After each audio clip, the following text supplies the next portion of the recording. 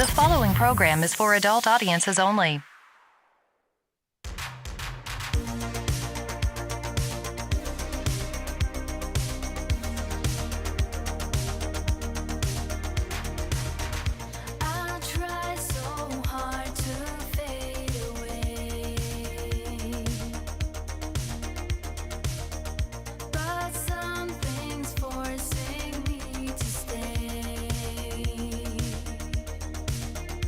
It'd be easier for me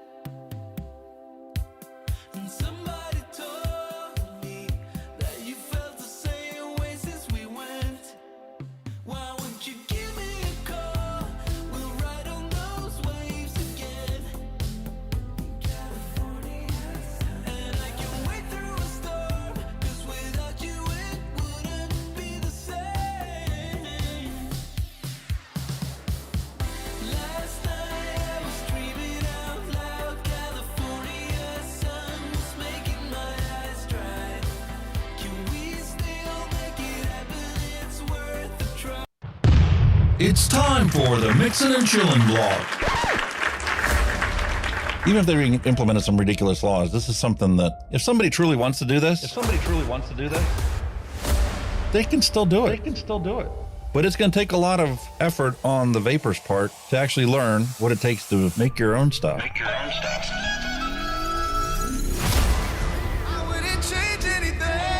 I don't know what the heck happened to the last hour of my life, but it certainly wasn't streamed on YouTube like I thought it was. Restrictive policies block progress towards smoke-free world. Many people incorrectly think that very little nicotine content cigarettes are less carcinogenic than current cigarettes. This risk misperception by people who smoke could reduce motivation to quit under a nicotine reduction policy. That's a bit of a problem. Someone who specialises in helping people kick the habit is Dr. Colin Mendelsohn. He joins me now. Look, vaping is a far less harmful alternative to smoking for adult smokers who just can't quit, and that's actually the majority of them. The road to quitting smoking is paved with candy. Double chocolate clear from TFA. Published in the Vaping Post, we have long-term study. Vaping increases odds of quitting heavy smoking. This is Kenny Thompson, the Vaping Heed. He's got a YouTube channel. He's been on here a lot longer than I have. I'm not going to stop until this is legal and available for everyone. You know, I cover things from all around the globe, but that's because science has no boundaries. I mean, you know, the FDA and everything would know that vaping is safer than smoking, but they'll have the pressure off the tobacco companies or the states that are in the MnC and all that. It's just a financial thing, and unfortunately that takes precedence against everything. And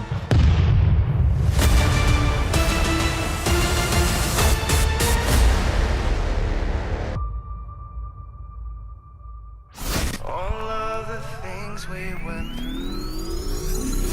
You just made my day. Just made my day. You made my day. You made my day. Grab your juice, grab your vape, it's time to get this party started. It's time for the Mixin and Chillin blog. Long-term study. vaping is safer than smoking. Smoke-free world.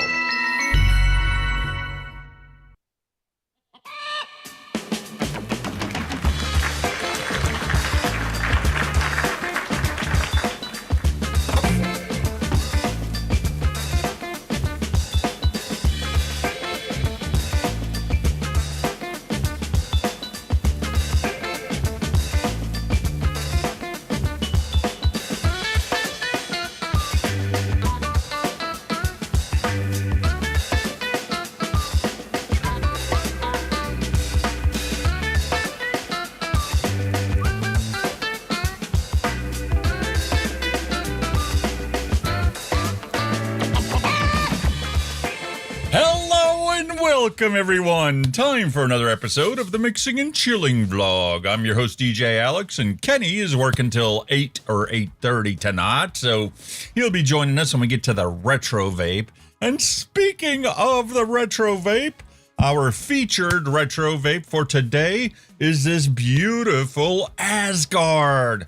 Went to a vape shop in town and picked this sucker up, and now we've got a beautiful retro vape for us today. Now, this is the original Asgard that was put out there. There is a V2 that is available for sale in local vape shops, and I think I did see it on Element, so you could also check it out there if you want. I'm sure it's a little bit improved from this original design here, but I've never had the Asgard, so we're going to take a look at that today, and that's going to be the beautiful featured retro vape for this show. And today's show is Neophyte experts.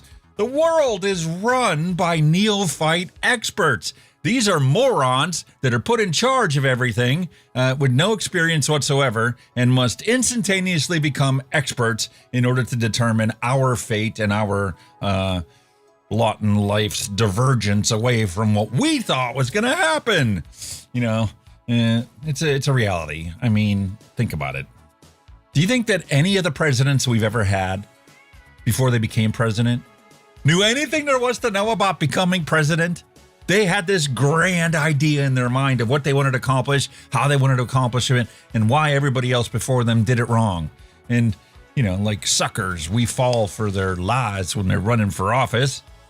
Give them our vote, which is, the only power we have to decide what's going to happen in our lives. And how many of them actually turn out to be what we thought they were going to be? How many of them actually give us what they promised they were going to give us? Yeah, you can argue about how Congress is in charge and they make the laws and the president just does executive orders. And technically the president is the boss of every government employee. And that's about where his powers end. That and deciding what happens with foreign policy. So do they realize this before they become president and promise us all these grand things that never come to fruition? I highly doubt it. But you know what? If you don't have the balls to step up to the plate and swing the bat, there's really no hope for you. There's no hope for any of us. So, that's why we got to put our 2 cents in and tell these people what we think of what's happening and what they're doing and why it's not impacting us the way that they think it's going to impact us.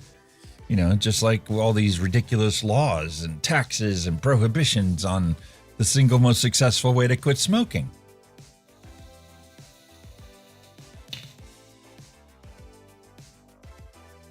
Have I told you about the Steam Crave Aromizer Supreme V4 RDTA? I'm editing the video now, and holy cow, man. Holy cow, does it really sink in that I've lost almost 100 pounds? Looking at this video when I first opened and unboxed this thing, which wasn't right after they sent it to me because, I came here to Ohio and then got stuck here. What I thought was going to be a 3 to 5 day trip ended up lasting indefinitely for all intents and purposes. And when I finally made it back to Pennsylvania, I did the unboxing recording for this one. And at that point, I'd already lost a bunch of weight, but it didn't really look much like I'd lost much of anything. I mean, you'd really have to go back the end of last year to compare to that video and go, oh yeah, he did lose some weight.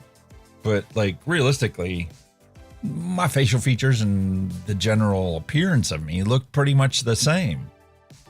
A little worse for the wear, but other than that, I mean, I look the same.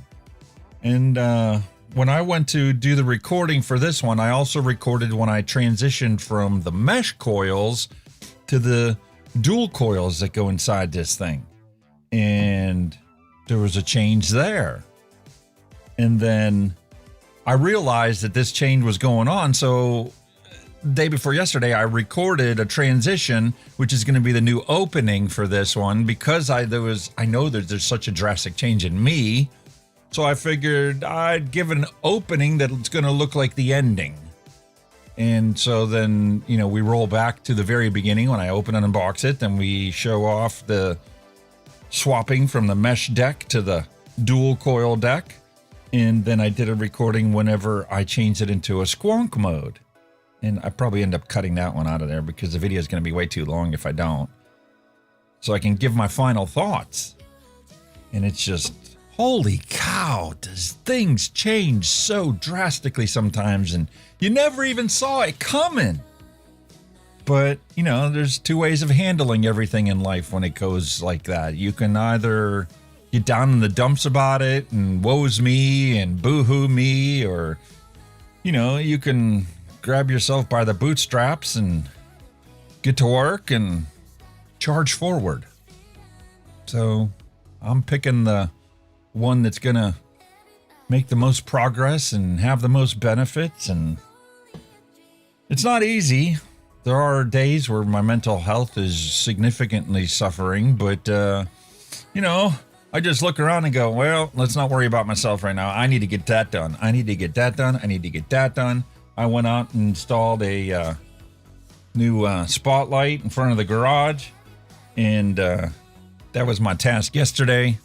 And went straight up in the air, clip onto the edge of the roof, and swapped that thing out. And I came back down, and I'm going, man, what would have happened if I would have fallen or the ladder would have slipped? I don't know anybody around here. I mean, other than the neighbors, like, what would have happened? Who would I have called? If I had to go to the hospital, who would have gotten a phone call that I was in the hospital? There's just so many aspects of life that, you don't actually think about, dealing with until something happens or right before something happens. And you're like, I got to go change this. I got to change this. I got to change this and got to change this. Kind of like when I rebranded, everything from Hunky Vape to Hunky V, because Hunky Vape ended. And now that I'm in Ohio, it's Hunky V. And I've got the beautiful future planned for this channel. I've got a whole bunch of stuff that I'm going to be doing the recording on. The very next recording I'm going to do is a comparison between the Hell Vape Dead Rabbit 4 and the Dead Rabbit 4 Pro. Like, what makes this a pro and what makes this not a pro? We're going to do that one. I've got a whole stack of things here that need to be done. And I've got things that, quite honestly, I missed the boat on. Like, I love this Rotva from Oxva. It's a direct-to-lung disposable.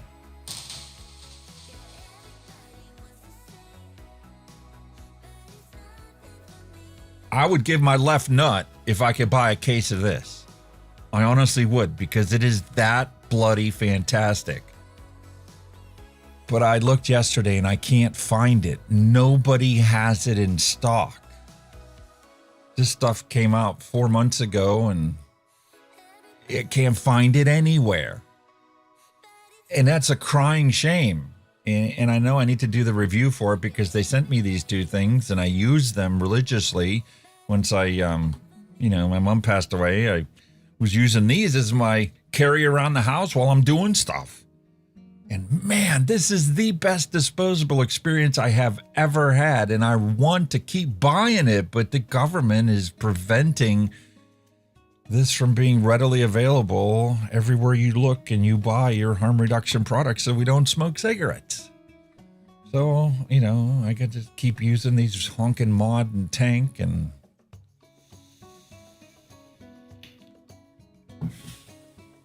force myself to use rebuildable products because I can't rely on anything these days. So that's just the way it is. But I am going to do a review of that one. It's going to be a real quick, short video because I don't think there are any products available. I hope they become available, but the way borders and customs is lately, they're confiscating everything. I mean, we just covered last week before, about how Canada stopped a truckload of nicotine pouches and vapes at the border that are completely legal and authorized for sale by the FDA here in the United States, but they confiscated $6 million worth of nicotine pouches and vapes at the Canadian border because they're not legal for Canada because of their stupid laws. Now, I'm not saying that, we don't need to have child protection laws to make sure that, if a vape is left laying around on a coffee table and the kid picks it up and throws it in their mouth, they're not going to get sick from it.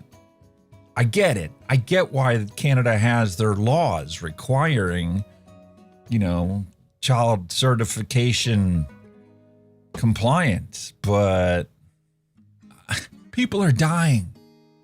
One person every 5 seconds is dying from their combustible tobacco habit, from cigarette smoking. And it's so easy. We found the cure ourselves.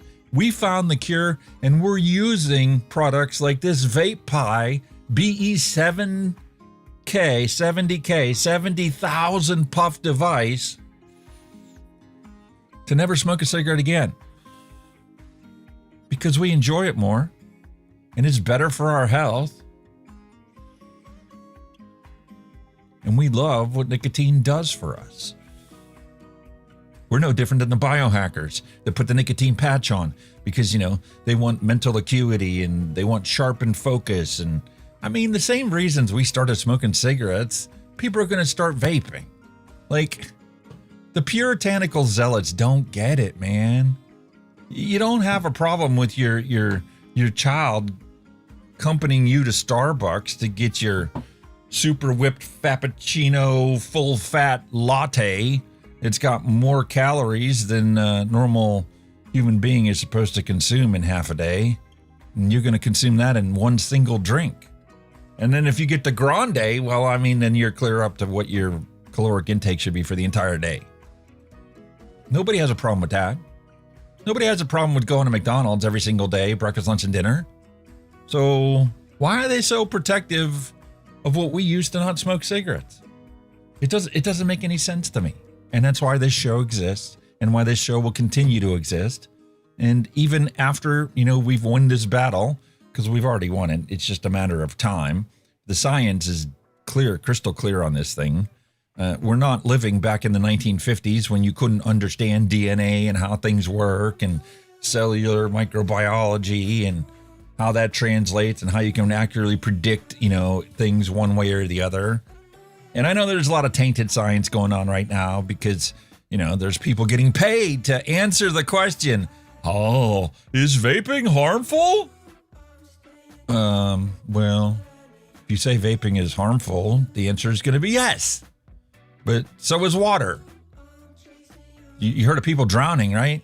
Too much of anything is bad for you. But that too much of vaping is not being questioned and not being answered because the science is crystal clear. When you light something on fire, it's deadly.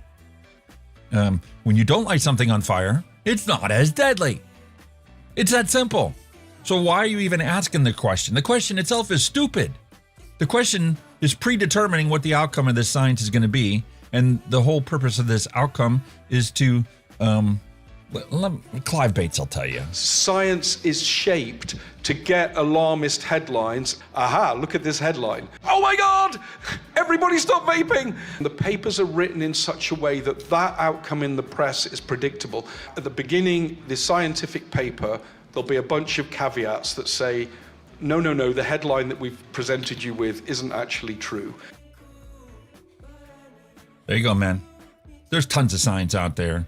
So the public health advocates, they cry the blues against us and cry for them to, tax it harder and ban it, and double ban it when the first ban didn't work and then triple ban it when the second ban didn't do jack.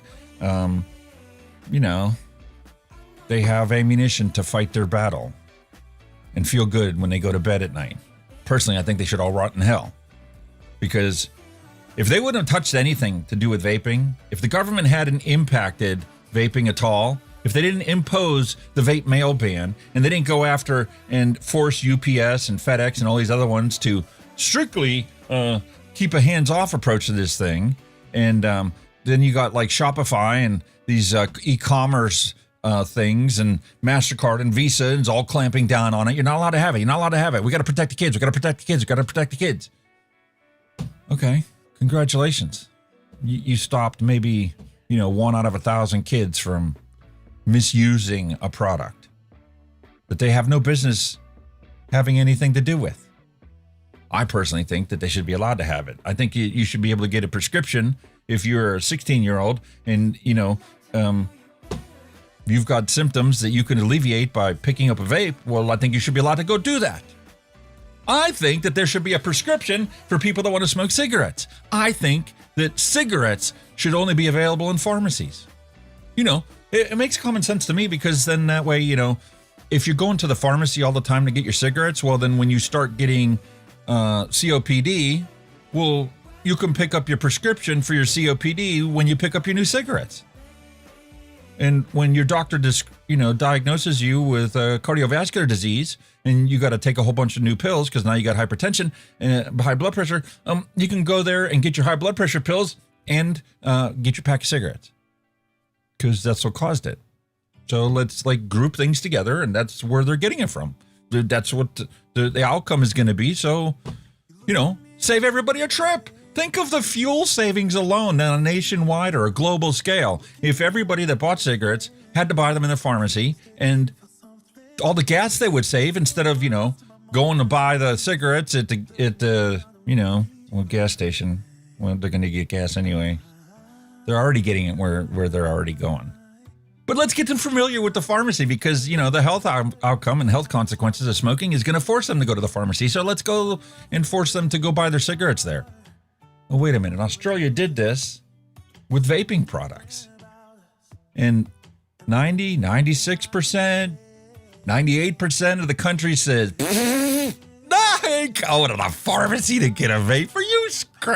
You're like ridiculous. I'm going to do what I want to do, and there's nobody that's going to stop me. And realistically, that's what everybody does. It's not just us vapors. Look at cannabis. Cannabis was illegal our entire lives, and then now that I'm living in Ohio, they've legalized it for recreational purposes. You can go to Baked Pizza, get your pizza, and get baked at the same time because you're going to be eating the cannabis. Nobody cares anymore. And eventually it's going to get the same way with vaping. Public health is losing. At the current rate, with 500,000 youth not picking up vaping year after year after year since 2019, public health's only got 3 more years before they have nothing to stand on because none of the kids are going to go admit to vaping. There's still going to be kids vaping. Of course there is. But they're not going to admit to it. I mean, that's kind of like, jumping on the bandwagon right now to go around to schools and sell vape detector kits. You got 3 years left of your business model, and then it's going to be shut down because you have no reason to justify the millions of dollars it's going to cost for your services to monitor the bathrooms of these kids at school because they're just not going to do it. And the ones that are going to do it, your little vape detector is not going to stop them. They'll just do like our generation did when, wanted to go out for a cigarette. You wouldn't go where you knew you were going to get caught. You would do it somewhere else. And quite frankly, with the popularity rising of nicotine pouches and the FDA hand over fist giving big tobacco a whole new set of authorizations. You guys saw that this week, right? There was 11 new authorizations for nicotine pouches, and these are the high milligram. They're like 9 and 12 milligram nicotine pouches are now authorized by the FDA, and conveniently only Big Tobacco got the authorizations for it. So like Juice Head or any of these other ones, they didn't get anything. Only the Big Tobacco companies are allowed to continue selling nicotine products, to wash in line with our propaganda for public health. That there's no difference between vaping and smoking and between nicotine pouches and smoking, and it's all the same thing. Meanwhile, people my generation and older are dying because they've been lied to and are continue being lied to. And I'd like to see a class action lawsuit against these public health organizations, because how many of us know somebody who we tried to convince they should give this a try? And how many of them said, no, man, don't you watch the news? Don't you watch what American Heart Association says? American Lung Association? You're the one that's crazy, not me. I'm going to continue smoking cigarettes because I know it's better for my health. Yeah, it's not good, but it's got to be better than the stuff you're doing. No, that's not what the science shows. That's not what your 5th grade science teacher would tell you is a fact. So why don't they get sued? Why isn't there a class action lawsuit against these people? I literally want them out of business. I want the penalties to be that severe, because until these people stop their lying and their misinformation campaigns to protect the children, our generation's going to die off an early death.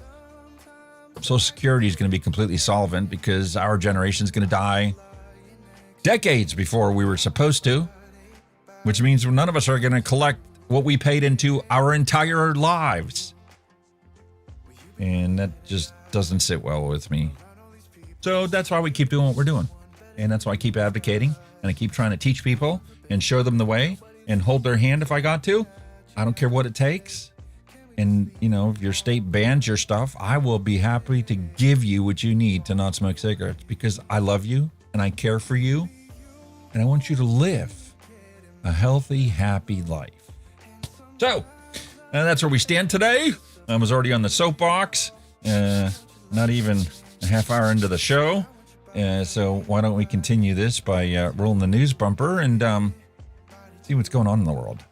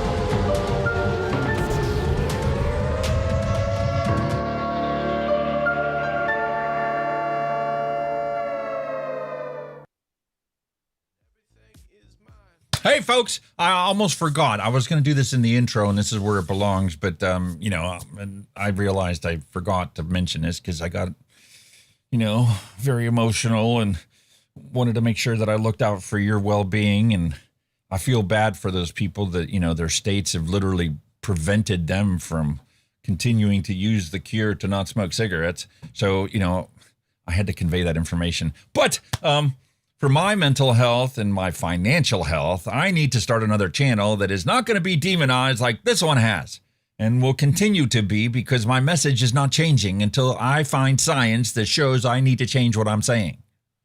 Until the science is valid and lays on the same foundation that I've, known for the last 50 plus years, my position on this channel hasn't changed. However, I do have a new passion besides vaping, and well, I got to start a channel about it because I'm already looking at this stuff going, oh, wow, this is cool, but this is how you make it better. And I know way more ways to make 3D printing better, even after just starting into this, than I do about how to make vaping better, because this has already been mastered and perfected, and I can't outdo the Steam Crave or Vermiser Supreme V4 RDTA. I just can't. They've already nailed just about everything there is to nail on it. The only thing that's wrong with that tank is the pins, the locating pins for the top cap when you put that back on after you fill the tank. So there's no hope for me there. So this is what I started. Hunky 3D. So I would really, really appreciate it if you guys can go check out the channel and go follow it. I will be uploading content to it. Obviously, if you don't know anything about 3D printing, you're not interested in that or not interested in what I'm doing, don't go follow it. But if you have even the slightest clue about, maybe I ought to get one of those things. Why the hell is he so excited about it? I just, if I got my fidget spinner, I'm good. I'm happy. By the way, I printed that. This is the ultimate fidget spinner. This is also going to be a gift to my grandson because, kids like stuff that makes noise. And this has stuff to do, and we'll keep him busy and occupied for a long time. This is wild. I printed this. A single print in place. You can spin it this way. You can turn the outer bar. Yeah. Anyway, 3D printing, Hunky 3D. Go check that out. Go follow that. And if you're on Facebook, I need apparently 20 followers, I guess, in order to register it as Hunky 3D. So if you could click on that link and go follow Hunky 3D on Facebook, that would be really, really appreciated. So I can get that off of the ground. And I promise you, I am not going to upload more content to that than I do to this one, especially because I'm 8 reviews behind on this channel. So I will get caught up on those ones before I ever put the first video up on Hunky 3D. But as you guys saw at the intro to the show, I printed a space shuttle. It was the Endeavor, and I'm like, oh, this is cool. But there were so many problems with that 3D print. Like, I had to go and change a bunch of stuff and then reprint it. And like, there's still a problem with the design. And I think it was because it was originally blown up, and when they blew it up to scale, something didn't scale right because the pins don't align right. You literally have to force pieces together. And now the size of the whole thing is just a smidge too wrong. So that the ends of the one piece you put in keep breaking off. So that's what I'm going to do is my first video on that one is I'm going to show you how I fix that model. And I'm going to show you the before and the after and what I fixed. Because like the guy that did it, man, he spent a ton of time to build this thing. And then somebody, you know, modified his to like fix like 2 of the things that were like not quite right. But I've already fixed like 6 things on top of that. And there's still 4 more things that I need to fix on it. So I'm going to do an interesting video on that. And that's what the whole content is going to be about on Hunky 3D is we're all about 3D printing. Epic project builds. Epic because that space shuttle took 60 hours of print time to complete. And unfortunately, knock on wood, I had 3 printers, so I was able to split it amongst all 3 of them. And whoop-de-doo, it got done in a couple days. But if you only had 1 printer at home, that could easily take you more than a week to get that done. Because there's like 20 plates that you had to print. Anyway, that's going to be the new channel. Go click on the link and go follow it. And now it's time to continue onward with the vape news. The biggest feature for today comes from the latest court hearing that's taken place.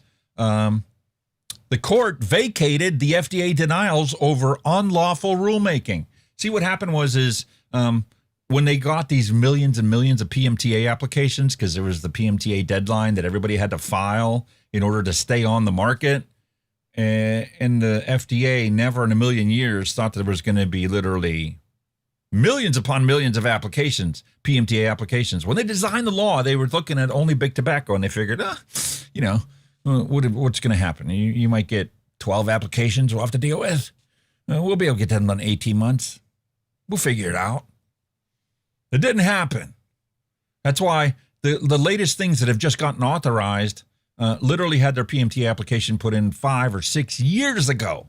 It's taken the FDA, they're in violation of the law, by the way, because Congress put a law into a place that required the PMTA, and part of that law is that the FDA has to give an answer to an applicant in 18 months. And that's not happening, and it's not going to happen because they're literally micromanaging these companies.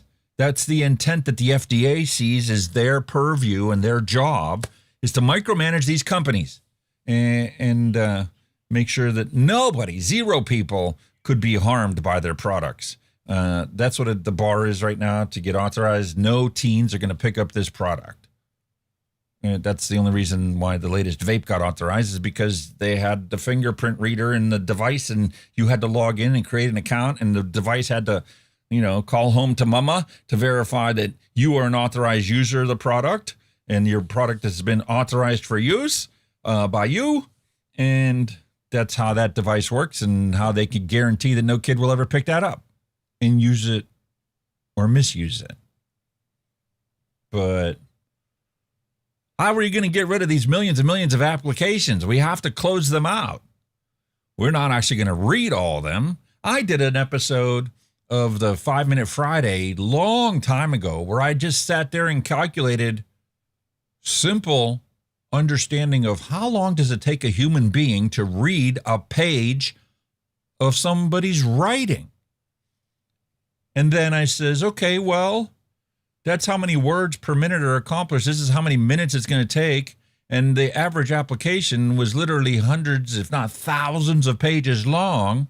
There were literally people that put in PMTA applications that were submitted on a USB stick that was literally terabytes of information.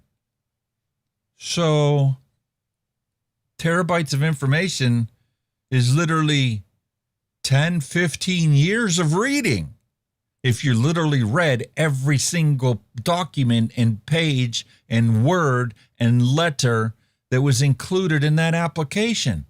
And then you compound that with the fact that there were millions of applications, and that's because the FDA wanted to treat every product individually. Dumbest idea in the world. Dumbest idea in the world. You know, as a product class, these cannot be as harmful as cigarettes. So the only differentiation between Joe Blow Company and Altria's application is maybe how much science Altria put into their application that reaffirms what you already know as a human being, an intelligent, scientifically minded human being. Now, there's no way in hell that Joe Blow's company can produce a product that is going to be drastically different than Juul or drastically different than any of the other big tobacco companies, because science is consistent. What happens here happens in India, happens in China, happens in New Zealand, happens in Australia, happens in Belgium, because the laws of physics don't cease to exist because you live in a different place. That's not how it works. It works by having a consistent understanding. It's like math. No matter where on the face of the earth you are, 2 + 2 = 4. And will always equal only 4. Can't equal 3, can't equal 7, can't equal 9,268,328. It's not possible. But they put their blinders on and treat every single product individually because, you know, they don't have enough work to do. There aren't one person dying every 5 seconds. We ignore that. We got our blinders on. We can only look at what we're reading. We can't possibly pay attention to the fact that there are literally people dying because we haven't authorized these products. But we have it grandfathered in that, you know, combustible tobacco products can be substantially equivalent to the ones that already are proven to kill you, and you're allowed to sell that. Right. These people need to go back to kindergarten and stay there.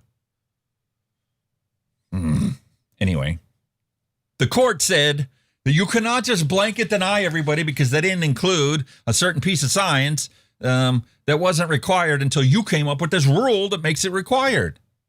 And see, had you have done the proper administrative law procedure of, you know, put comments out, let people comment on it, let the industry vested interests comment on it, and then you have to take those comments into consideration because when you actually make your rule final, you have to answer to all these questions and give a reason why you either blatantly ignored somebody's comment or why their comment was invalid.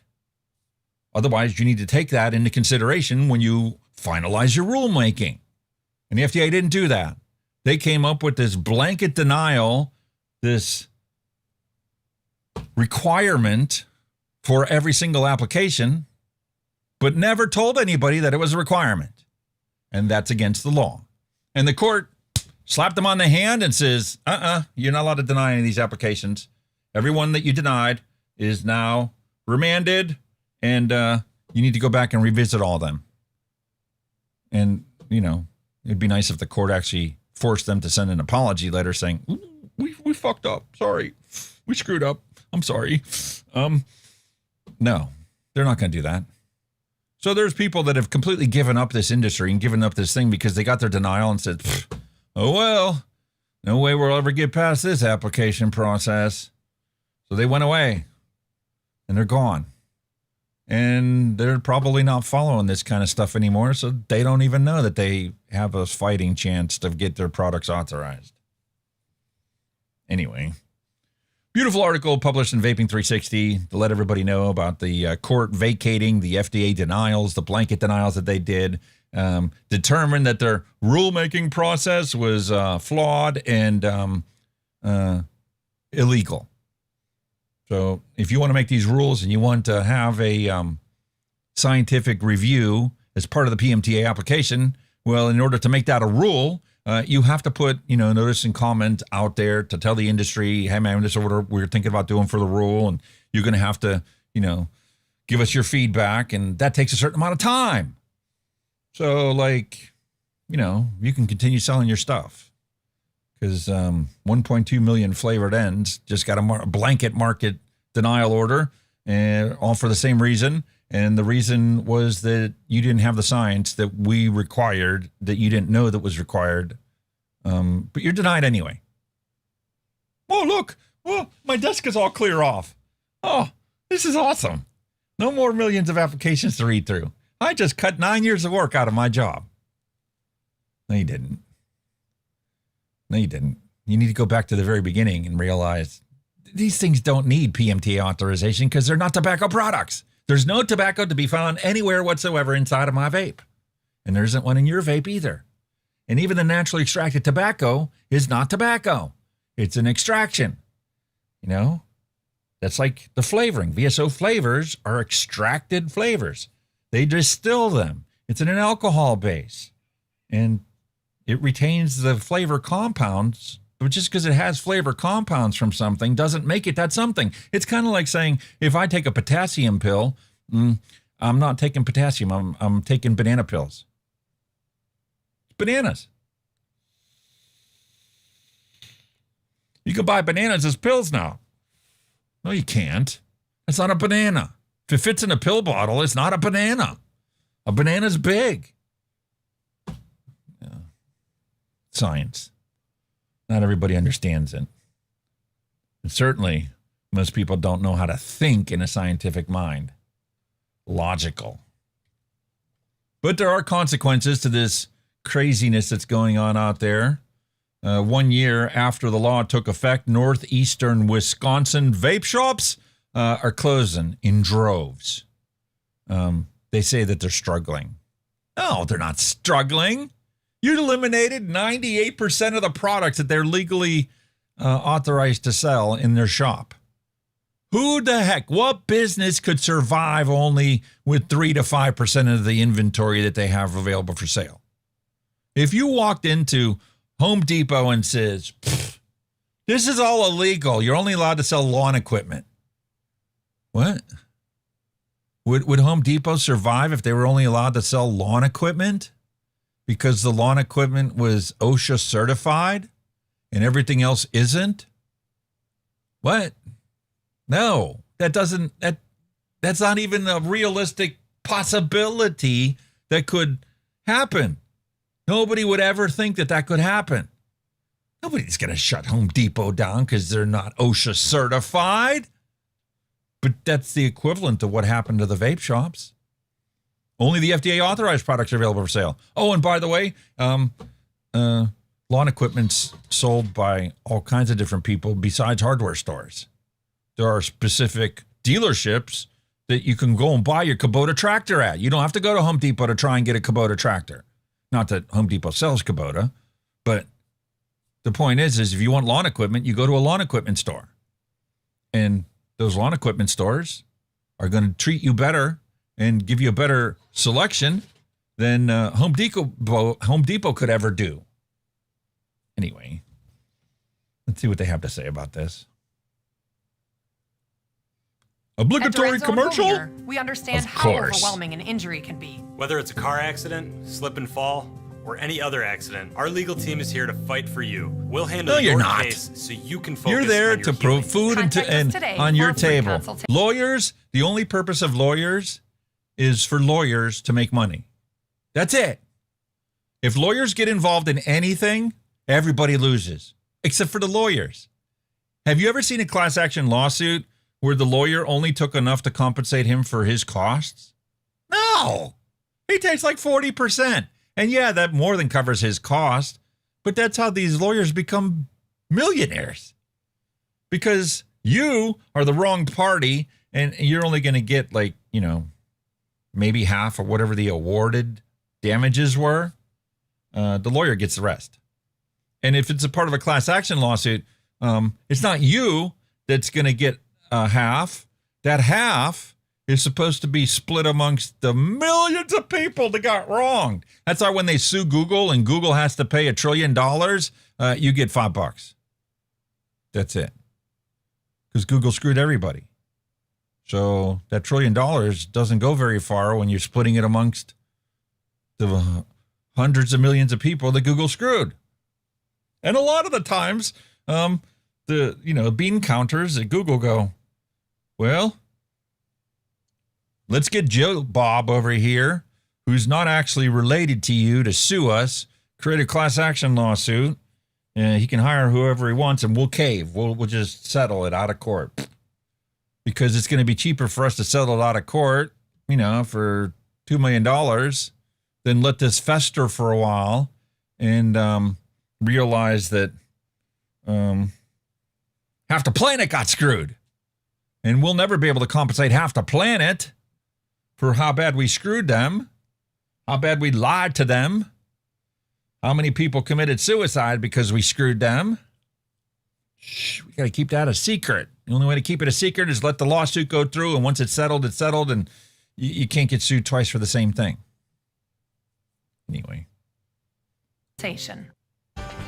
The vaping industry is changing quickly, and it's coming 1 year after new restrictions took effect in the state. Yeah, the new laws ban devices not approved by the FDA and the state of Wisconsin, which made up most of what vape shops sold.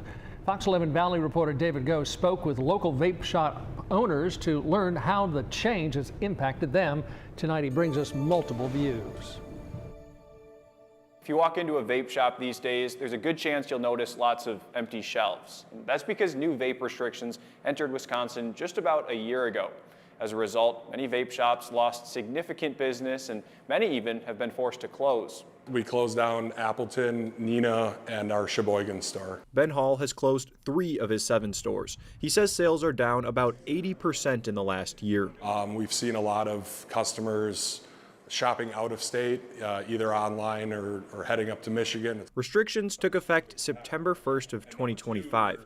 Only state-approved vapes can be sold in stores, mostly less popular devices. That vape right there is not FDA authorized. So why is it being shown in this news footage? The news footage is inaccurate. That product there will never get FDA authorization. It doesn't matter if a big corporation like, Vaperz made it, it's not going to get authorized. Because the only people that they're trying to authorize own and sell cigarettes. The whole purpose of the Family Smoking and Tobacco Prevention Control Act, or whatever it was called, was the Marlboro Monopoly Protection Act. That's what it really should have been called, because that's what that law does. That's what these PMTAs do. The whole purpose of these PMTAs is it was a bargaining chip from Big Tobacco to settle the lawsuits with the government. And part of the agreement is if we agree to settle this lawsuit and pay out the MSA funds, you need to make sure that nobody ever can compete with us. That's the whole purpose of the PMTA application. It is not out there to protect you and me, the citizens who choose to buy these products. No. The government's not looking out for you. The government's looking out for itself and the industry. That's it. You are going to get screwed no matter what they do. When have you not, is my question. Please tell me. Drop it in the comments. Drop it in chat. When have you not gotten screwed by the government? I'll wait. Except we got a show to do. Less popular devices made by big tobacco companies. They've just historically been inferior products, in my opinion, and the customer's opinion. It only allows the 40 or so FDA-approved vapor products to be sold in Wisconsin. It's far more restrictive than... This really drives me nuts. Why is it that the industry has complied and conformed to the FDA's definition of what a product is? Listen, if the FDA authorized this pod, can you go vape? No, you can't. Because this pod is not a product you can use to not smoke cigarettes. This pod by itself is useless. That's how ridiculous these restrictions are. They need to be able to look at this entire thing and call that a functioning product for a smoker to use to not smoke cigarettes. Not this pod and this device and all the different pod variations that are available. This whole device is considered an authorized views device. But no. According to the FDA, this is a separate device and this is a separate device, and they both have to have individual authorizations. What? No? Imagine if they did that to the automobile industry. Do you know how many thousands upon thousands of individual products you would have and you would have to pay for if you went to go buy a car? You couldn't buy the car as a car. You would have to go and buy the car, and each individual part that went into making that car would have to be itemized and listed and authorized after testing at the FDA. What? That's stupid. Nobody would ever do that. Well, you did it for the cure for smoking. How are you getting away with this? Why does nobody care? The FDA, and also limits flavors and marketing tactics, Brogan said. You can't buy vapes until you're 18 in Wisconsin, but those who support the restrictions say this decreases the chance vapes make it into kids' hands. We want there to be the fullest enforcement, the fullest support that's needed to. Kaylin Joyce, I hope you rot in hell. I hope the souls of every single smoker that dies while you're advocating for PAVE haunts your very soul to hell. Just my opinion. Prevent youth from using these in the first place. I would say that it's one step that needs to be taken of many steps that need to be taken. Hall and Brogan say enforcement against children buying vapes should be strict, and those who sell to children should be penalized, but that shouldn't impact other adults' choices. And they're doing this because they want to stay open, because they believe in providing their local communities with a viable alternative to traditional combustible tobacco. I'll be honest, neither of them are healthy for you, but why not let adults choose which one they want to do and let the consumer? Well, that makes it common sense to me. We're allowed to go to McDonald's for breakfast, lunch, and dinner every single day. We can go to Starbucks before we do that. And when we get home at the end of the day, we can go to the bar and drink a gallon of alcohol. And nobody cares. Ultimately decide. For better or worse, it's why there may be fewer vape shops near you. Maybe there are going to be fewer vape shops available for you to go and purchase the product you use to not smoke cigarettes. And I guarantee you in a year from now, Pennsylvania is going to be sitting in the exact same boat because Pennsylvania passed a PMTA registry bill. It's a matter of fact. When you take and you remove the ability for these places to sell the products that you actually want to buy because they actually work and they do taste wonderful. I hate Vape Pie for the way that they treated me while my mother was on hospice. They were more concerned about getting the review for the $5 worth of vapes that they sent me than they were about what I was dealing with. But they still made a quality product that I would recommend if you saw, give it a try. You might enjoy it as much as I do. In Green Bay, David Go, Fox 11 News. Any vape laws in Wisconsin are unlikely to change, at least until the next legislative session, which begins in January. That's one thing that I've learned a long time ago. Government moves at a snail's pace, and even when they get it wrong, it's worse than going to court to get your fair share. You don't want to go to court ever, because when you go to court, there's stays and continuances, and It's done intentionally. It's not just because the court's busy. It's because the lawyers are busy and they get to charge you for everything they do. So if you have to work in order to afford the lawyer to get your, court case to go forward, you're going to plan to take a day off because this is the day that you were told you have to show up in court. And it isn't until you get to court that you come to realize that the opposition's lawyer filed a continuance because you couldn't get that day off of work to show up in court.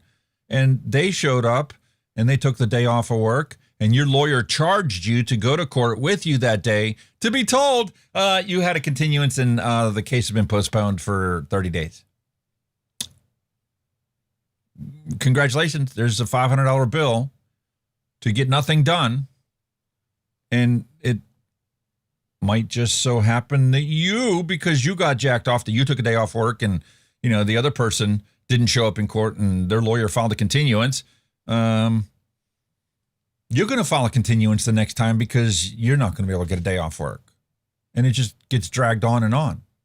And the only people that win are the lawyers because they charged you for everything they did. Government moves even slower. You know how much lobbying it would take right now to make things right in Wisconsin? Except right now, they've already drove most of the businesses out of business. So who's going to put up a fight and make them do the right thing?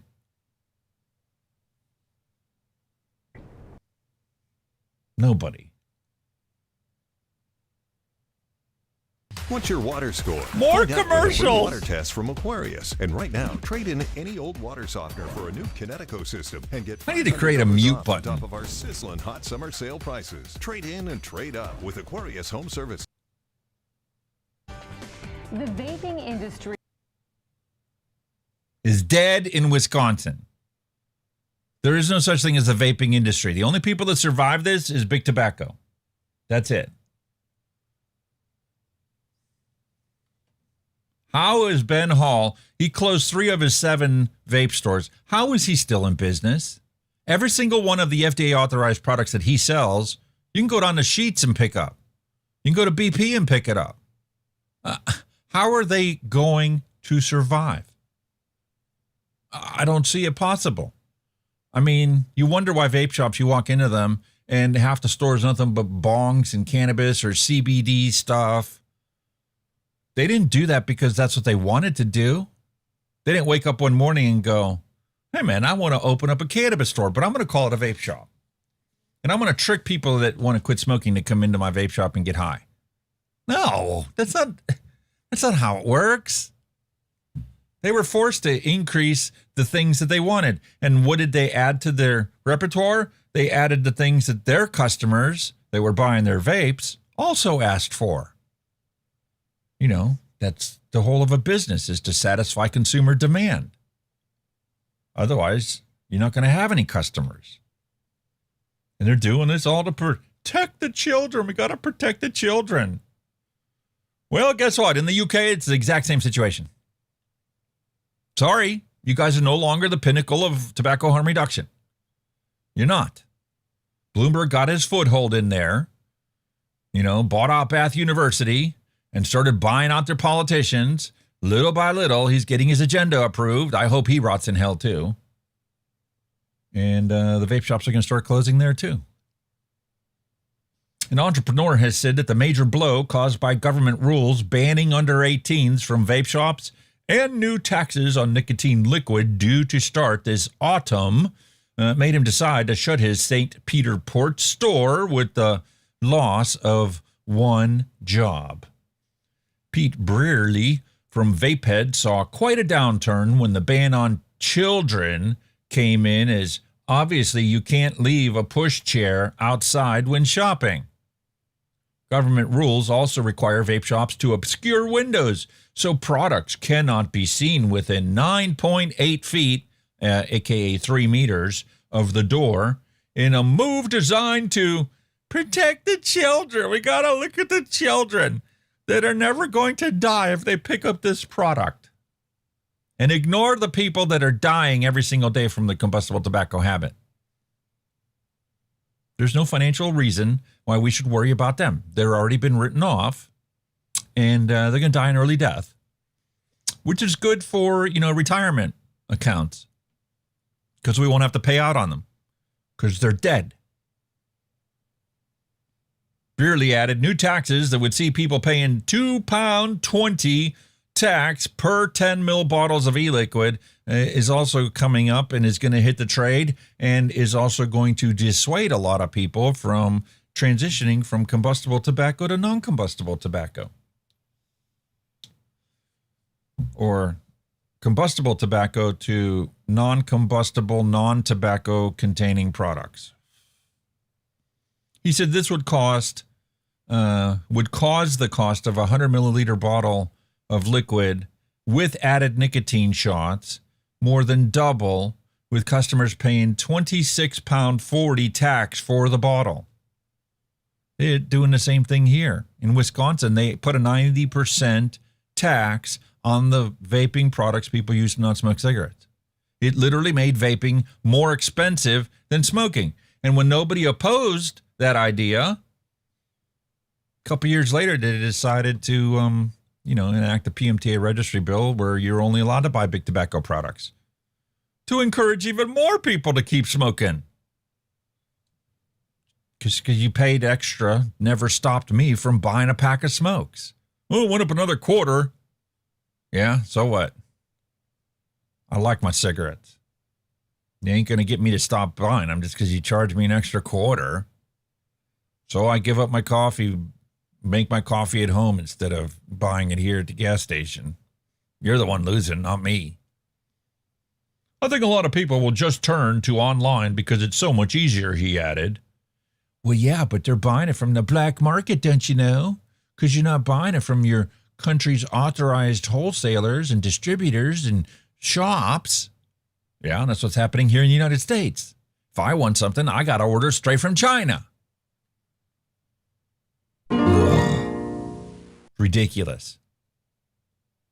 Attention everyone. According to Neil Pitts, here in my state we have medical cannabis, but they got Delta 9 and the other hemp products banned because it was taking away from their sales. That is all. Yeah. And down in Texas, the alcohol lobby, the alcohol industry lobby, is the one that's pushing the hardest to make sure that Texas never legalizes cannabis or any derivative thereof, like the Delta 8, Delta 9 products that are out there. They are literally trying to ban even the hemp products because people very quickly realized when these products were available for sale that instead of me getting fucked up drinking a fifth of whiskey this weekend, I can just go get a single can of this cannabis drink and I still get just as messed up, but there's no hangover. Yeah, there might be an extra stop at Taco Bell at 2 o'clock in the morning, but I wake up the next morning and I could technically go to work if I had to because there's no hangover. No, this is crazy, man. It's why I've always said, man, there should be no money in healthcare. Anything that's health related should be tax free, including our vapes. It's the cure for cigarette smoking. Therefore, there should be zero tax on these vaping products. There should be zero regulations on these products. Only some safety measures just in case a bad batch happened to get out there. They got tainted because some disgruntled employee laced a few bottles with something that they shouldn't have. Then we should be able to trace all the customers that bought that lot and notify them that if they haven't opened it yet, you better pitch it. Because, with the mentality that we have, we keep all kinds of stuff in stock because we can't go to the local store to pick it up. They closed the local store, so we had to order it online. And we're not just going to order one of them online. We're going to order 5 or 6 of them. Once a month we place an order for it now instead of once a week stopping at the vape shop.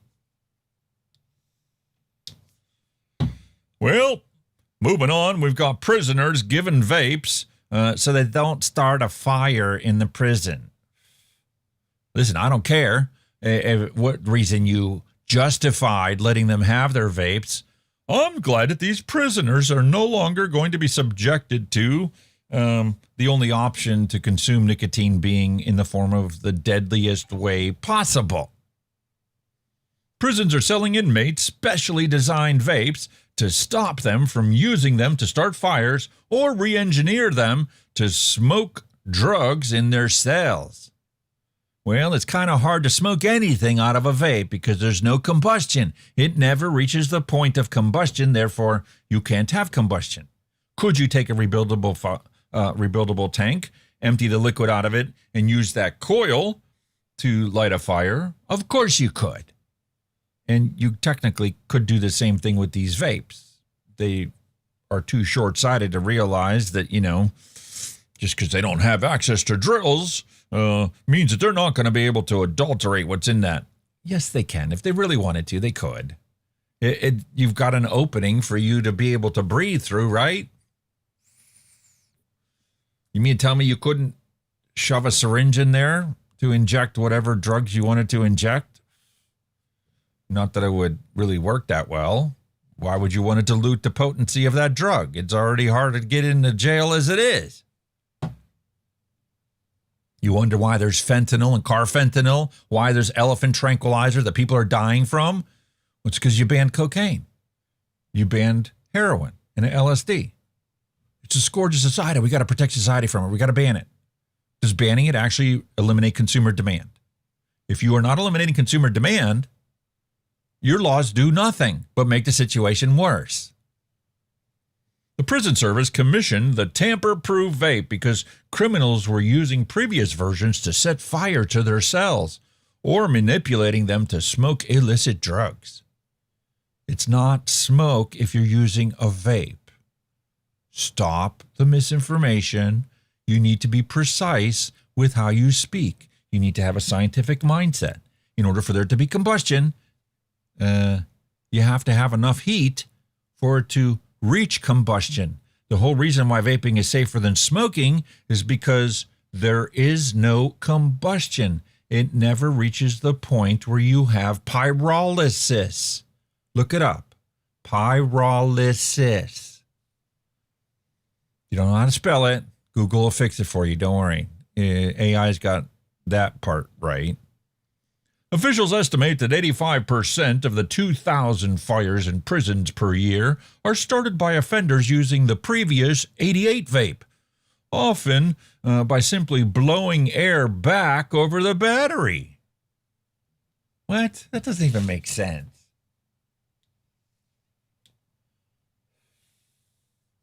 No.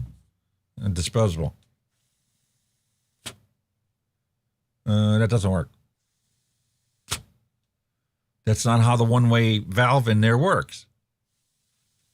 If you blow through it, you slam the door shut on that switch. In order for that switch to open and actually conduct electricity, you have to draw air out of the top. When you draw air out of the top, it opens that circuit for the electricity to flow to the coil to heat the coil up to produce the vapor.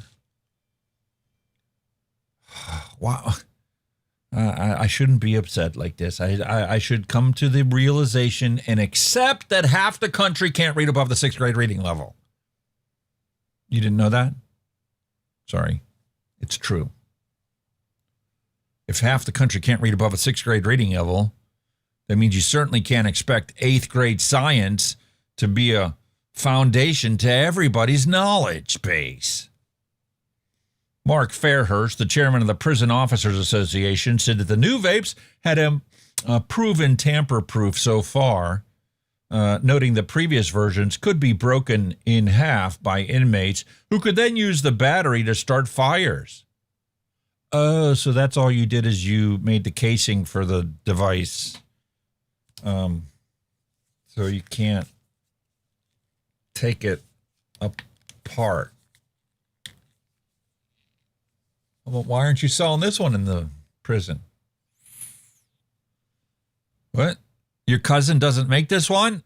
Is that why you can't sell this one in the prison? I bet this one's cheaper than the ones that you're selling in the prison right now.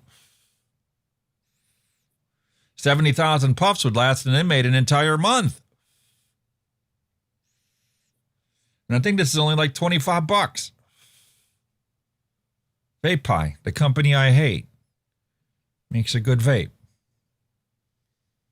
Protest, bullying, and debt.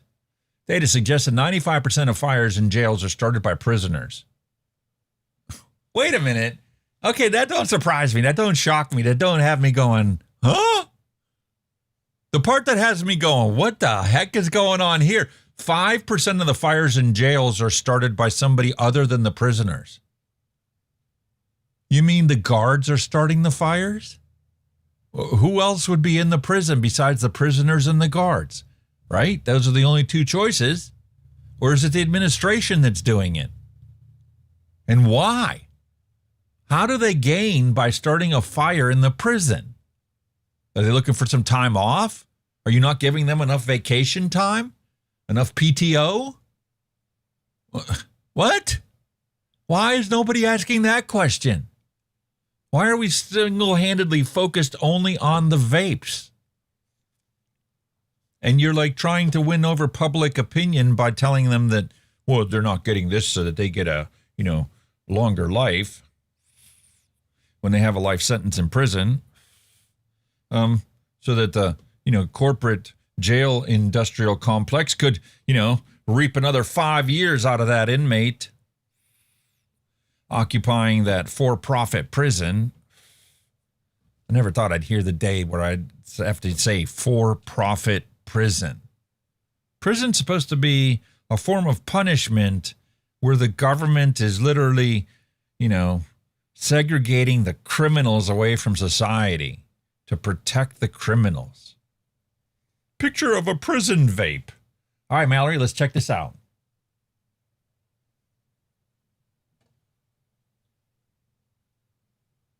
Thank you for dropping that into chat. There you go, man. A cig-alike. Seriously, that's all these schmucks in jail get to use is a cig-alike? E-tip with integrated heating element wrapped in a nicotine gauze. Well, that's technically, I guess you could describe how a cig-alike works. We got the Views vibe here. This one quit working a long time ago. I'd replace it, but it's not available for sale. That one never got authorization. And it's in a blueberry flavor. The FDA hasn't authorized anything like that, except for the latest round that they did. And I guess you get a mango. I still haven't seen those anywhere for sale, even though they got authorization. You spent millions upon millions to get the scientific study to get the FDA to give you authorization. And you didn't submit the science based upon, how good your vape vapes. You submitted the science based upon how shitty access to your vapes are to justify protecting the children. LED illuminates as you inhale. E-Light's G9 lithium-ion battery microprocessor activates the LED. Activation module regulates the power of the heating element. Yeah, it's your typical vape. Congratulations. Wonder who's profiting from you selling that. Oh, it's you? Good job. I think that, prisoners should be able to buy whatever they want. They want a Vaperz, they want a Geek Vape, they want an aux bar. I don't care what device they have. You should be able to buy Frusion Juice Company. You should be able to buy Marketplace Liquid. You should be able to buy Keep It 100 stuff, whatever. The more companies we have making these products, the better it is for me, the consumer, because I have choice now. I have the power to decide what company makes good products and what company makes shitty products. You don't get that with FDA PMTA authorization requirements. They've narrowed it all down to just 40 products. Well, That's a crying shame because in the UK, there are 40,000, over 40,000 products available for sale in the UK. And in the European countries, that goes up even further. I think it's like 50,000 products available for sale. Certainly 50,000 products between the two of them, which means that the consumer gets to decide what vape company survives and what vape company dies. Because if I buy your liquid and I don't like it, I will never buy it again. And when everybody says, I will never buy that liquid again, you never sell it, which means your warehouse is quiet as a church in the middle of the week and nothing's going on because nobody wants your stuff. So you quickly learn, I need to change what I'm selling and come up with something that these people actually want to buy. Or you just go out of business. Because if you have no sales, you have no customers, you have no business. That's how business works. Anyway, the rollout of new vapes came at absolutely no cost to the taxpayer and must be paid for by the prisoners. They have helped reduce cell fires, keeping both staff and prisoners safe while cutting the cost of emergency service calls to put out the fires. No, it didn't. You admitted that 5% of your fires aren't caused by prisoners. Did you eliminate those security guards and the administration that were citing the 5% of the fires in your prison? No, you didn't. And what percent of these fires weren't caused by the vape? Why didn't you tell us that percentage? Because maybe it was only 1% of the fires were actually started by a vape. So this didn't have to happen. The only reason this happened is because Billy Bob's nephew started this vape company to sell you these vapes that are not costing the taxpayer any money. Your justifications for stuff is like, I see right through it all. I'm sorry. I've been doing this too long not to see it. Just like when I see smear jobs and I see, the government believing lies or telling lies, like the current thing that's working through Congress right now. Oh, we got to stop the youth vaping epidemic. What? What epidemic? It's not an epidemic. Epidemic requires a growing number. And I'm not even getting to the whole disease process. There's no disease process. So even if the number of people suffering grows, it's still not an epidemic. There's no epidemiological tie to what you're saying. You're just lying to the public. You need to be called out on it. Matter of fact, you need to be voted out of office. Not move up from being, a legislator to a congresswoman. Anyway, I'm not going to tell you who all that's about. But, the grocer doesn't want me to read this article to you. Legitimate vape shop smeared by government rhetoric, claims trade body. UK Vaping Industry Association Director General John Dunn was reacting to HMRC's call for the public to report firms breaking the law and blighting the high street. From vape shops to barbers. Yeah, it's a smear campaign. That's what the whole purpose of this was. You should have caught it before it made hay. Trying to catch something after the, horses have run out of the barn. You should have closed the barn door before the horses left. Not try and gather them back up, standing in front of the barn going, why did you run away? Why didn't you see this coming? Should have had the door closed in the first place. There's not enough money being spent by the industry right now to actually protect the industry, which means that the only people that are going to be left is going to be big tobacco. And if you don't like that, you better learn how to DIY. That's why we do random recipe mixing every single week. And this week, I need to mix up a couple bottles for a buddy of mine. His son is a vapor and has a hard time getting products that he needs to not smoke cigarettes. So we need to come up with a menthol tobacco for him to use. And I'm going to send him some other stuff too, because I don't think that you should just limit yourself to tobacco-flavored vapes. I've never made one that myself, so we're going to try and figure that out today. But even the tobacco vapes don't actually taste like combusted tobacco. It's kind of hard to replicate the 7,000 toxic compounds that are created when you light something on fire. There's no lighting of anything on fire when we use our vaping products or when we come up with our e-liquids.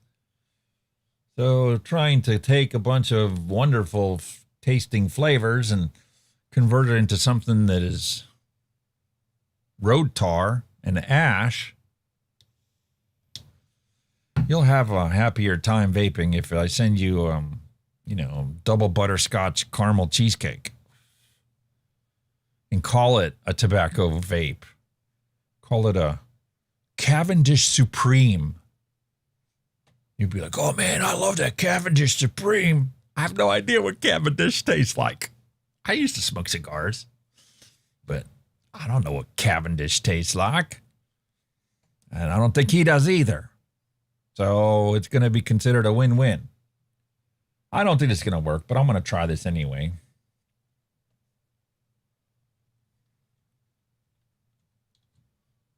Since Microsoft Edge uses the same thing, we'll see if it works. Oh, it does work. Awesome. Cool. All right. Legitimate vape shop smeared by government rhetoric, trade body claims. The UK Vaping Industry Association Director John Dunn was reacting to HMRC's call on Sunday for the public to report firms breaking the law, selling vapes to kids and, that kind of thing. The government's tax office has launched an enforcement blitz with a improved online service to the public to report dodgy high street businesses. Too many high streets have been blighted by dodgy shops that harm local communities and undercut honest businesses, said Chancellor John Healey.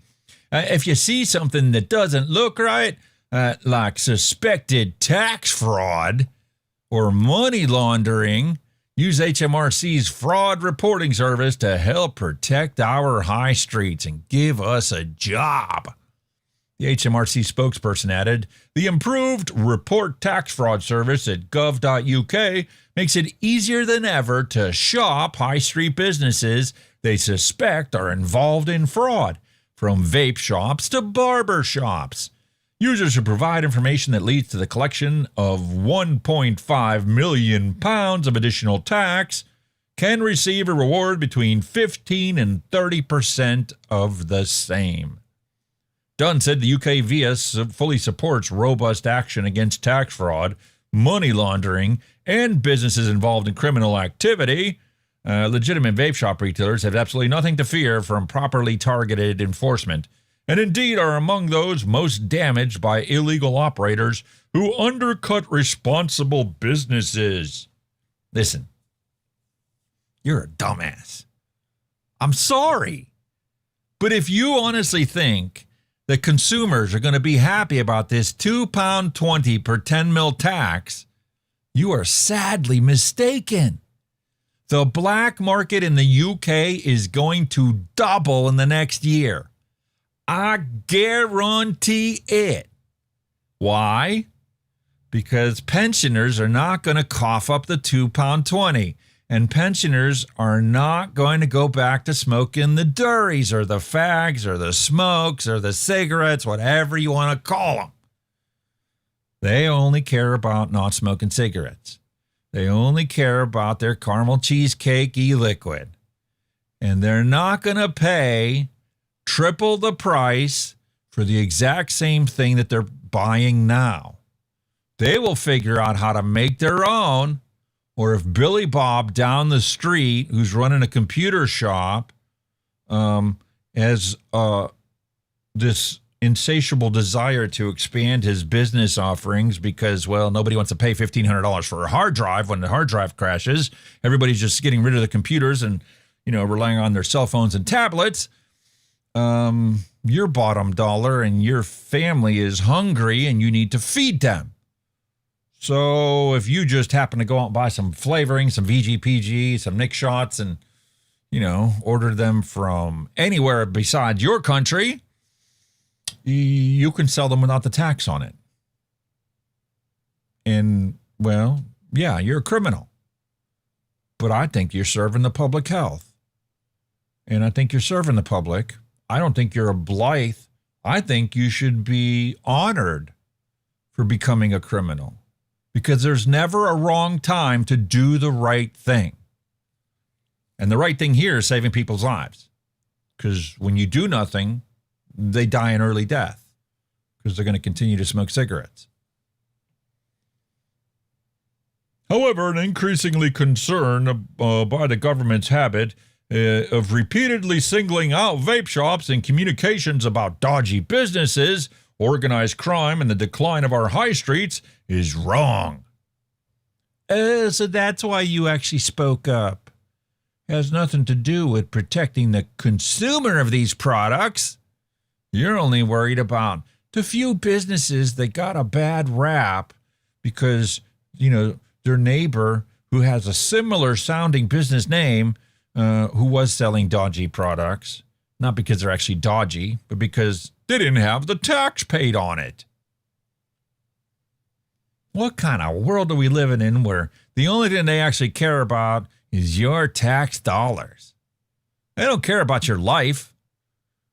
Life, liberty, and the pursuit of happiness that's your responsibility. The government doesn't care about that. Matter of fact, they will only care about infringing on all of your inalienable rights because you don't stand up for them. That's the fact. All right, I've harped enough on this one. Getting too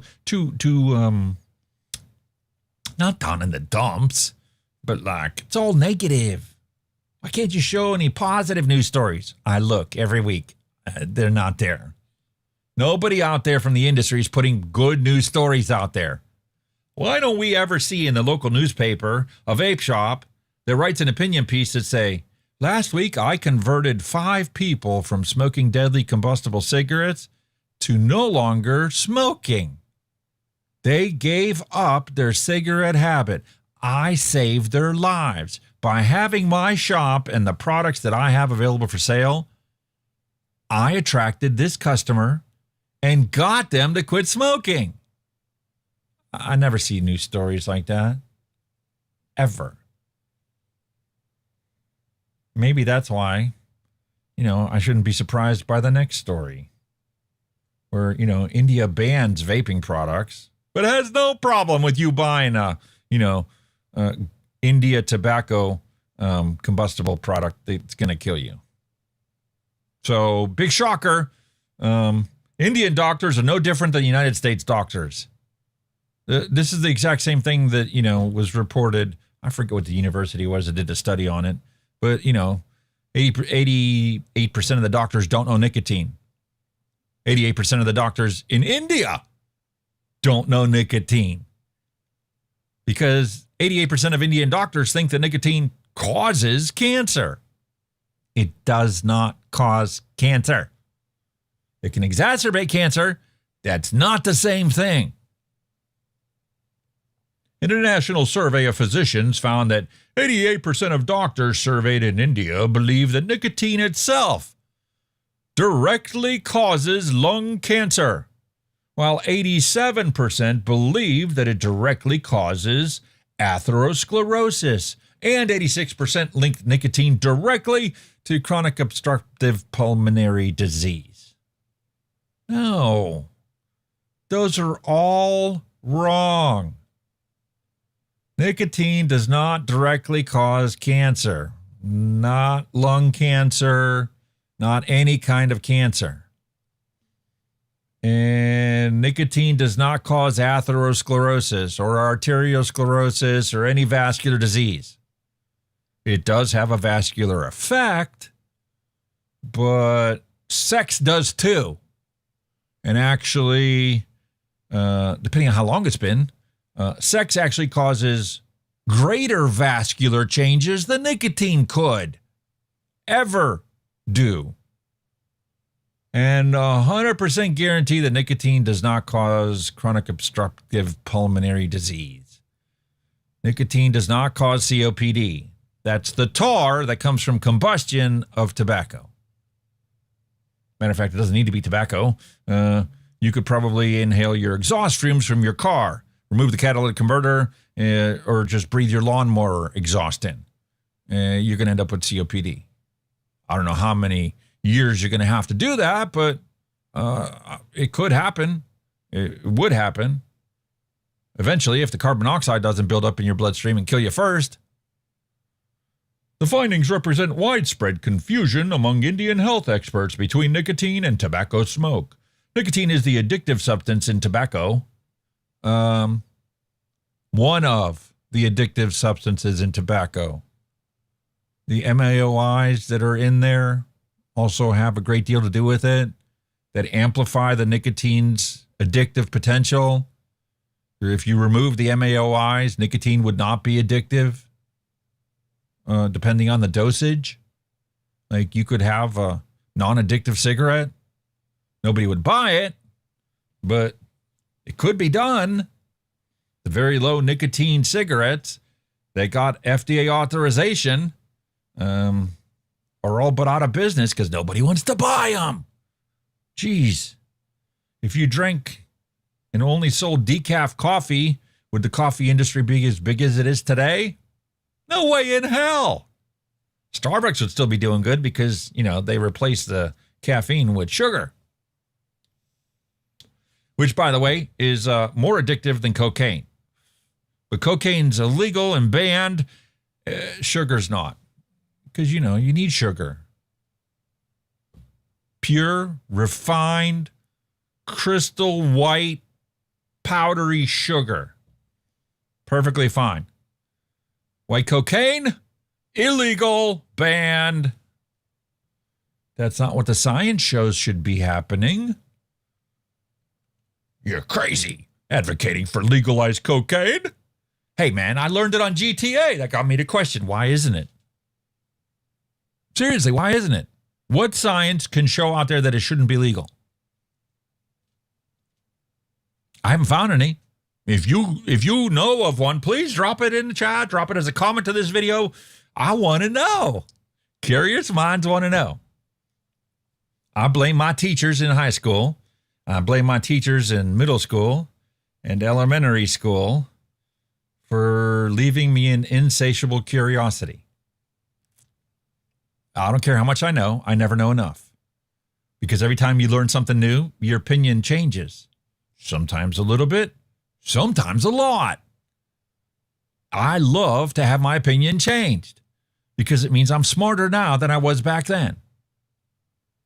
I'm not one of those people that value stupidity and ignorance or downright just, I don't even know what to call it.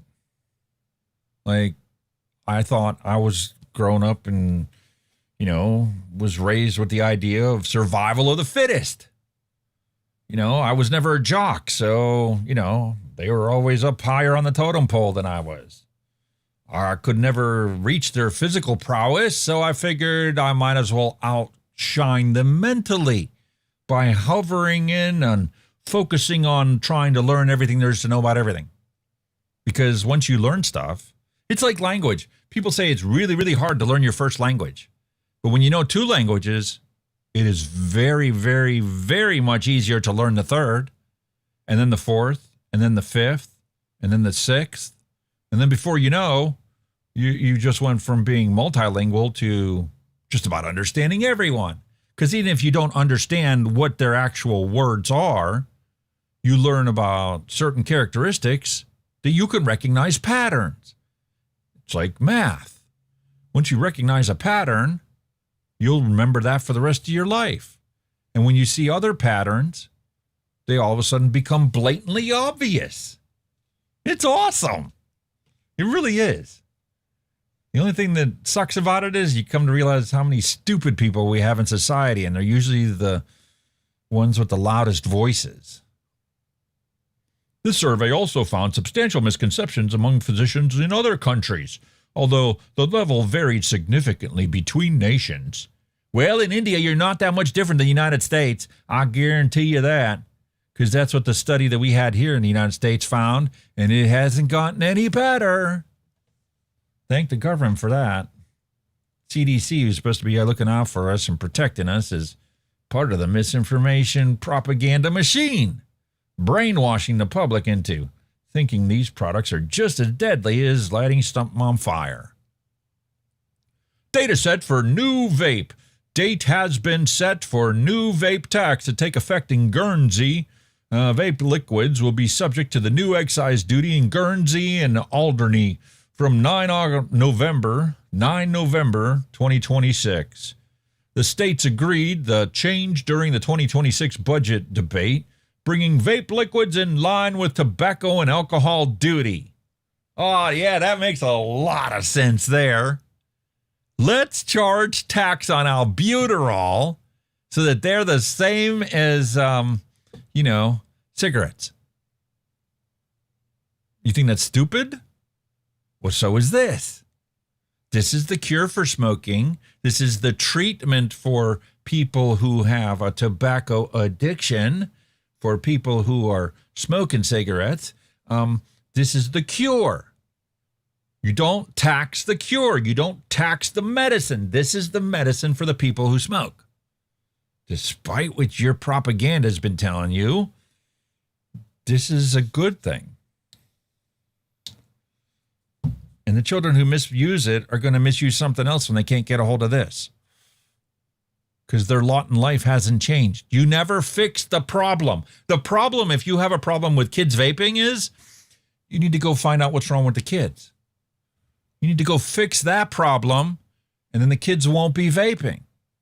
Because the kids will be satisfied and won't try to act out for attention. They won't try and get high. They're getting high because they feel like shit. They feel depressed. If you look at the statistics, the psychological impact of the whole COVID situation just exacerbated the whole problem with the kids and how many of them are depressed and suicidal. It's gotten worse, and nobody's doing a damn thing about it. But we got plenty of press about how we got to protect the kids from the vapes. Let's not fix the fact that, the majority of the kids are depressed, and more of them are going to commit suicide this year than they did last year. And that's been a trend that's been growing for a long time, and nobody cares too much about that because, they're too worried about taking the cure away from the people that use it to not smoke cigarettes. Well, the duty will be paid through a customs declaration. People arriving at Ballywick can bring up to 50 mils of vape liquid for personal use without paying a duty. Well, thanks. That's going to last me a day? Well, I guess I'm not going to Guernsey. Just like I'm not going to Australia for the same reason.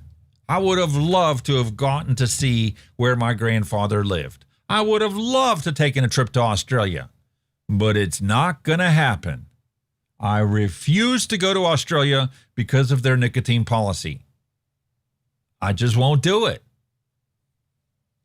Sorry. Never going to get to see me in Australia. Had me bummed out for a little while there, but I don't think I could really afford to go there anyway. Pauline Hanson unveils plan to slash cigarette prices. Yay! We got some good news in Australia. Have you guys heard and seen this one yet? Remember how we were talking about a pack of fags, pack of durries is costing like $46 to $60 some a pack? It's $60 some a pack there because they sell, packs of 30 or packs of 25. Whereas, we had to buy packs of 20. Anyway. She wants to drop the price of a pack of cigarettes from $46 to $22 a pack to crush the illegal tobacco trade. Great news, except you're not going to change your stance on vaping, are you? Are you going to change your stance on vaping? You going to make that affordable?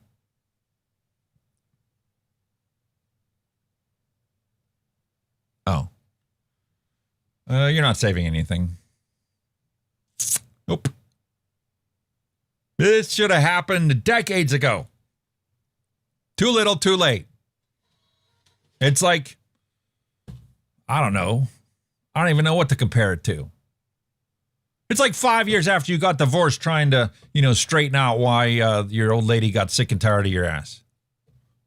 What? Why are you wasting your time on this? And it ain't going to happen anyway. I do not foresee her getting anywhere with this. I want to applaud her for trying to do the right thing, but she's a day late, dollar short. More like a decade late and 1 million lives lost. Too short. The party says that this change would bring the price of a legal $46.50 pack down to $21 or $22, similar to the prices they had back in 2015, a decade ago. Excise in a pack of 20 is now about $30 of tax per pack of cigarettes. And you want to make it $20 or $22. You're not going to change much. Because right now, the black market cigs in Australia are selling for $20 a pack. Or $15. Your price is still more expensive. It's kind of like how people are using California as an example why legalizing cannabis is ridiculous and won't change the black market. Well, yeah, because your legal cannabis products in California are still more expensive than the illegal and will always remain as such. It's going to slowly change over time because the legal products are going to be available everywhere. You can order pizza and them deliver you, a bag of weed too. And people will jump for that because they don't have to take the extra effort to reach out to the black market supply and hook up with them and get what they need. They can just DoorDash it or Uber it. So from an economics perspective, you're going down the right path, but you didn't go far enough. And just because you do, it's still going to make it cheaper because as long as you charge a tax, you cannot get your legitimate products to be as cheap as the illegitimate products. You just need to put the hands-off approach on it.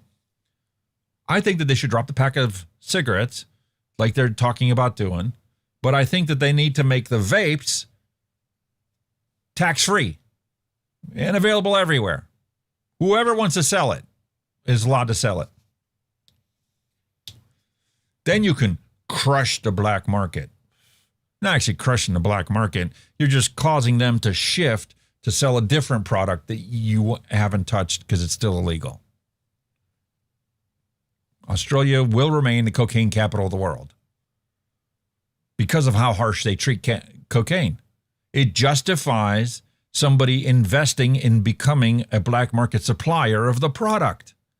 When you have enough of a financial incentive to drive the price artificially high, they can order a ton of cocaine from Peru or Colombia or wherever, and they're guaranteed a 5,000% markup on whatever they spent to buy that. Only because of your laws making it criminal activity. It's the economics of the drug war. Go watch the thing. I don't know if it's still on Netflix or not. That's where I watched it years ago. But go Google it. Go find the drug war economics, and you watch this, and you'll understand why the drug war will never be won until you legalize everything. That's what it's going to take. If you legalize everything, you'll have a whole bunch of people get into selling the legal products. When you have a whole bunch of people selling the legal products, that's going to drive the price down. When you drive the price down, eventually there's no differentiation in price between the legitimate products and the illegitimate products. Then when you take out drug dealers, two won't pop up in its place.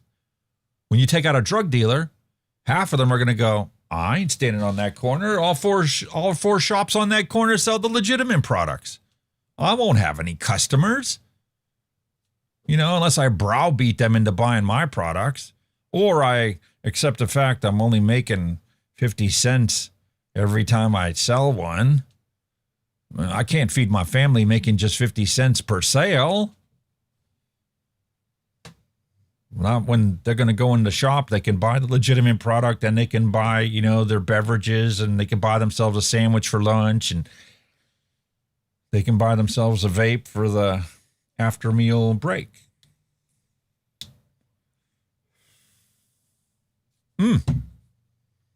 Anyway, I thought this was really interesting. And this was not easy to find this week. Let me tell you, I searched. I did my normal Google search for vape news and THR news and nicotine news and pouch news and all this other stuff, cigar news. I did my normal stuff. Nowhere was this to be found anywhere. I went to Yandex and searched the Chinese thing, and I had the Chinese AI bot that they have built into their search browser, just like Google has Gemini built into your search browser. Search for news. You do the searching from China and you tell me what I should find. It didn't really find anything. There's nothing really going on. Hasn't been for about a month now. It's eerily quiet how little news is out there when you dismiss the propaganda campaigns that are clearly coming from public health authorities and, PAVE and the Bloomberg machine. When you disable the Bloomberg machine in your search results, nobody's talking about this. No, nowhere. So I'm like, okay, what's going on in Australia? What's going on in the tobacco war in Australia? I'm like, something's got to come up in there. Oh, it gave me a list of the last 5 tobacco shop fire bombings that's been going on by the cartels over there. And I'm like, wait a minute, what's this other one? What's the source on that? I pulled up the source on that one, and I'm like, oh, wait a minute. Nobody reported this. Nobody reported how Pauline Hanson wants to unveil this plan to slash cigarette prices in Australia from $46 to $22 a pack. Nobody's talking about it. News 7 in Australia covered it. That's who the source of this report is. But why is that not showing up in my Google searches when I specifically ask for it? I even typed this in. Let's see if it comes up this time around.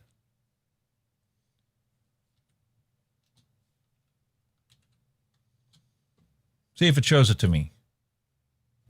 Details of the plan. AI. Oh, there it is. Oh, look, News 9 even covered it. Why do I have to search for specifically the title of the article to come up with what's going on with cigarette prices? Half of News 9 readers are in favor of dropping the pack of cigarettes in Australia. Up in smoke, Pauline Hanson's wild plan for $22 a pack. Nice. Anyway, was not easier to find that. But I did find a whole bunch of articles talking about how wonderful it is that Philip Morris got 11 new Zine pouch products authorized for sale. And that's not one of them. That one already had authorization. August 21st, the U.S. Food and Drug Administration said on Friday it had authorized 11 nicotine pouch products recently launched by Philip Morris, citing lower levels of harmful constituents compared to other oral and smokeless tobacco products. Well, of course, because a nicotine pouch is just cellulose fiber and flavored nicotine liquid. When you buy snus is actual tobacco leaves. Granted, they're cured and processed, but there's actual tobacco in it. The nicotine pouches do not have actual tobacco in it. Why they're even considered a tobacco product, I have no idea. It is very illogical. It has no scientific basis whatsoever. But that's what the law is. Philip Morris unveiled its higher strength Zine Ultra nicotine pouches in June at prices lower than its flagship Zine brand products. Oh, because they're trying to attract a whole new generation of nicotine users, selling their 9 and 12 milligram nicotine pouches. Right. I don't believe that either. Horse hockey. As Colonel Potter would say, that's horse hockey. The latest authorization follows the agency's June approval of 20 variants of the company's Zine pouches. These pouches placed under the lip to deliver nicotine are the fastest growing nicotine category in the United States. Well, yeah. When you start off and launch a new product, well, it's going to be the fastest growing category because you went from 1 to 2 and 2 to 4 and 4 to 8 and so forth and so on. When you're selling 50 million units a day and you go to 55 million units a day, that's not that big of a deal. It's not how math works. Math didn't math. And the Neophyte experts aren't limited to our government and our public health advocates. We now have the AI slop taking over the world right inside your government offices. Congratulations. It's not just our computers they're screwing up on, although I take advantage of AI like everybody else does. The last video I did, because I hate vape pie so much, I didn't even bother putting 2 cents of effort into making the thumbnail for it. I had a Grok do it for me. And Grok made it and then didn't make it the way I asked it to. I told it to change the format so that the side wasn't just all blank. And it gave me the exact same image and says, there, I fixed it for you. No, you didn't. It looks exactly the same as the one you first made. Okay, I need you to zoom back 50%. That would have made the text like half the size that it was and forced it to create the even border all the way around. It says, okay, be happy to do that for you. And it gave me an image that was exactly the same as the first one. I said, what did you change? I said, I did exactly like you. I zoomed out 50% and filled in the missing part. No, you didn't. You lied to me. Well, AI slop is now swamping a House office that drafts U.S. laws.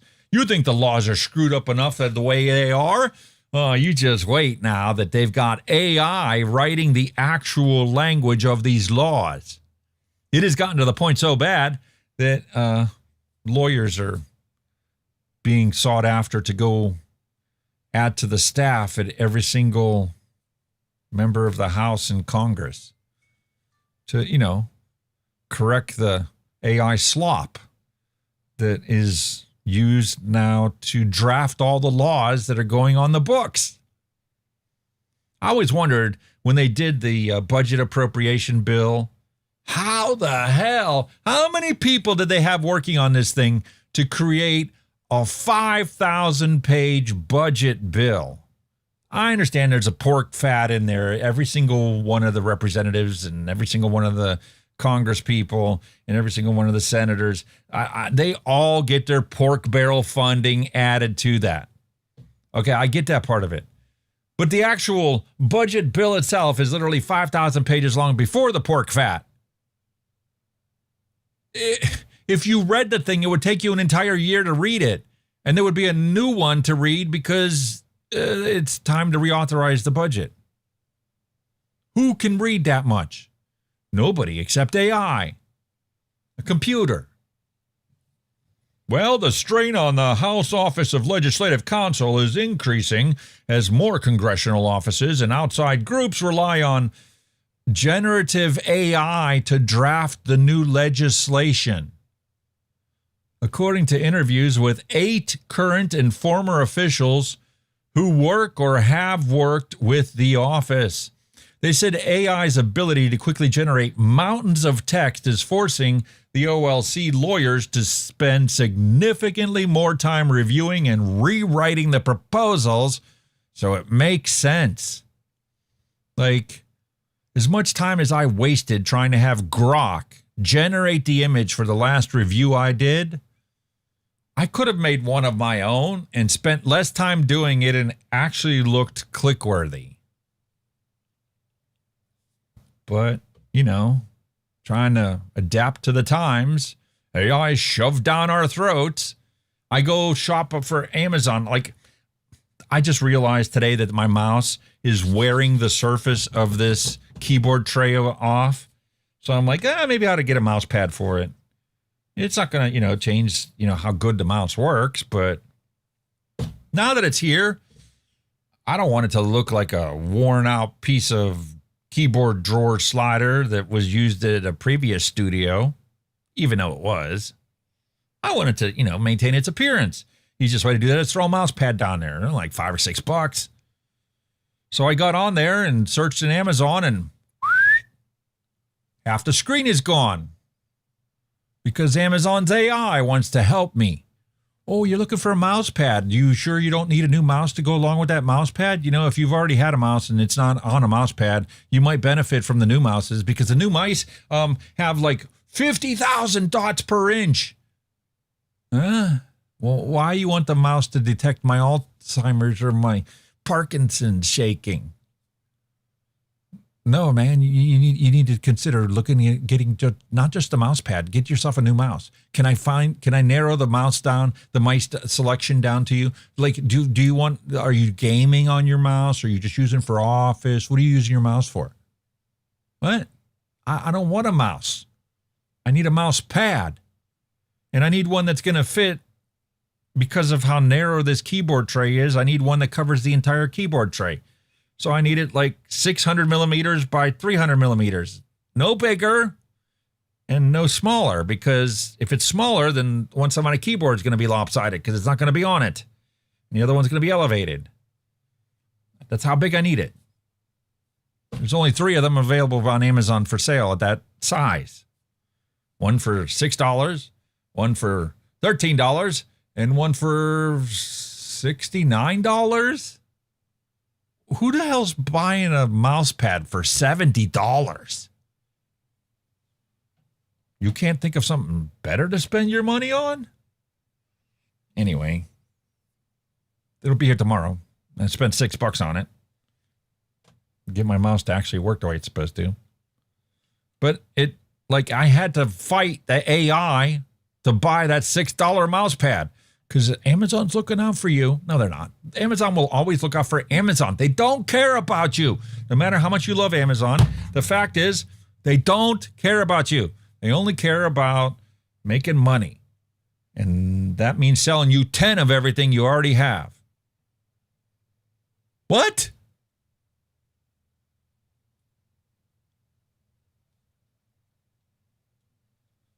No way.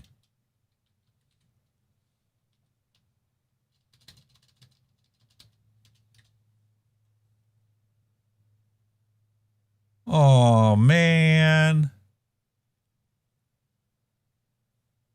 Dolly Parton, queen of country music, dies at 80 years old. Singer-songwriter actress Dolly Parton, whose glittering country music stardom was matched by her pop fame and popular parallel careers in film and TV, died on August 25th. She was 80 years old. The announcement came on her official Instagram with a video from her nephew, Brian Sever, on behalf of the Parton family. Parton's health issues had become headlines in the fall of 2025. On September 28th, she announced that she would not be able to follow through on a 6-show December residency at Las Vegas Caesars Palace that had been announced as a long-awaited return to the stage.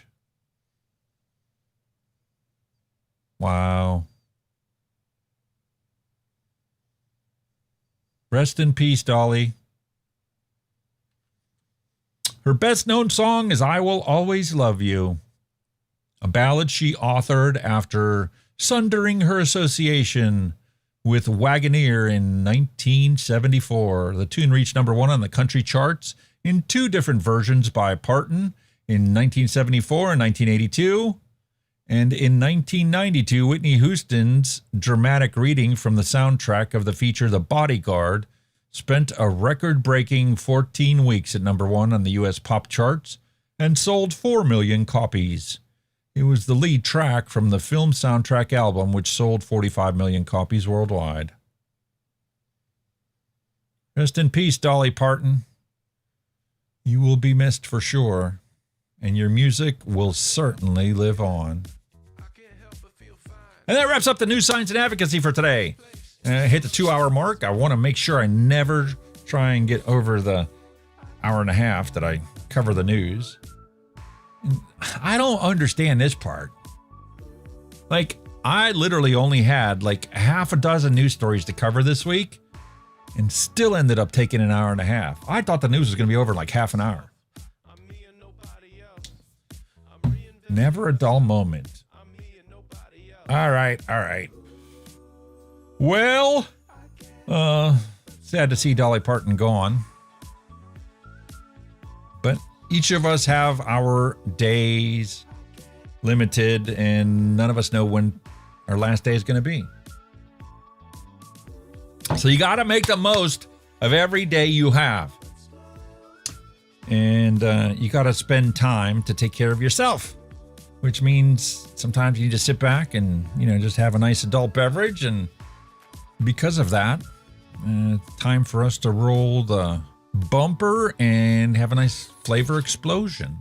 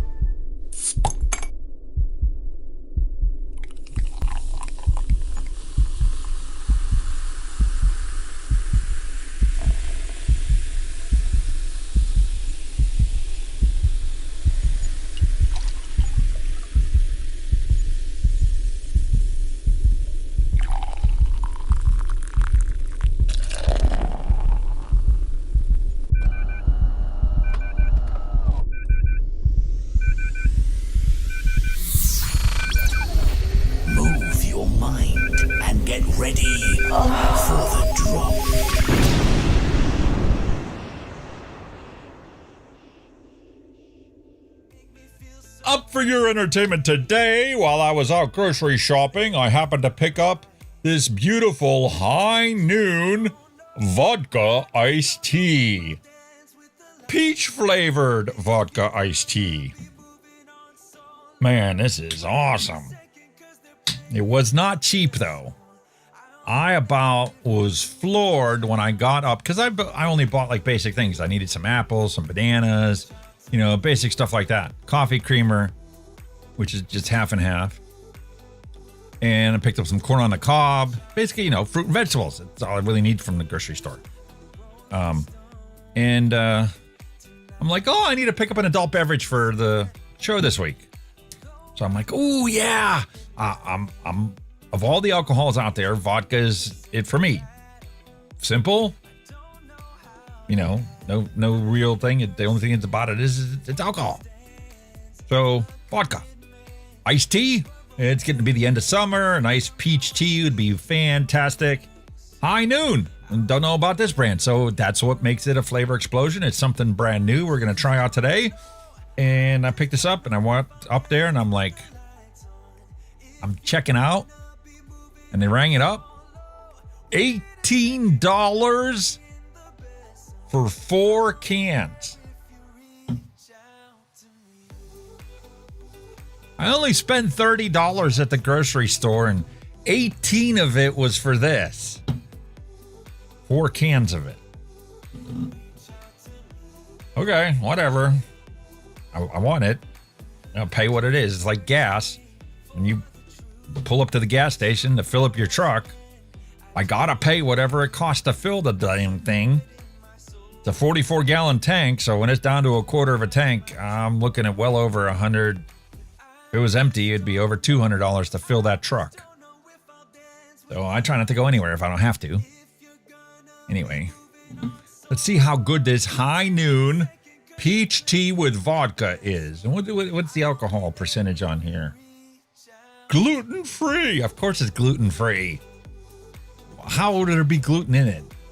90 calories. It's only 90 calories. It's not a diet tea. No high fructose corn syrup. No artificial flavors. Best served cold. Yeah, okay. Where's the alcohol content? 4.5% alcohol by volume in a 355 ml can. Cheers. Bottoms up.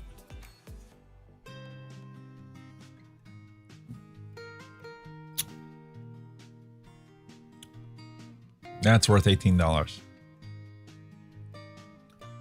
That is definitely worth $18.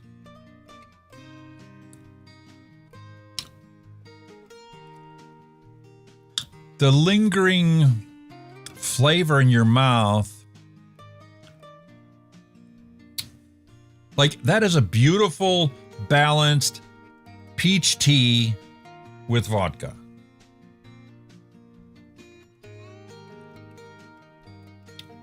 On the palate, it's perfect. But as it transitions off of your tongue, as the saliva washes it down, it's got this artificial sweetener taste that I'm not like in love with. It's almost like a distraction.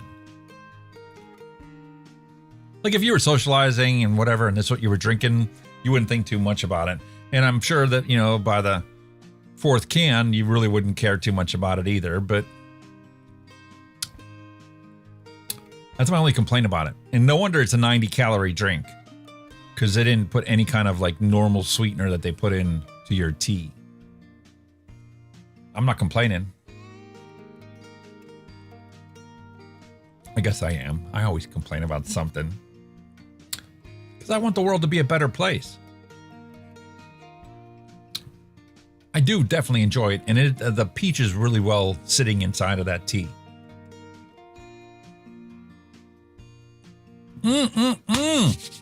Delicious. What are you guys drinking out there? Drop it in chat. Let me know. Do you guys have an adult beverage with me, or are you guys still drinking your coffee, or are you like Kenny was last week, drinking your sodas? I don't know. But I guess it's that time to move on to our hand checks now. I uploaded this one. This is all I have left that's functioning, is this Vape BE70K. This is an extreme mint flavor. Really enjoyable, kind of like a spearmint gum, like a Wrigley spearmint gum, with like a hint or a twist of peppermint in it. Not just spearmint, it's actually peppermint and spearmint. Maybe that's why they called it an extreme mint, because they didn't want to tell you that it's multiple different kinds of mints. It's not quite like a candy cane. It's definitely more towards like a bubble gum, a mint gum. William Dobson, hello and welcome. So that's my vape pod that I got there. I am really, really loving this tank here. Ever since I put it on this new mod that we did as our retro vape last week, this Geek Vape Racing Edition, and it has that auto mode on it, it automatically sets it to 12 watts.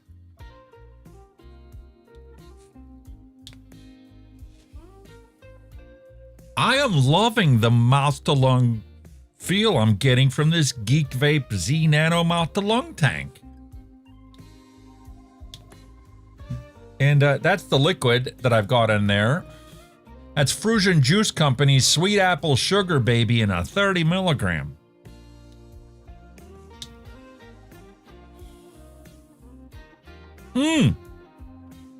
So like it's really nice as a transition. You got 50 milligram in your disposable that I can take a little bit of a puff on, a little bit of a drag.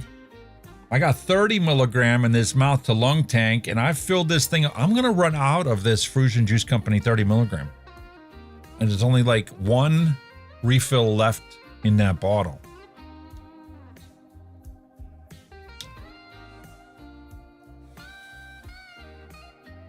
I really, really love it because like the throat hit is there, but it's not like raping my throat. It's just letting me know as I'm inhaling it that like, hey man, you got your nicotine coming. Don't you worry.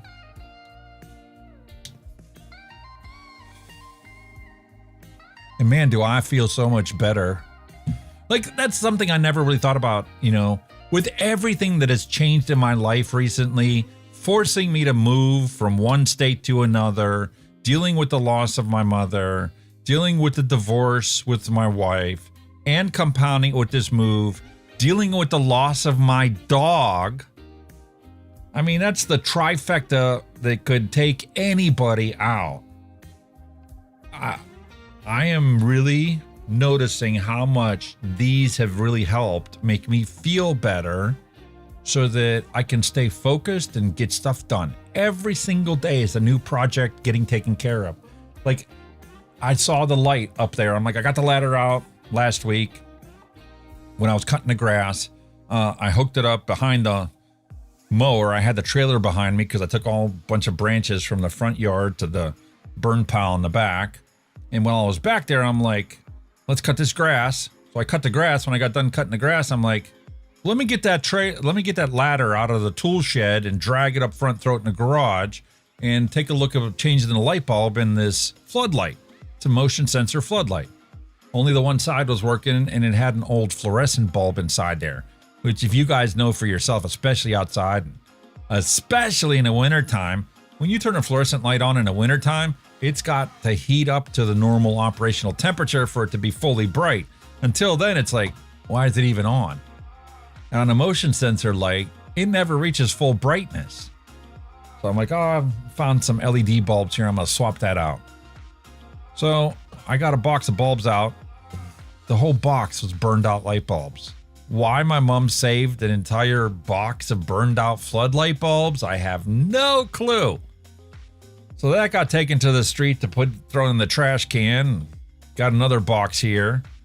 Now the box that I had found, she had bought for the basement because they have the can lights in the ceiling.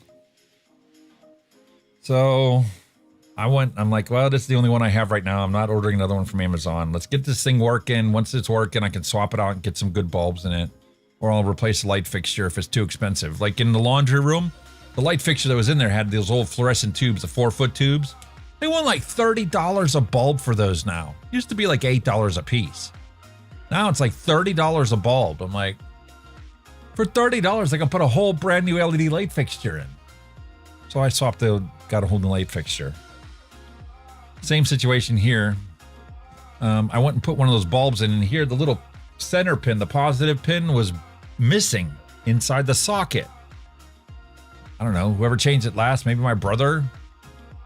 Maybe it was welded to or fused to the old halogen floodlight that was there before. Whatever. I'm like, there's no saving this light fixture. I got on, I was like, looking at the price of 2 bulbs and the price of a light fixture, it was cheaper for me to buy an LED light fixture that actually had 3 different things on it. You could angle the side ones and tilt them. So that was like $28 for that. Got that in, put the ladder back up, swapped that out. I'm like, oh, it's nice getting all this stuff done around the house. Every day is another project getting done. I got 2 new light fixtures to change out back. I still have to do the exhaust fan. And I love this 30 milligram. When I come back in the house, that's what I've been grabbing. This is what I've been carrying around to do the work around the house because this easily fits in my pocket. And every time I want a chuff, I take a chuff of that. And this one, unfortunately, is getting put on the shelf because it's time to get cracking away on the rest of these reviews. Got 8 products. The Blaze Solo I got to do. I got the Requiem RBA. I've got the Bonza RTA and the RDA to review. And what's this other one down here? The Blaze Mouth to Lung RTA. And what's this other one? The Blaze RDA. So I got those to do. Plus, I need to put the review out for the Rotva, and I need to put the review out for the Oxbar Panther. So those are all coming up in the next week or two. They're going to at least get started, if not published. I'm going to try and put one up every other day until I get caught up with stuff. And then I can start making content for the Hunky 3D channel, which there's a link at the beginning of the show.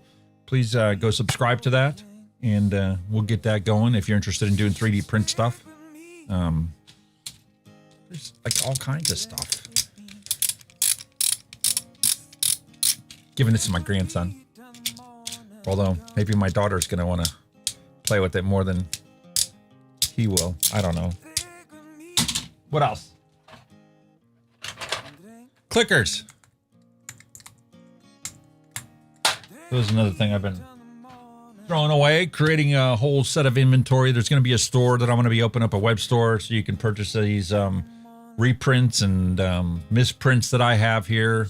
Literally going to sell them for $1 plus shipping for the misprints. Like some of these Christmas signs. The bed wasn't clean whenever I printed it. So like you could barely tell, but like I won't sell it at normal price because when you look at it at an angle, you'll see that there's some dull spots on it and the sheen doesn't match the entire piece. So that'll help fund the channel and create new content. But yeah, so that's what I got. The Steam Crave Aromizer Supreme V4 RDTA.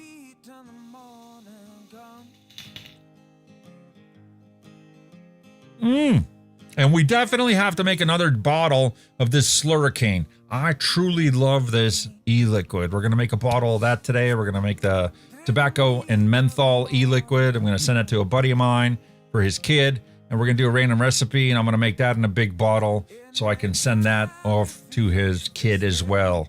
So he doesn't smoke cigarettes like his old man and end up having to spend his entire retirement going to visit doctors and specialists and, oh, you got this cancer diagnosis. We don't know exactly what it is.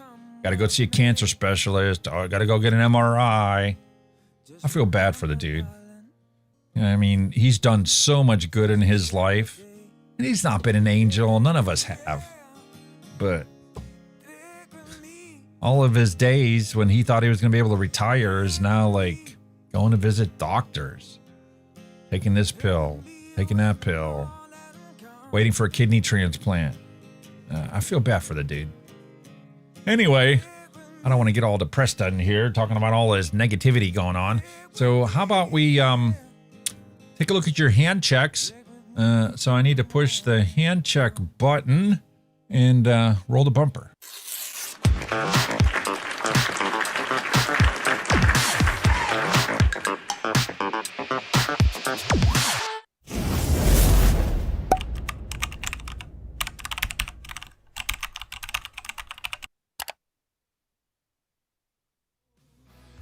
Hot diggity dog diggity hand checks for this week. Slim pickings out there. For those of you that are watching the show, make sure you join the Discord server and upload your hand check so that this segment isn't over in 30 seconds. Okay? Cheryl Demers. Beautiful set of lovely tanks to not smoke cigarettes.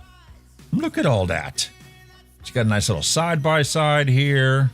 That's a strawberry, blueberry, blackberry e-liquid. We've got a hazelnut coffee.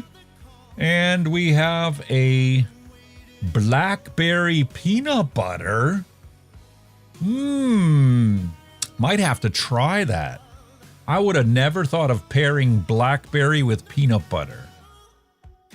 I need to order some Delosi peanut butter because Brian Ferguson said I was on Bick's show this Sunday. I was on Patrick's show Friday night. If you guys don't know, Son of Liberty Radio. He has a show every Friday night.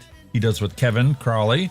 And then Vaping Bick has Vape Rendezvous on Sundays at 10 a.m. Eastern Time. And so I was on both of those this weekend and did some random recipe mixing there. And that's one that I've never even thought about mixing up is blackberry and peanut butter. Anyway, Brian Ferguson said you need to get some Delosi peanut butter because they're better than all the other peanut butter flavors out there. And I am not happy with the peanut butter flavors I've tried so far. I'm not happy with TFA's peanut butter and the DX peanut butter. It's just, no. It tastes more like the shell than it does peanut butter. So I'm going to have to place an order from Delosi to get some peanut butter flavor from them. I have 0 Delosi flavors right now, but I need to get a hold of some and give them a try and see what they're like. And that reminds me, this Friday, I will be doing a flavorist diary at noon. And going to keep it limited to 2 hours. And get back to doing some mixing here because I got tons of flavors. And I need to build up my inventory. Then I'm going to give some rebuildable tanks to my son-in-law so that he can use that when he's around the house. And maybe I'll part with some of these retro tanks.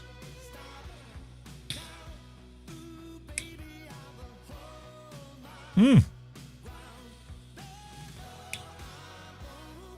certainly don't think he's ready for mech mods, but I'm sure I can part with some of these other tanks that I've got.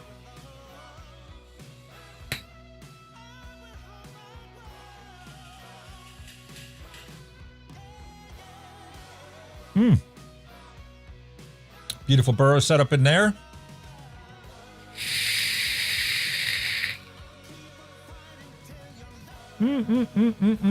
That's the Requiem RB inside of this one.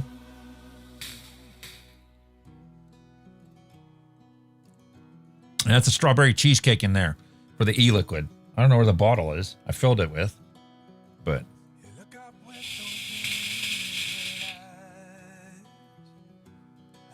very delicious.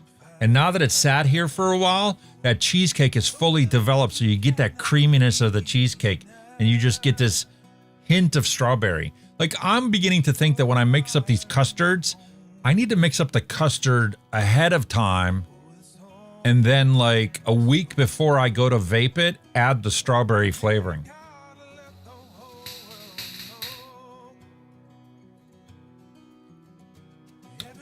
So that I get a beautiful cheesecake flavor that's got the full creamy mouthfeel to it, and I get a fresh, crisp strawberry glaze on top of it.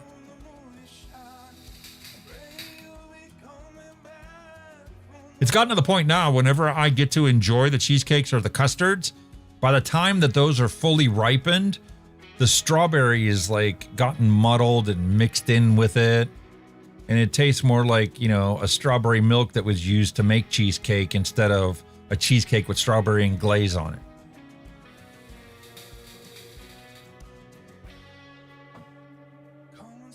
But man, the mouthfeel of that cheesecake is delicious.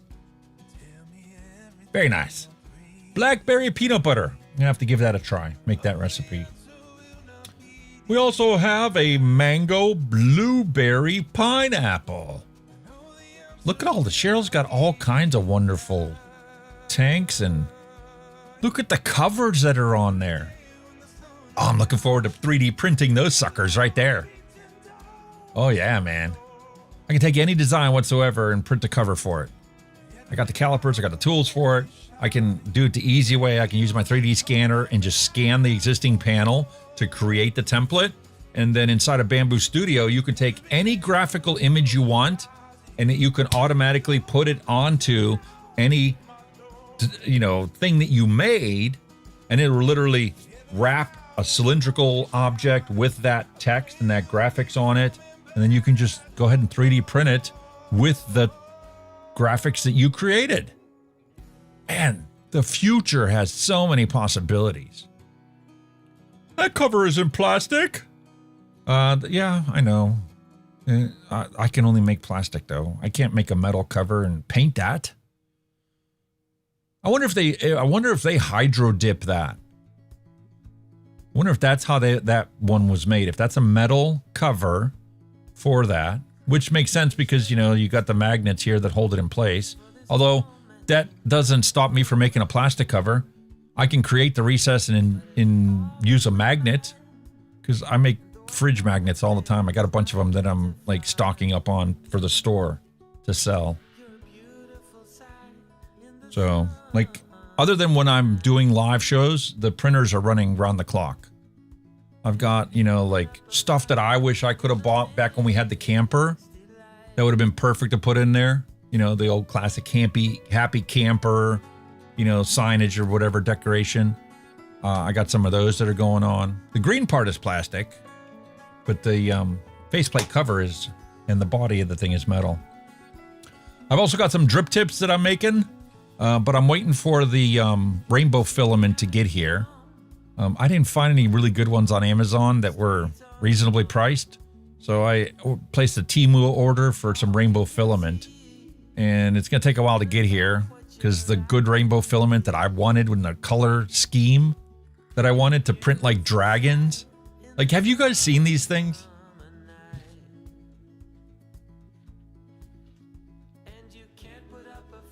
I printed this just to try the model to see if it works.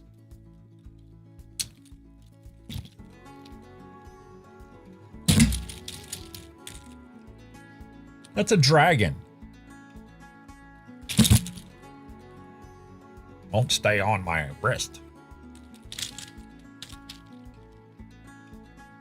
Now this is just red, so it's boring and dull and like, but this whole thing printed as one print.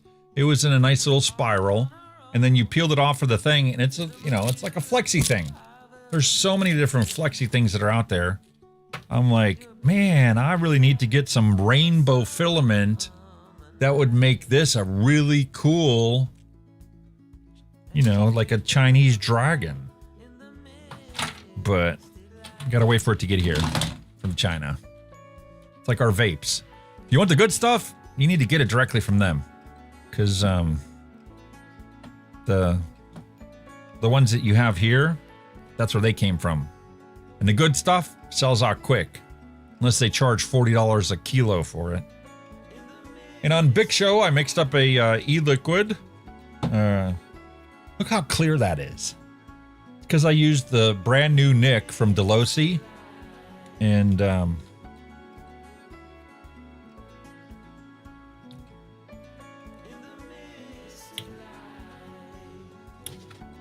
okay, the knuckle test is good and delicious.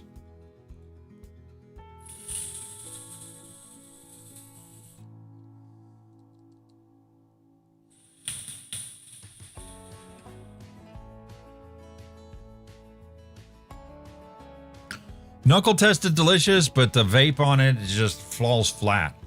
And I showed on there how easy it is to change the percentage of flavoring inside of our recipes. And that one was originally mixed up for Advocate for Liberty show. Rocky Tooney created the recipe, so the flavor profile is delicious, but it falls flat inside of a vape. And I know this Bushido can give you amazing flavor on it, but if it's not strong enough inside the liquid, you can't just create it out of thin air. Anyway, on Big Show, I reformulated the recipe, showed you how easy it is to do on ELR. You can take any recipe that you have that you love the flavor profile of, but it's just not punchy enough for your thing, and you can crank the percentage up for the total recipe without having to do any real math or thinking in your head. You just go up and change the total flavor percentage. I went from 8 to 15% or 16%, I don't remember what it was, and doubling the amount of flavoring inside of that recipe and that e-liquid. And that is going to be a beautiful recipe once it's fully steeped out. But yeah, that's simple. And that's why I like Cheryl's making her own right there. Mango, blueberry, pineapple. Nice combination. How about some coil porn? Check that out, man. Those are handmade alien coils. I will get to that point. And now that I've got the stand-up desk set up here, we're going to add that to the live show one of these days. I'm going to get that all set up on there. I do have the camera and the overhead microphone set up. I still got to process that microphone. It doesn't sound the same as the rest of these ones. But Yeah, we're going to make our own coils on this show. Look at that. I can't believe, man. Look how zoomed in we are. You'd see his little fingerprint lines. And that is a perfect handmade coil. Way harder than it looks. I know, I tried already. I'm sending Kenny the Diadalis for Christmas. Even with the Diadalis, it was a pain in the ass to make even just plain Clapton coils.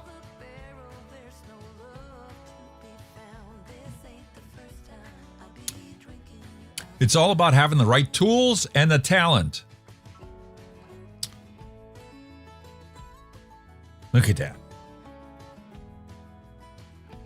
I will be truly self-sufficient if I can make my own Clapton and Alien coils.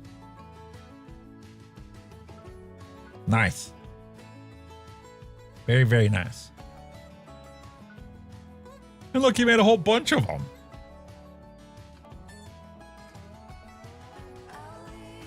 Nick the 420 Kid, continuing on. We've got some e-liquid there. We've got a beautiful, what's that, the Osiris? The BMW of vaping. And what's that one there? Is that a Geek Vape? Or is that a Dead Rabbit? Dovepo Odin. Got a nice little all-in-one. Very, very nice. Listen, I thought about buying that. I was at the vape shop when I bought this Asgard. I couldn't justify it, man. $150 for the 2 battery one, and they wanted $200 for the 4 battery one. Nah, man. I've got a whole mess of mods, but no. Not putting out $150. For $200, I could buy a used 3D printer. That's going to make me money. How am I going to spend $150 or $200 on a vape mod? I don't care how good it is. I just can't do it. Oh, I didn't pay that much. Blaze Pro Max. What? Where is it? I had it here in the desk.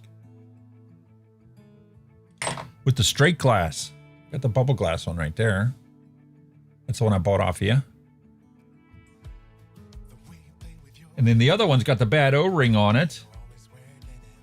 And there's the Osiris. Just like you got there.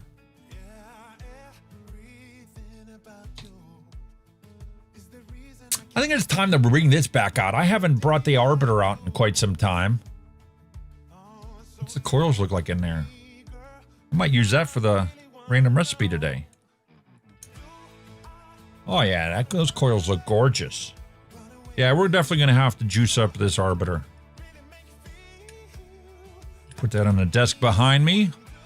We'll wick that up and juice it up today. Very, very nice. And I will be getting together with Nick the 420 Kid. He wants to come on the show with us, especially when Kenny's not here. And I will get him create a link and set him up inside of OBS so that he could be sitting right next to us on the show. There you go, man. Robert Lawyer, look at all of his lovely setup. We got vanilla ice cream. We got butterscotch cream, butter toffee, and birthday cake. Cheryl's like, I'm using the Arbiter now. Awesome. Oh, look. He's got the exact same tank. Right there. He's got the Pyro V3, I believe that one is. Very, very nice. And the Steam Crave Pumper. So when you don't have a squonk mod, you can still squonk. They're the only ones that ever came out with something like that. I've never seen anybody else make up a little pumper so that you can squonk on a regular mod. Very nice, Robert. Very much appreciate all of your hand checks. I don't care if you're just using disposables. Send me a hand check. You can email it to djalex@hunkyvape.com if you don't want to join the Discord server. That email will be changing because Hunky Vape is actually technically closed now. Everything's Hunky V, but I haven't set up the email accounts for hunkyv.com yet. They point to the exact same files. It's just I need to finish setting up Hunky V, get the email set up on there, get the emails set up inside of Outlook and everything so that I have access to it, set it up on my phone, and then I will forward all the old stuff to the new stuff. But I gotta have a place to forward it to. Cheryl's got that Steam Crave pumper too. That's about the only Steam Crave product I don't have. That and the Hadron. I don't have those two things. Otherwise, I've got every other Steam Crave product that they made, including, maybe we ought to do this as the retro vape next week. The Steam Crave glass. It's got the glass inner chamber so you can see your coils when it's dry and sitting here. You can't really see it if you got liquid in there that's dark. But I could fill it up with this slurricane, and if I did that, you could still see it. Until the tank heats and cools, and then you get condensation on that inner glass that occludes your vision of the coils. So, but it was a cool concept, and it looks great sitting on the shelf because you can literally see the wicks hanging off of that coil inside there. Steam Crave glass. Awesome. All right, man. Time to move forward. We got our dad jokes coming up next.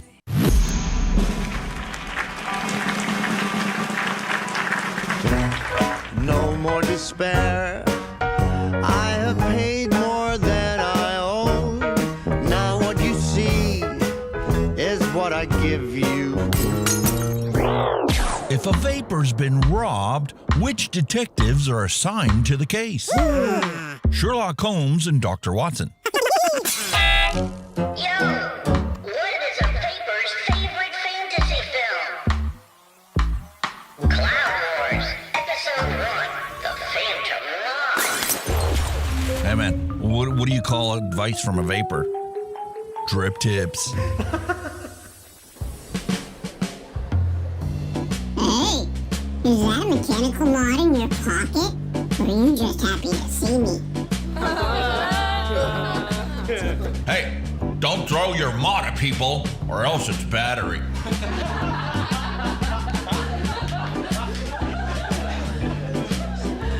Hey, why did a vapor cross the road? To chase them clouds. And they told me vaping was cheaper than smoking. Nope, I don't care. What are you talking about? Did you hear about the guy who doesn't pay more than 1 cent per mil for juice? Shut that baby up! Yeah, we get it. You DIY or die. Gotcha.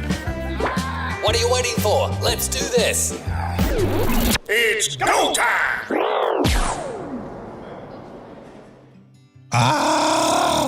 Local man addicted to breaking news. Local man addicted to brake fluid says that he can stop anytime he wants. Yeah, okay. Today's word of the day is shit show. Because everything in your life that you look around at is a total shit show. And that's why today's word of the day is shit show. He didn't need the shirt to tell us you're a Cowboys fan. The way that you're swallowing those wieners gives it all away. Okay, so it wasn't that funny. Florida man says baby is black because husband eats too much chocolate. And he believed him. Remember, folks? Half of the country can't read above a 6th grade reading level. So this does not surprise me. I'm done picking up chicks from the bar. Time to go straight to the source. You know, from the psychiatric ward. At least then you know what you're buying. Cheetos. Oh, two-finger method. Oh, Cheetos. Finger looking good. I've got people who love me because I'm me. You know what? I've also got people who hate me for the exact same reason. Listen, be who you are. We're all a little crazy in our own special way. Hey man, if zombies eat brains, what are the majority of the people actually worried about? Like, why does everybody hate zombies? Half of them are so stupid they don't have any brains. So what are they worried about zombies coming after them for? True that. Oh, this is the part Kenny needs to be here for. Mate's still got another half hour before he can even come close to joining us. We got the Meowhemian Catsody. Mama, I just killed a mouse. Slapped him right across the head. His remains are on your bed. Mama.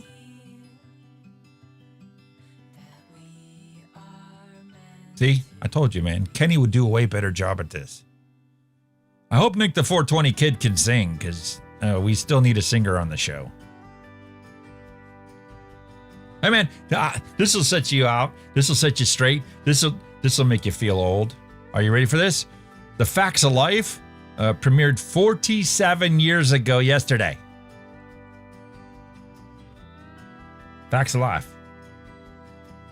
You know, you take the good, you take the bad, you take them all together, and there you got the Facts of Life.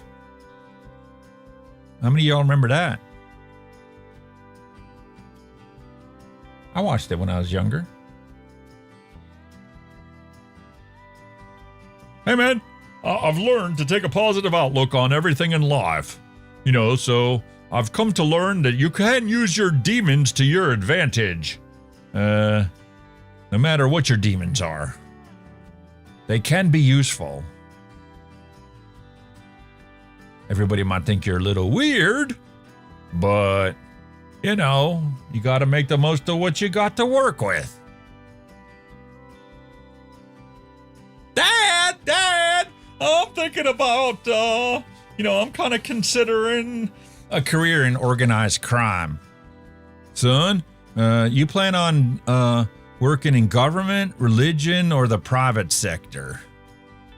Yes. Well, that's true, The politicians have a revolving door, between the private sector and government. And the religious zealotry is quite apparent no matter what they do or where they're at.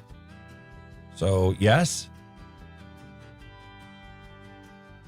Would you like me to get you an aspirin, dear? But honey, I don't have a headache tonight. Yay, we're getting late. Oh. No, you're not. But you don't have a headache. I just got one. Fuck.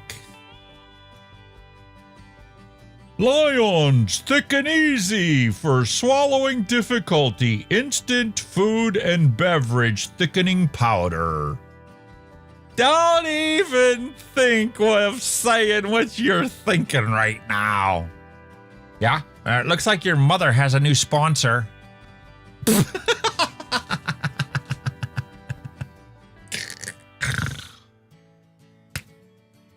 Yeah, go ahead. You can facepalm all you want. It's true. The two biggest challenges that are facing our world today: natural stupidity and artificial intelligence. Oh, aren't they the same thing?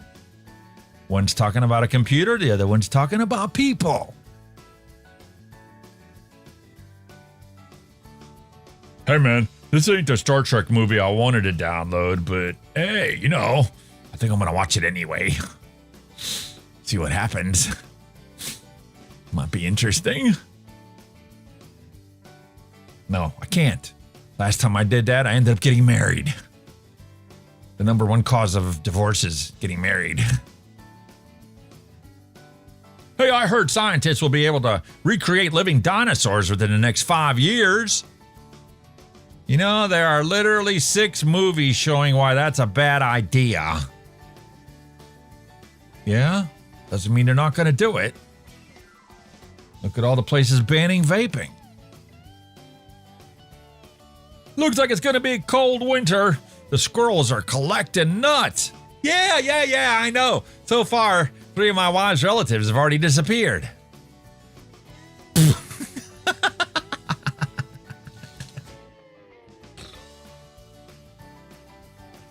You know, the sad reality is I know exactly who disappeared. The shoe fits. Wear it. I'm not mean. I just have a face that reacts to stupidity before my brain can tell it to play nice with society. That's true. Very true. I got a sign that I have to post to warn people ahead of time. You know, if my mouth doesn't say it, my face gives it away. No way around it.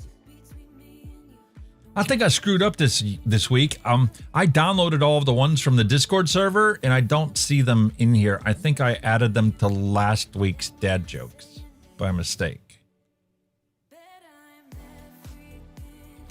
Hey man, when I was 7, I used to smoke a pack a day of the candy cigarettes. How you think I started getting fat in the first place?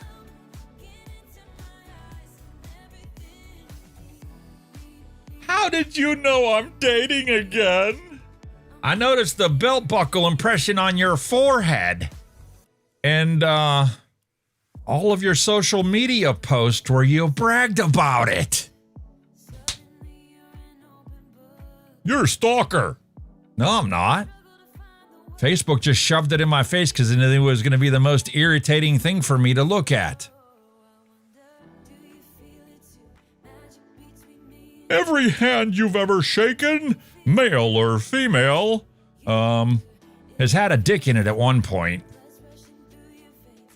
Until we meet again, hasta la vista, man. You're disgusting. No, it's just true. You can't fault me for pointing out what you've already noticed, just ignored. You can still ignore it. Most people do ignore me. Until they need me. I don't really like cocaine, you know, I just like the smell of it. Ah, man. Unless you bought the cheap shit, cocaine doesn't have a smell. What? That's stupid. Pissstorm, your fluids, your choice. Man, that is, you gotta be one sick fucker to do something like that. You really do. Like, none of us, when we were growing up as kids and we had all of our little water pistols and stuff and you had the big Nerf water guns, none of us ever thought about filling that up with piss. That's just wrong.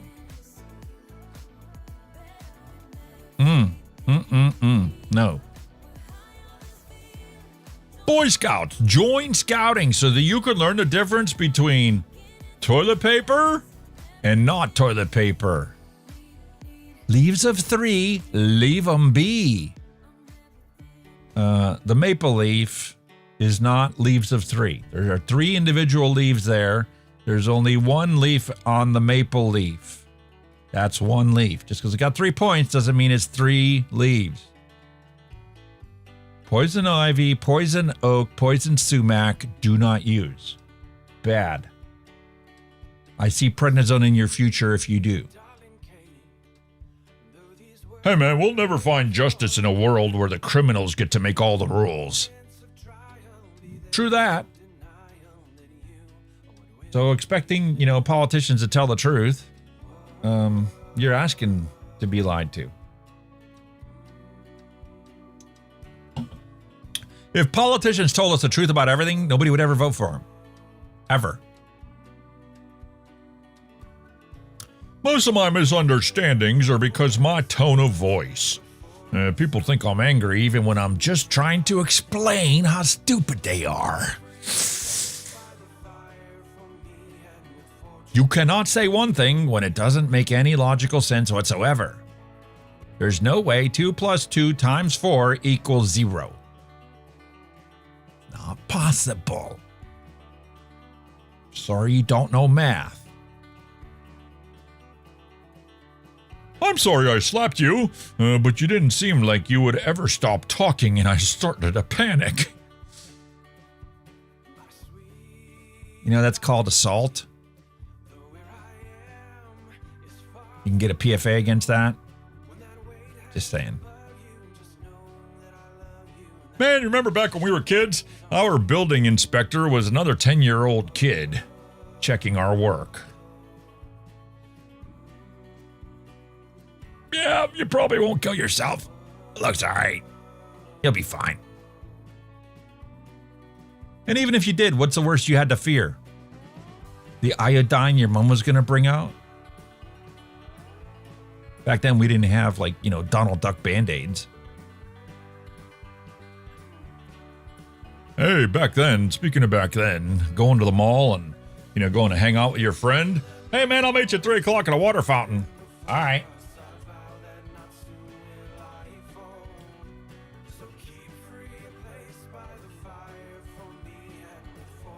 Well, not quite 3 o'clock. I guess we just have to stand here and wait. Nah, man, go into Spencer's and go see what they got. That was what I did.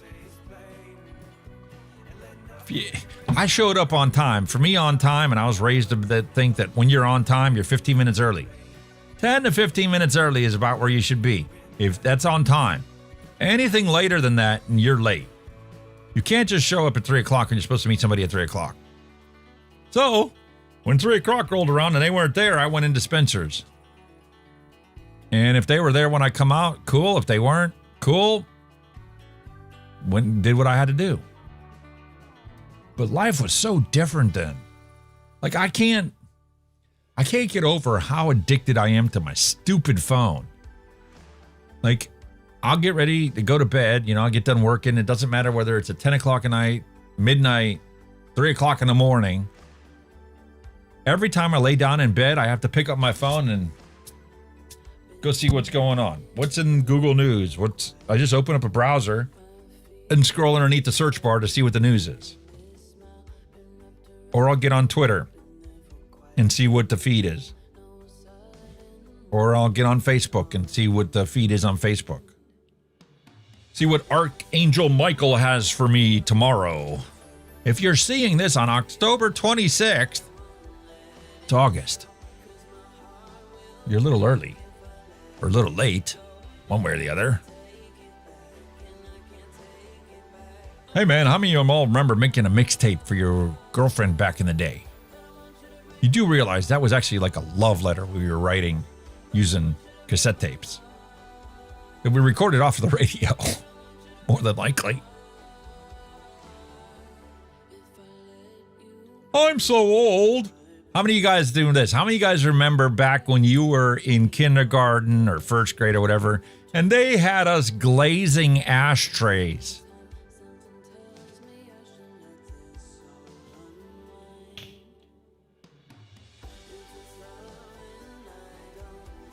Remember making ashtrays? Grade school? As our art project? Yo. Tommy got kicked out of class today. The teacher asked him, if I give you 20 pounds and you paid 5 pounds to Jane, 5 pounds to Claire, and 5 pounds to Katie, what would you have? 3 blowjobs and enough kebab? Apparently that's the wrong answer. Innocence ruined. Childhood ruined. What would you guys go do if you could go back to your childhood knowing what you know now? How many things would you do different back in the day?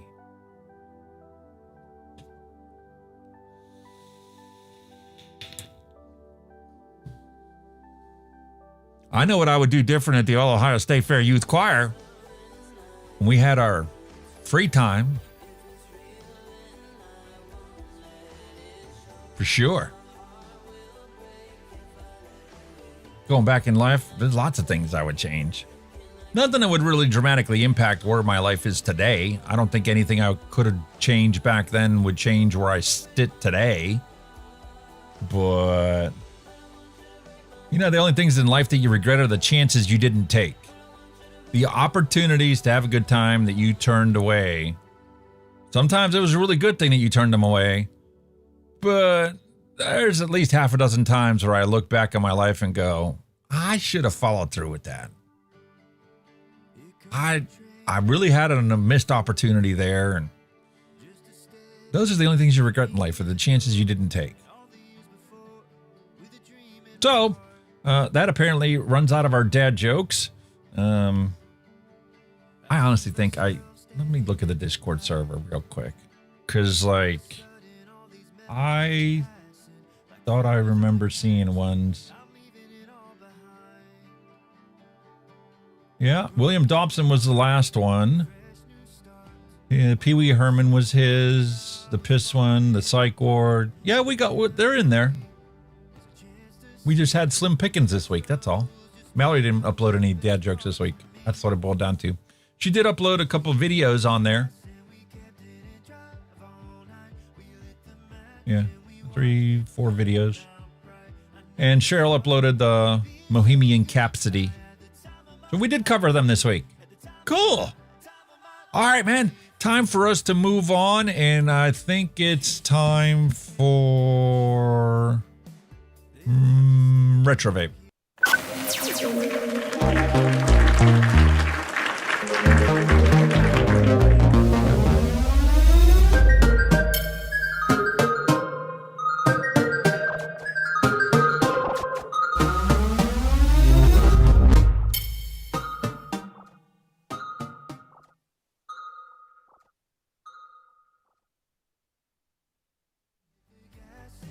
Hot diggity dog diggity.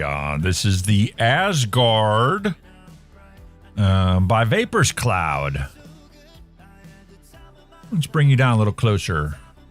Yeah, the Vaperz Cloud Asgard. I picked this one up at Fog Vapery in Fairview Park, Ohio. I had to drive to the Goodwill to drop off like 8 boxes of books. And was planning on going to Brick City Vaperz in North Homestead, but that was on the other side of town. So I'm like, well, since I'm on the east side of North Homestead, Fog Vapery is literally 2 miles down the road. So I went down in there, and my buddy wasn't working. The silent partner of the business was there. And I'm like, listen, I'm looking for a retro vape. I know you probably don't have anything. I know you sold off all your clearance stuff. He's like, yeah, we got this, and we got this. And I'm like, I got those other two. This is the only one I don't have. Let's take a look at that. What's she look like? So we got a beautiful instruction manual. We got a beautiful baggie of goodies. We've got a nice copper 510 pin. We've got some flathead grub screws and spare O-rings. And a nice little Allen key. And right there, folks, there is the beautiful Asgard rebuildable dripping atomizer.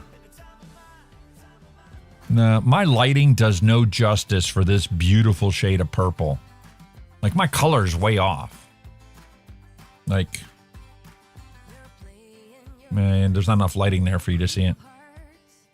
This is not blue. This is actually a purple. Let's get our build stand out. Let's see what this deck looks like. Now, this had, when I pulled this open, an Altum inner airflow control. And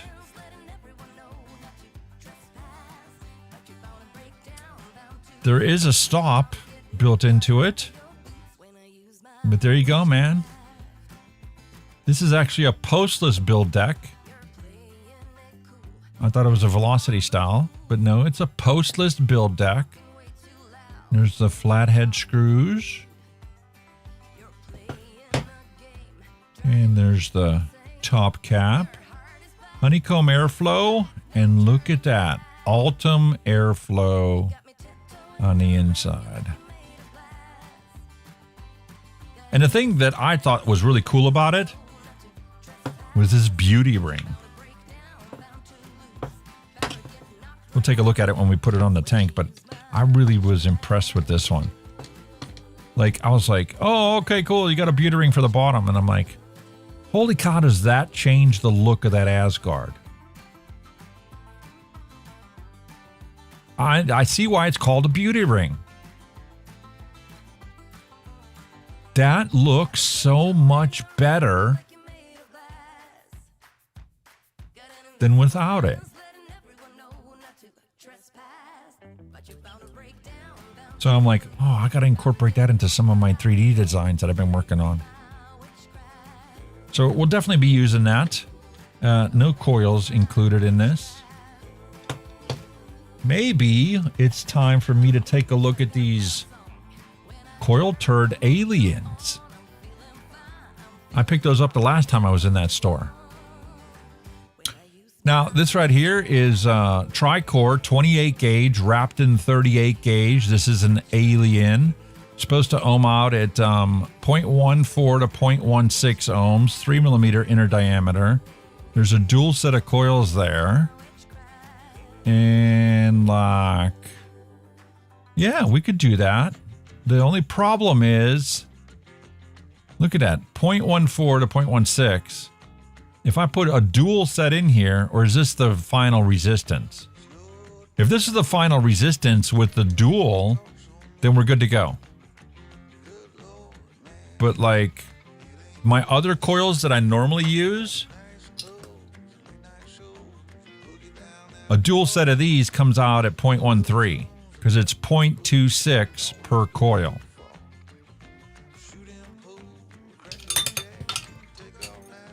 I just dropped a lid. And this is just standard Clapton, tri-core fuse Clapton. All right, we'll get the lid later. We're going to use these coil turds. Let's take a look and see how that works out for us. Need a screwdriver. There's our flathead screwdriver.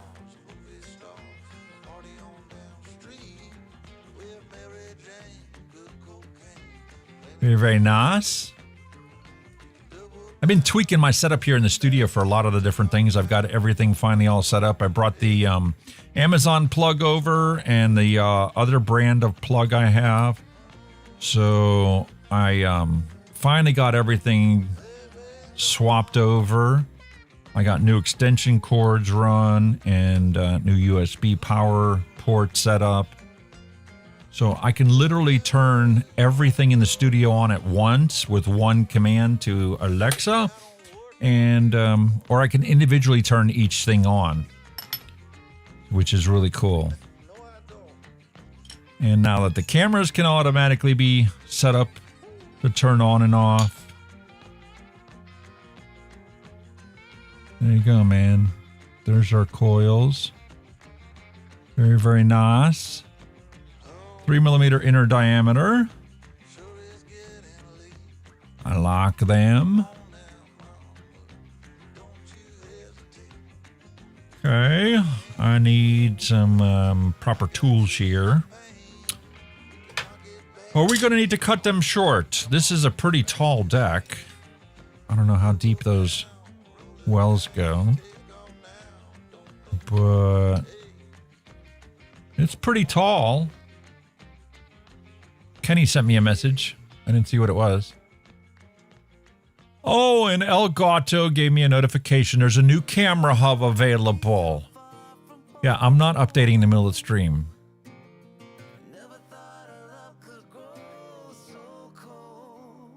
So let's just try and put these things in the way that they stand.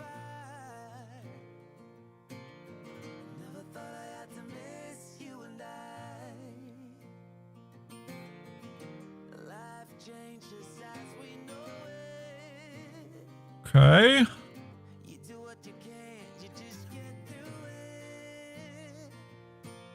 Do the same on this side.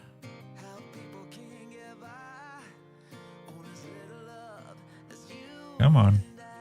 Get in that hole.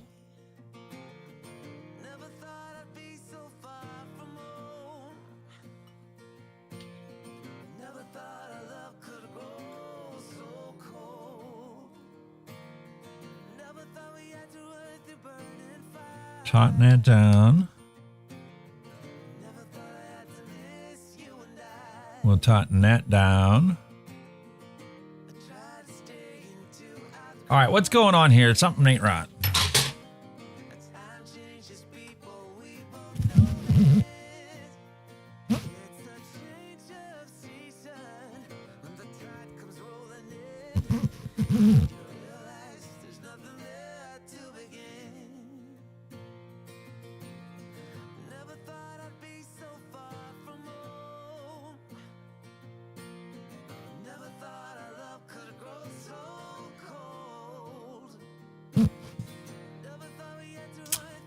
I don't know. I don't know what's going on here. The primary OBS looks fine, but the one I'm monitoring everything on, something ain't right. And I don't know how that's possible.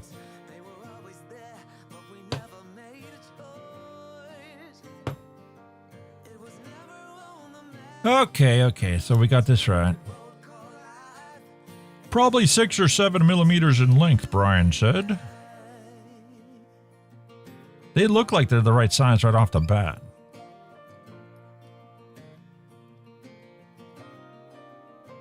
We'll see.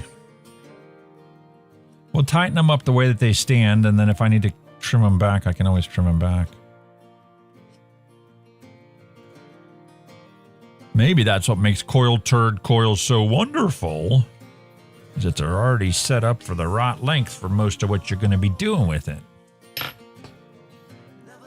Take a look at that. Other than them being in janky position, they do look a little tall. Yeah. They are a little tall. Take out one set.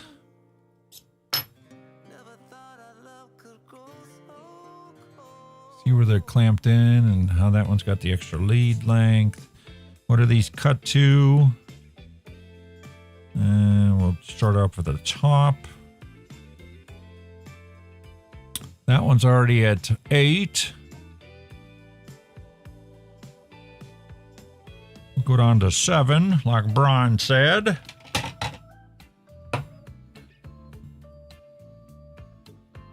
We'll snip them off.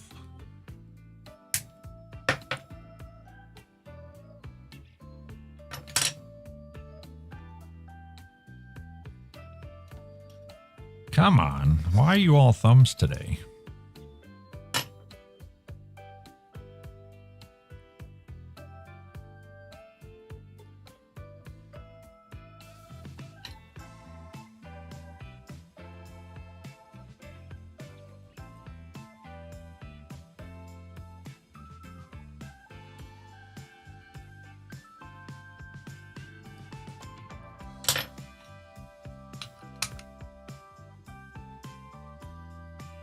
Oh, that looks nice.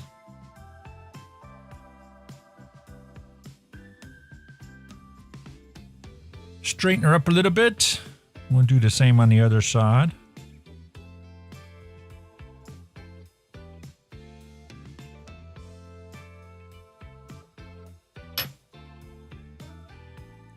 Seven millimeters is what we had it set up at.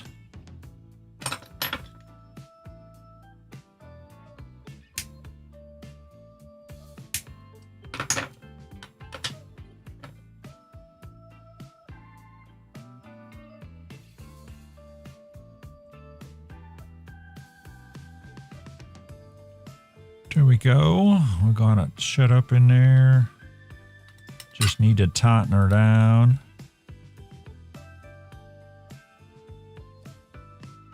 Very, very nice.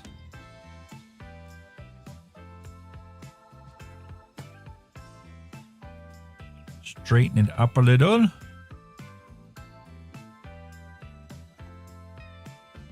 Center it right over the hole.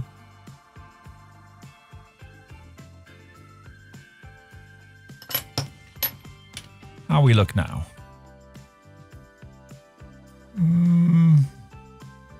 Nice.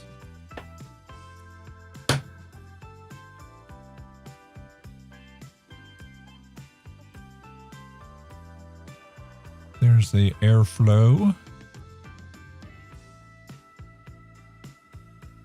Very nice. Okay. Throw some cotton in there.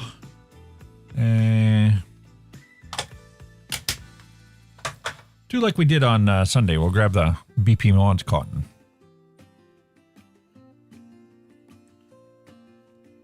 Neil sent this one over. That's 2.5. That's 3 milligram. And we could put some shoelace cotton in there. I pulled one out the other day. Let's see how she fits. Oh, that fits nice. Tension's just about right.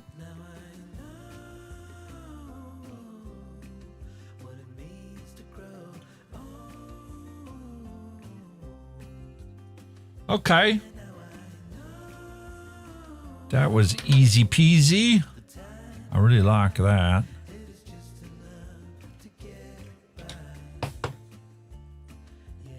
Center it.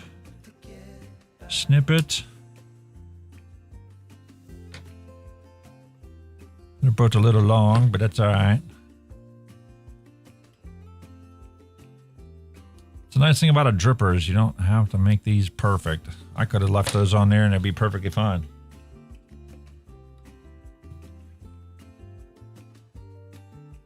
So we just grab the end, drop it down. Can't get any easier than this.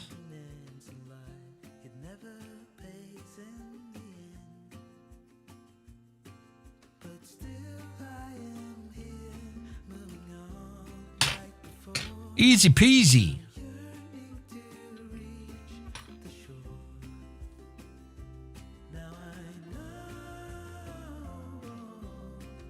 And that right there, folks, was Coil Turd Aliens.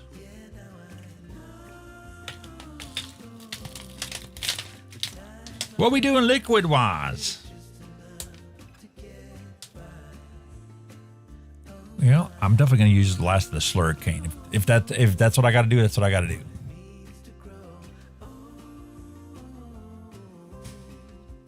We'll make another jar. Make another 120 mils of this. And I didn't dry burn the coils. Oh my God. Oh well.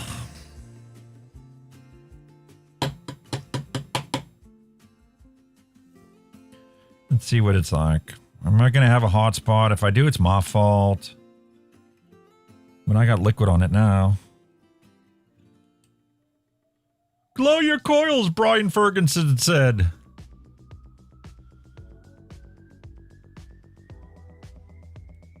I missed it. I didn't see the chat. Got to do a news flash or a sensor or something to get my attention. Maybe I should make a dumbass command. The next time I make a dumbass move like that, you guys can just type dumbass in and it'll like sound the alarm or something.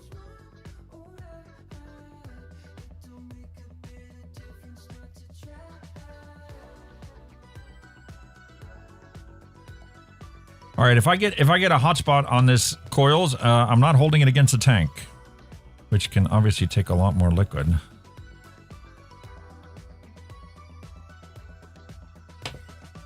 That cotton's even wet at all. And the thing is, the Asgard V2 made even deeper wells than this one, which has me totally shocked. Like, holy cow.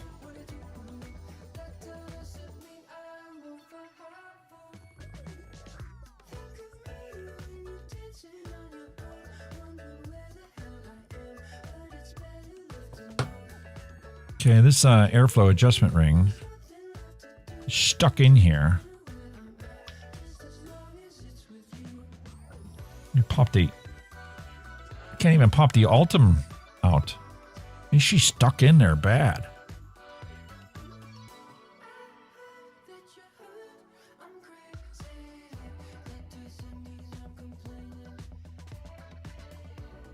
So I can't push it out this way. Is this even... There we go. Pull it back this way. There you go. I want to see what that looks like on there.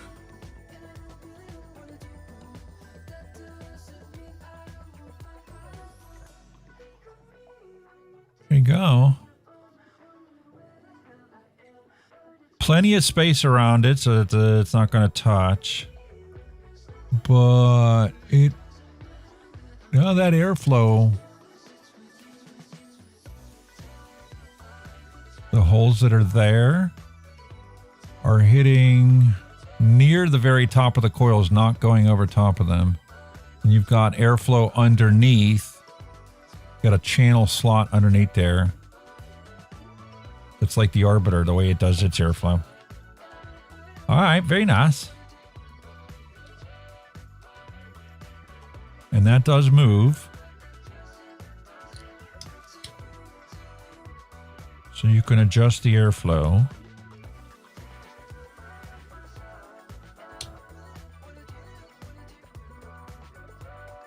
Okay, that's lined up fully open. Very nice.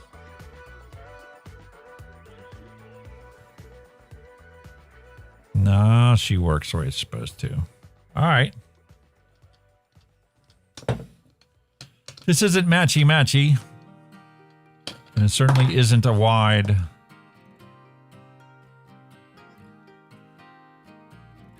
mod to put it on. But I think she'll work out just fine.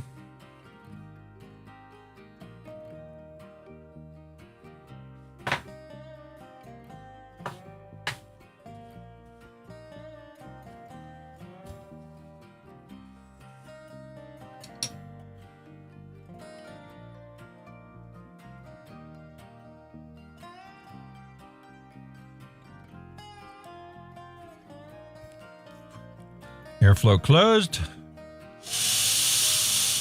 Airflow open. Where are we at?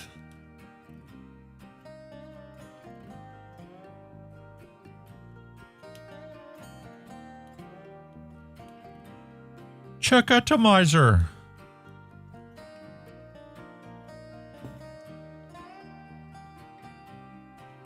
Let's put a less finicky mod on there.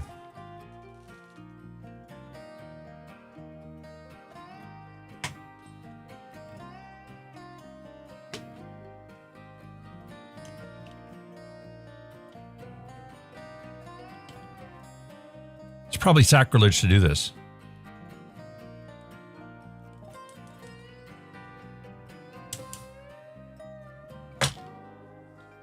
Smock Scar 18 with the Asgard on top.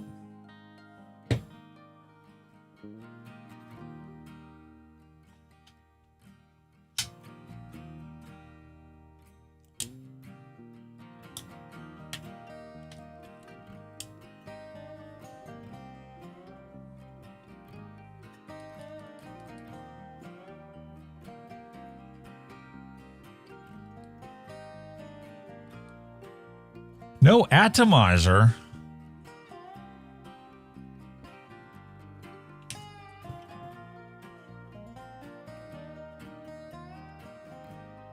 Wait a minute, that's the squonk pin. Hold on.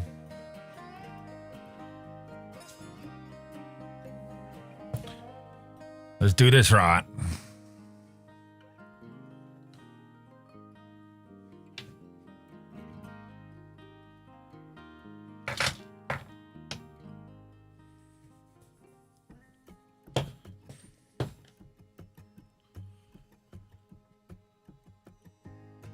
Is she tight? Number one.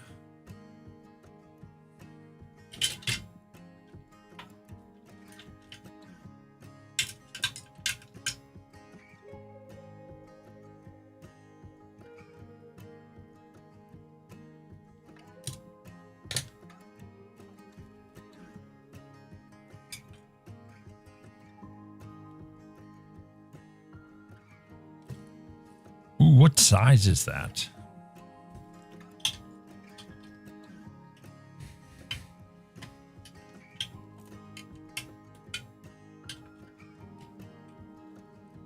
Uh-oh.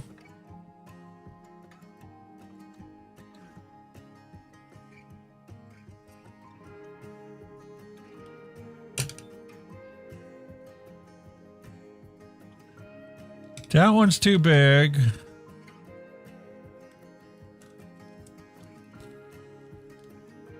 That doesn't look like the right size.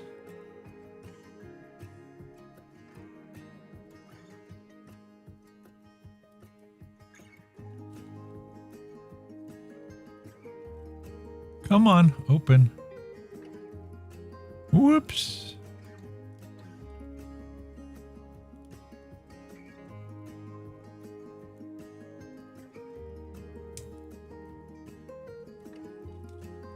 All right, what's the trick? How come this won't open?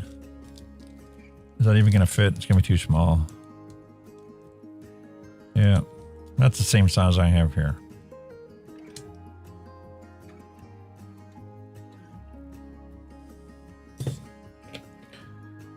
I don't know. She worked on the build stand. Let's see how she does on the Republic.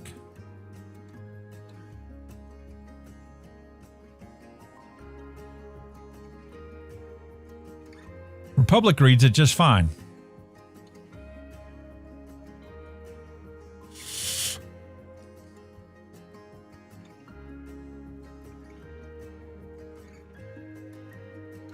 Let's try that out.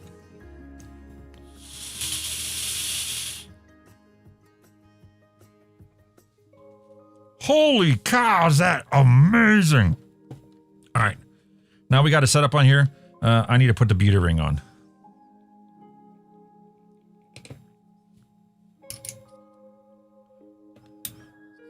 And man, does that pair up beautifully with the Republic. And fortunately, I've got Slurricane loaded up in there. Loaded up right before the show.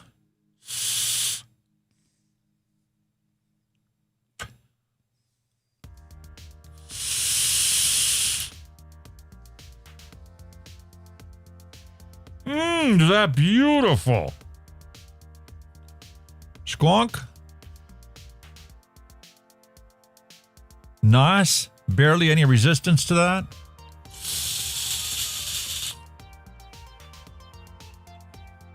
Definitely over squonked it though.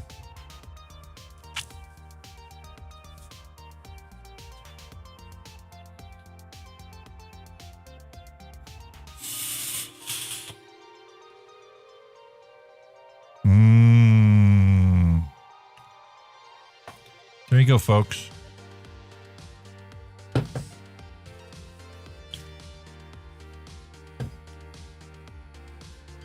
Wipe it all down, make it look nice.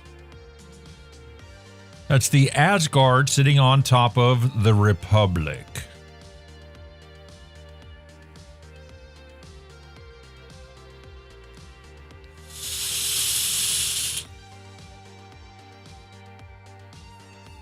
Beautiful, fully wet, saturated vape.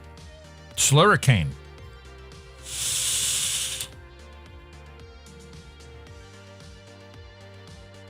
Gorgeous.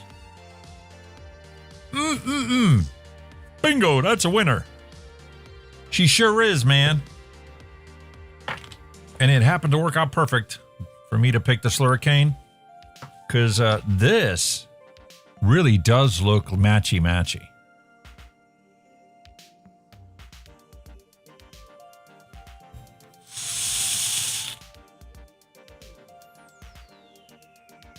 She's not like buttery smooth, quiet sounding airflow.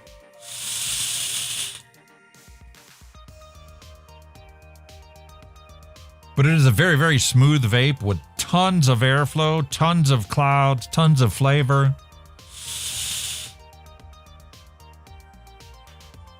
Well worth the money I paid for that. And if the Asgard 2 is even better than this, holy cow.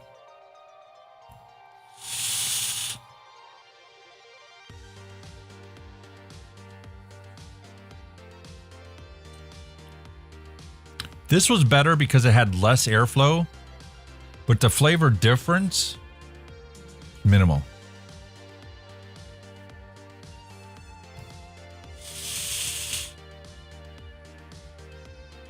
Very, very nice. Oh, yeah, I like it.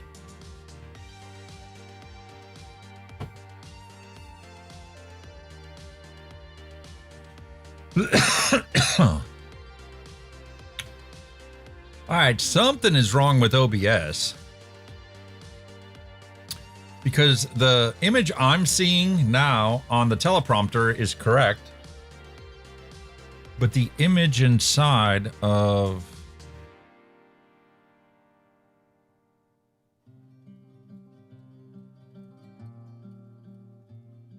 scale to canvas, no. Scale to window.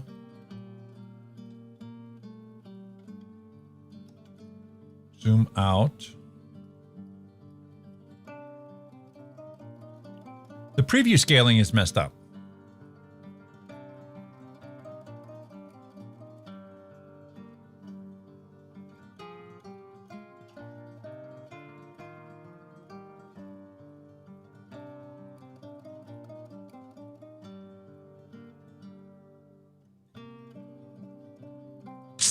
I don't know. I don't know what's going on with it.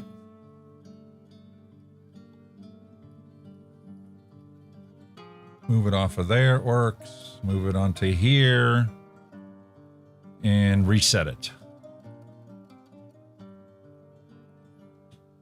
Sorry. You guys are thinking, what's going on? Everything's working fine. Why is he messing with stuff? It's because what I'm looking at as the preview was like shrunk down in the top left-hand corner of the screen.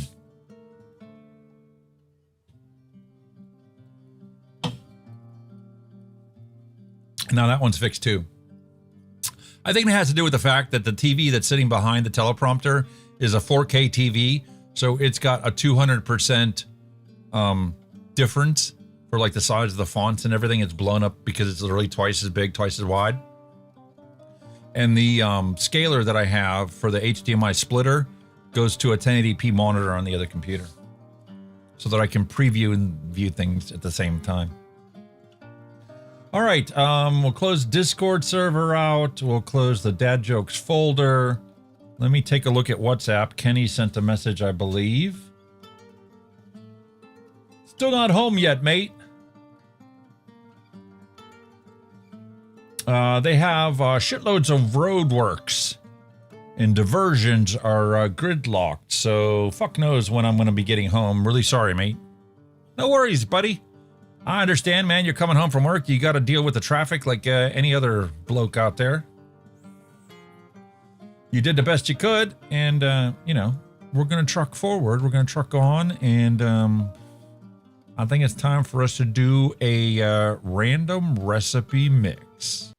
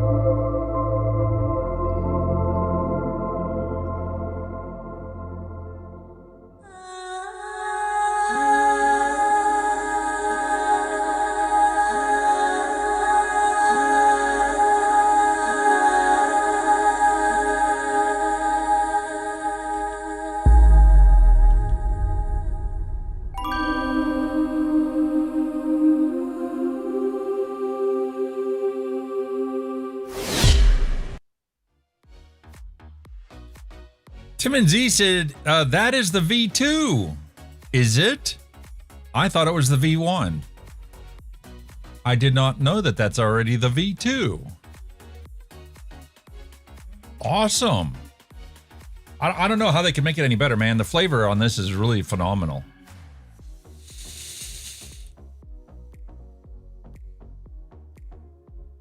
They can make the airflow quieter, but I mean, it's already buttery smooth. There's no hollow feeling to it.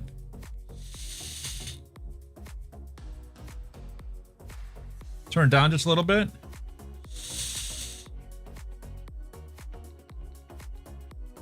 And turn the wattage down because now it's getting too warm.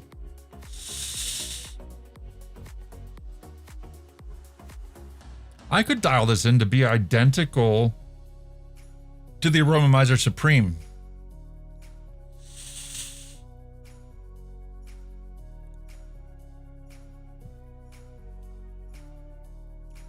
Okay, if I get the airflow identical to the Aromizer Supreme, the flavor is even punchier than the Supreme.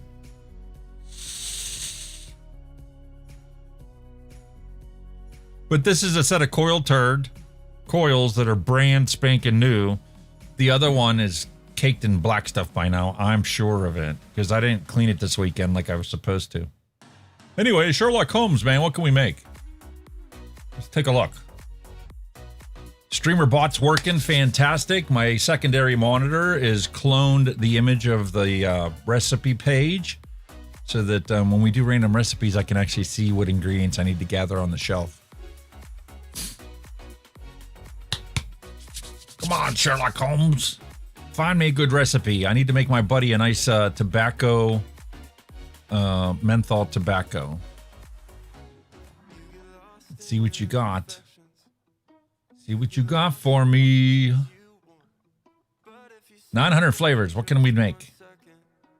Only 28,000 recipes.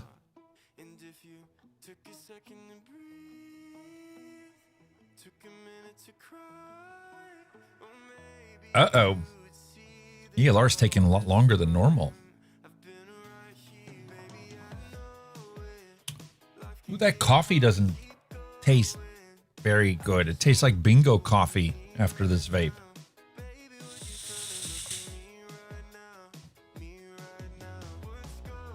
Vape is phenomenal, but I have this residual bingo coffee flavor. That's Amazon coffee. I don't get it. But the peach iced tea with vodka works great with it. All right, search for term. Tobacco, menthol.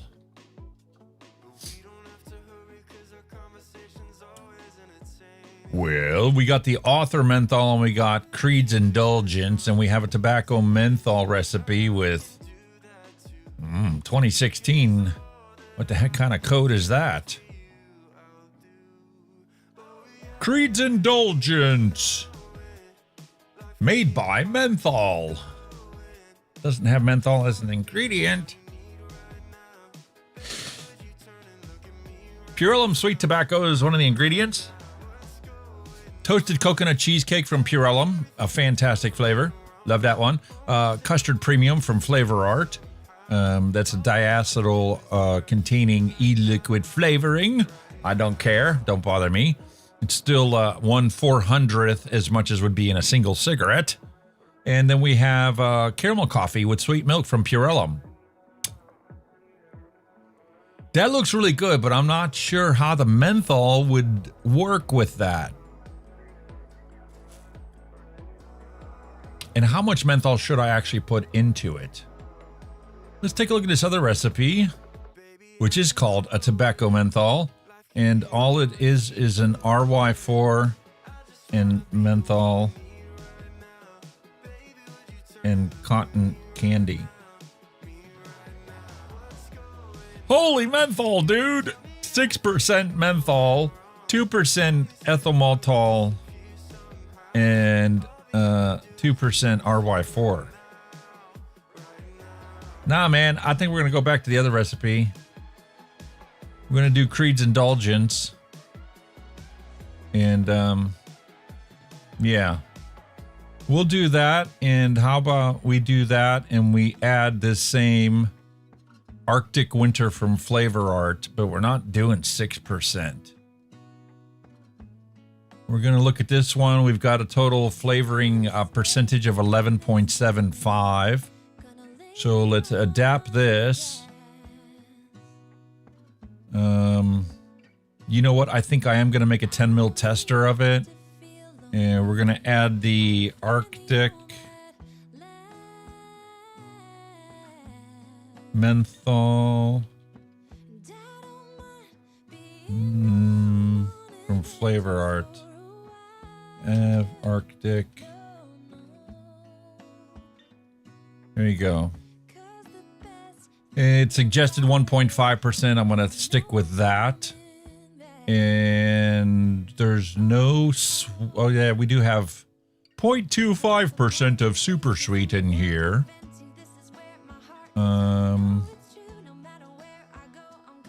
Okay, I'm gonna stick with the way that the recipe is, especially considering we already added the menthol to it.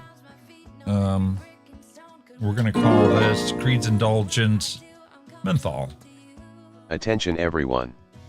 According to Neophyte, here's a recipe: a raspberry coconut cheesecake. Alex http://tjek.nu/r/lxqa. That is all. I'll take a look at that here in a second, buddy. I am going to make this in a 3 milligram since that's what he wants his final liquid in. So I'm going to do the tester at that as well, because I do know that, especially if I use the older Nick, it's going to alter that taste profile. And if he's using one of these one shots, when I send him his to nick his up, I know that those have always been very dark in color because, you know, the temperature's not regulated in those foil packs. Once they're bottled, they get sent to the shop, and the shops might sit on them for a while. I mean, literally, they order a case of each strength, and it sits in their shop forever before they sell all of them. All right, so there's our recipe. We're going to hit save, and I might as well make this one public, since there isn't a tobacco menthol. And that'll be the third ingredient if somebody else searches for tobacco menthol. There we go, man. There's our recipe ingredients that we're going to need to gather up. We have 3 from Purellum and 2 from Flavor Art. 4 from Purellum. Well, super sweet. It doesn't matter. 3 from Purellum and 2 from Flavor Art. So let's swap this over. What are you doing up on the ceiling again? I don't have you in AI mode. Why did you change?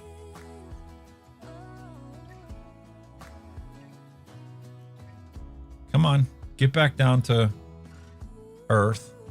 Hi. What were you doing on the ceiling? This latest update for the AI thing is like not working properly. Normal tracking on. Random recipe. What ingredients do we need?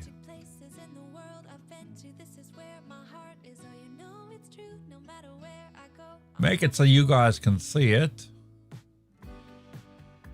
Okay.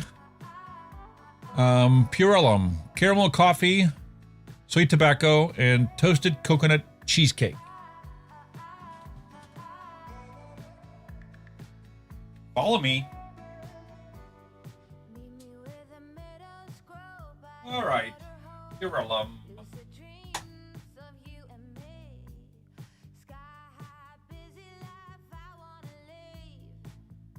Caramel coffee with sweet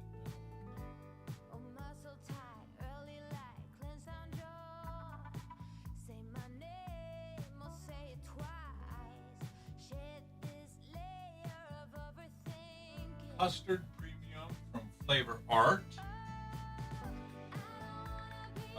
Menthol is probably on my flavor modifiers rack. Sweet tobacco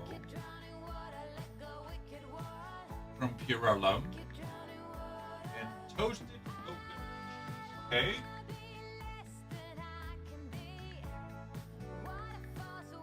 Caramel coffee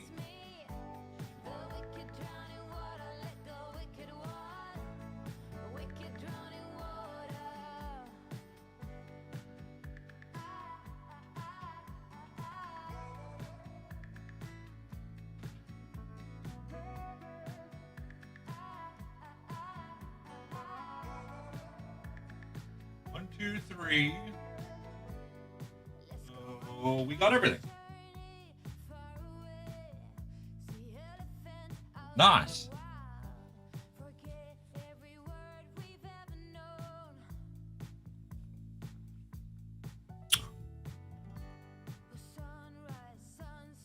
Hot diggity dog diggity.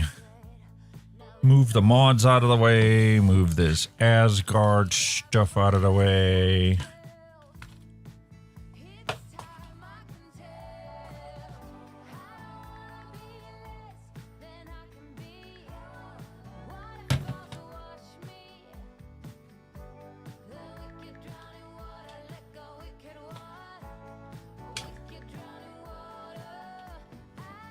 And we need a 10 ml bottle because we're only making 10 mils today.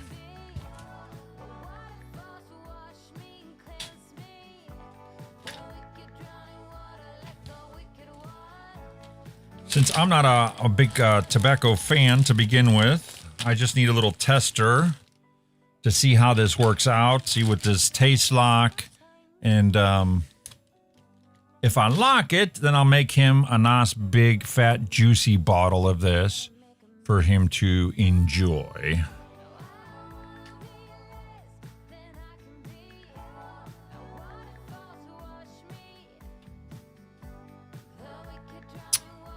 All right, cool. You guys can see that just fine.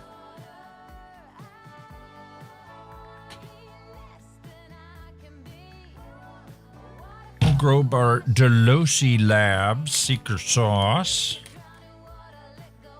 Nice, beautiful, clean.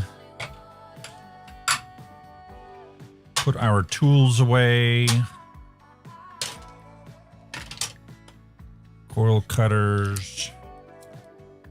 Hex tools.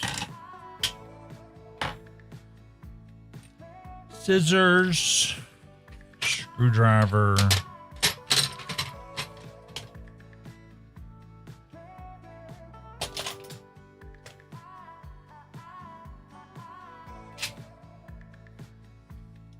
Grab our syringe.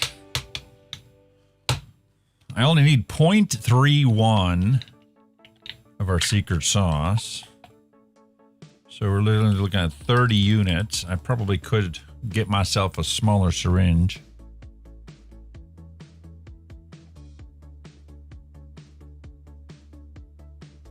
Because this is only a 3 milligram. That went over. That's okay.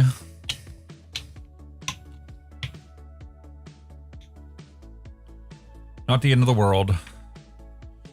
All right, we'll start with our recipe. We need the caramel coffee with sweet milk.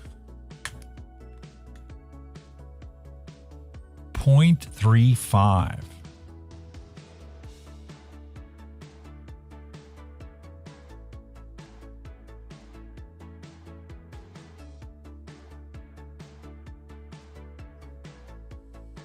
God, that smells delicious. Wow. Okay, custard premium is next on the list. This is from Flavor Art. 0.20.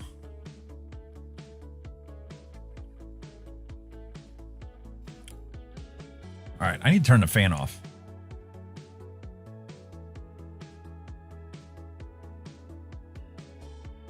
Because literally the breeze of the fan is enough to distract this thing. 0.20.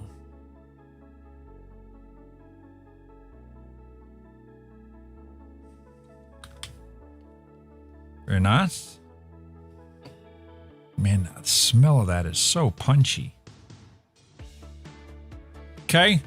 Next, we need menthol, Arctic Mint. Let's take a look. I got Polar Blast. I have Flavor West, Flavor Art, Arctic Menthol.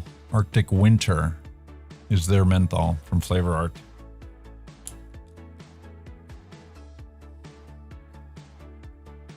that's definitely menthol. 0.15.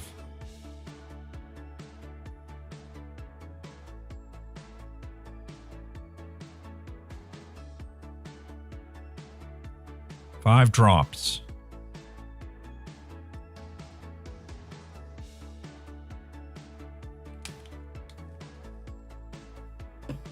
Very good.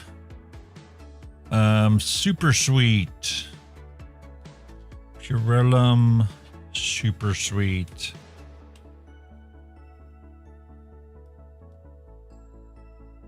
.03. What do we got? One drop.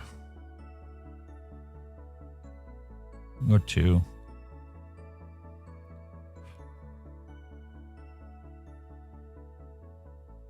A third drop. Yeah, see, now we're way over. Okay. It's all right. It's not going to detract from the situation. Now we need a Purellum sweet tobacco flavor. Never used this before.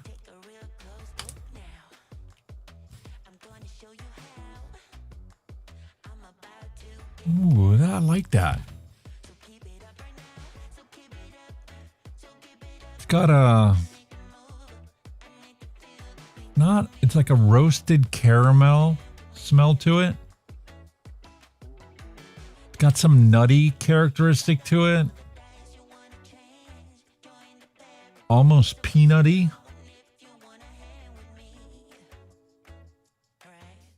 Ooh, I really like the smell of that. 0.3.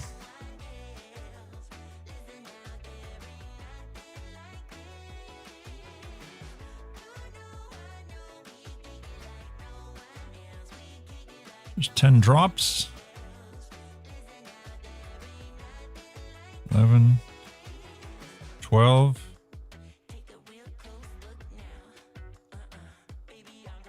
Lucky 13.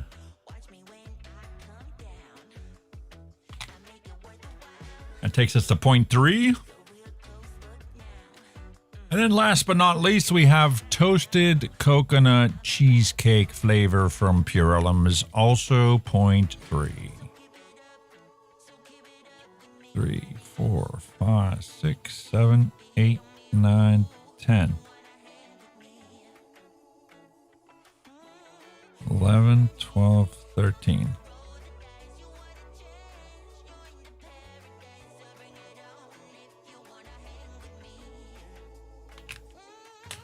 $13 drops of each.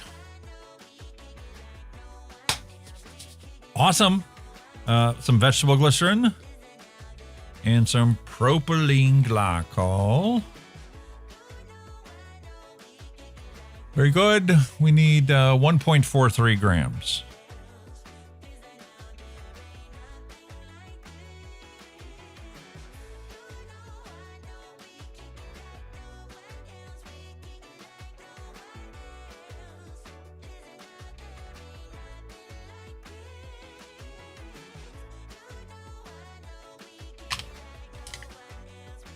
Nice. Blend this all together. All the PG-based ingredients.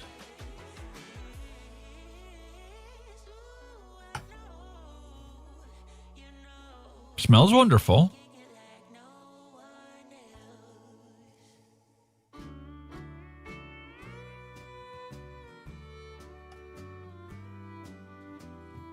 Now we just need 8.8 grams of vegetable glycerin and our job is done for today.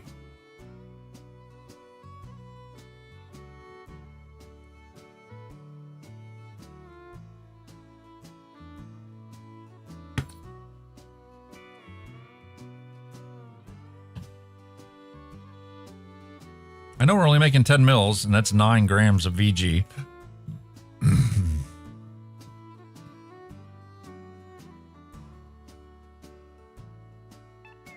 Interesting.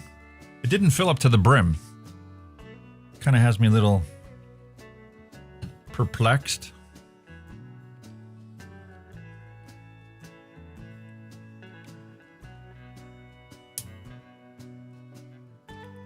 Give this a nice shake.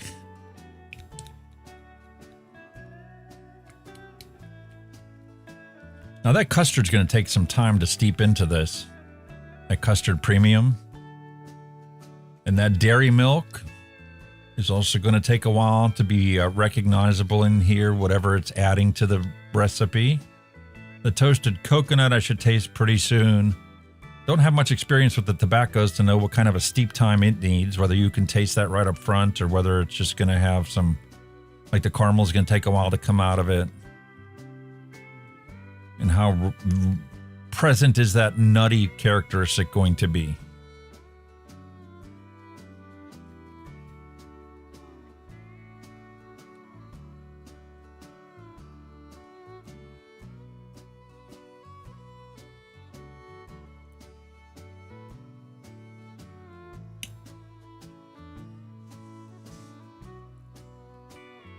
It's a rich caramel.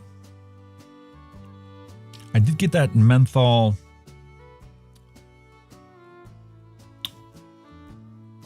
I'm getting the milk. And I can recognize that toasted coconut.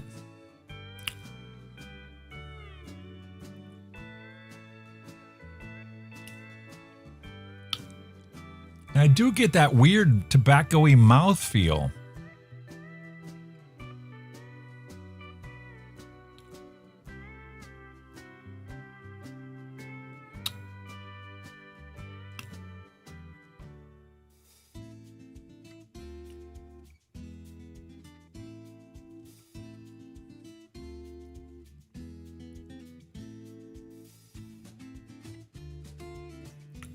What a weird combination, though, that menthol does to it. Menthol and caramel and milk.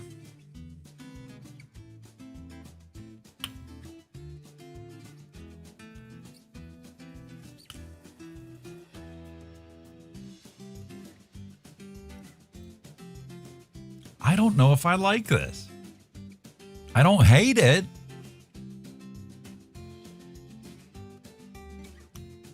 But when I think of a tobacco menthol, this is not what I'm thinking of tasting. And the cream is really, really punchy right off the bat. What's that custard going to do to it? Attention everyone. According to Neophyte, http://tjek.nu/r/litg. That is all. I need to make a label, so let me take a look at this label, get started, and we'll take a look at Neil's recipe.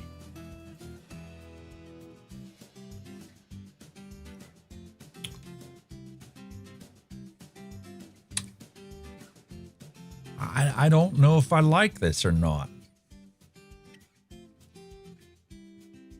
I think I would really love this recipe if it didn't have the menthol in it.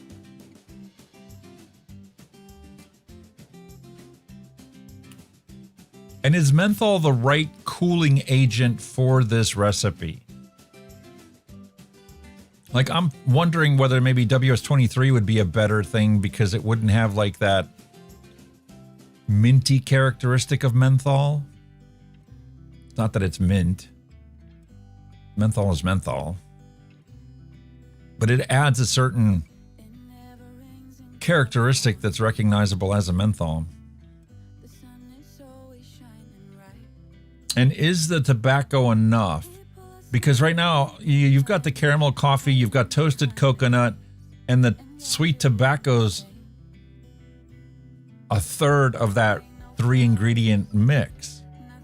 And then you add another 2% of custard premium into it. I would think that you would want to have, for a tobacco flavor, you would want to have a more robust tobacco characteristic. Like, maybe take Purellum sweet tobacco at 3% and add a 3% of RY4 from like whoever, TFA or whatever.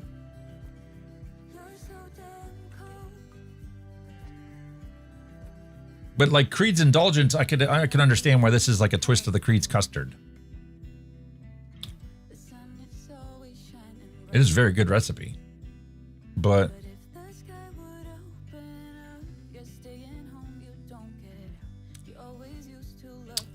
I don't know, man. I'm going to have to let this steep for a while, and maybe I'll just send him a 60 ml bottle of it and ask him to try it and let me know what he thinks of it. I don't know. Get the printer fired up and we'll take a look at Neil's recipe.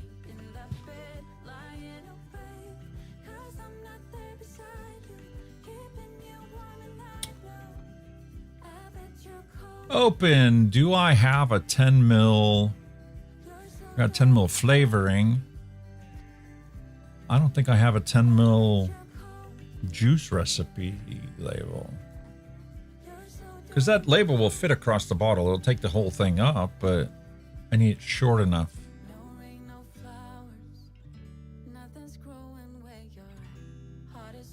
Let's do the 10 ml flavoring and just use that simple. I have to swap out the cartridge.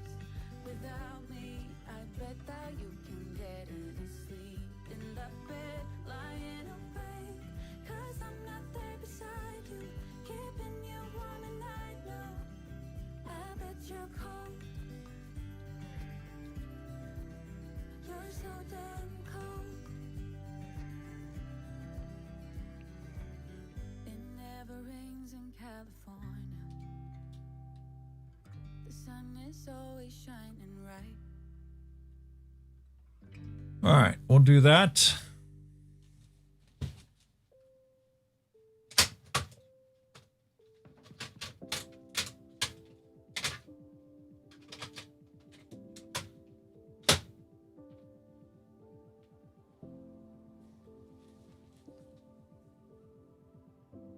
Print.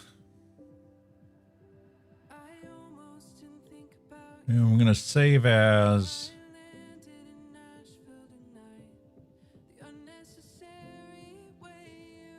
10 millimeter recipe tester. Save.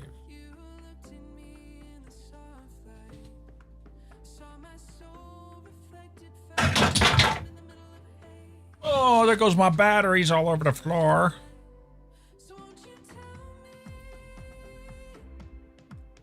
Throw the label on.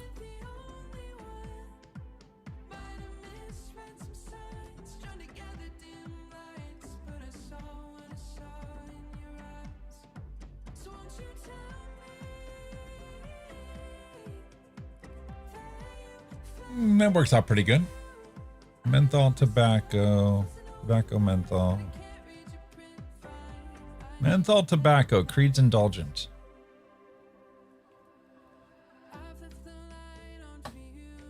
Very nice. Let's take a look at Neil's recipe. Hunky smoke.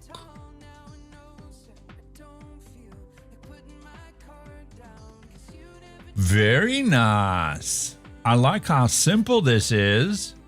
Creme de menthe from Flavora, mild tobacco from Flavora, and sweet tobacco from Purellum. A very simple mentholated tobacco. Oh, you got to see what I'm sitting here looking at the screen myself, and hold on.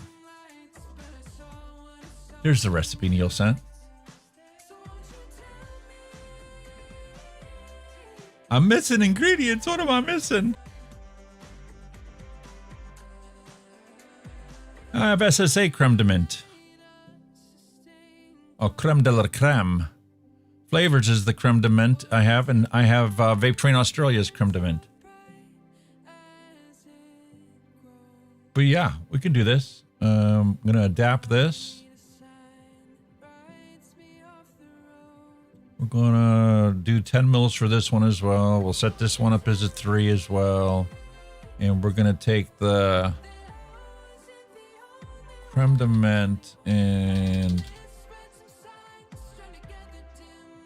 I'm going to go with flavors. I believe I got creme de menthe.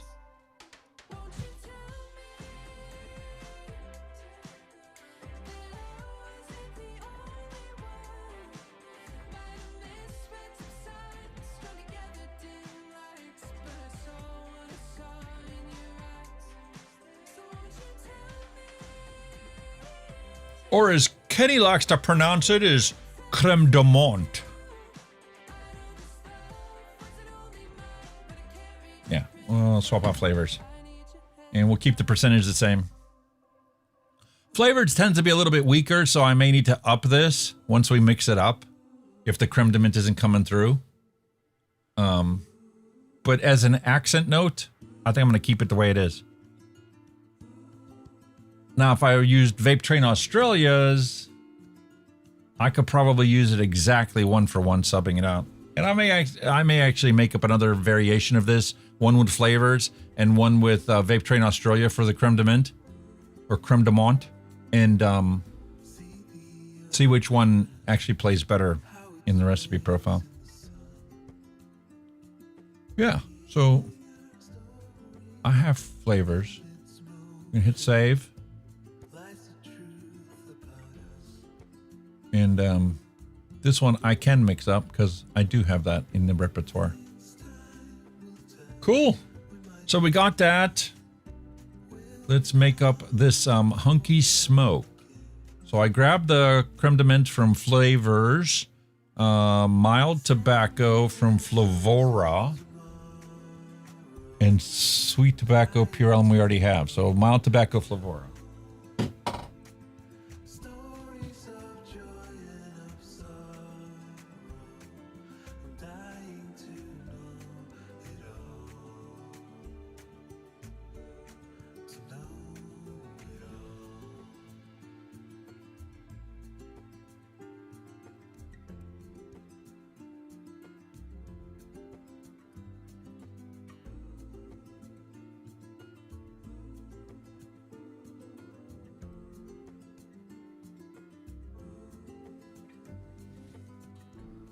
Cool. Let's switch over and mix this up.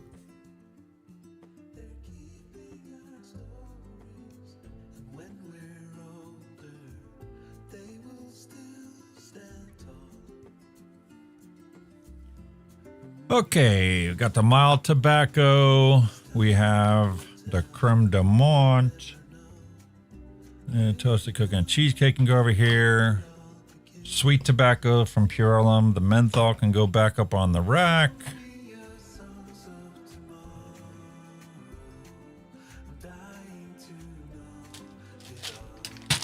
Grab another 10 ml bottle. And a lid.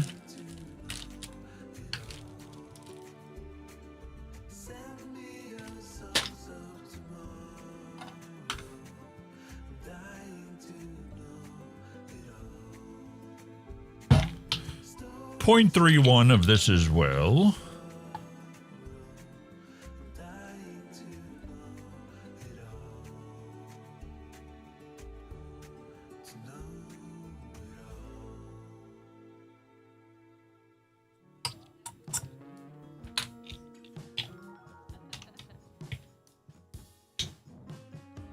Very good.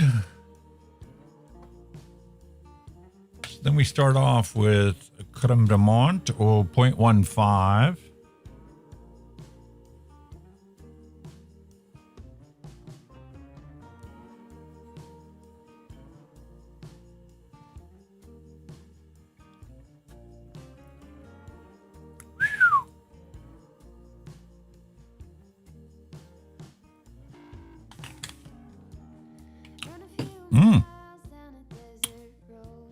Okay, mild tobacco.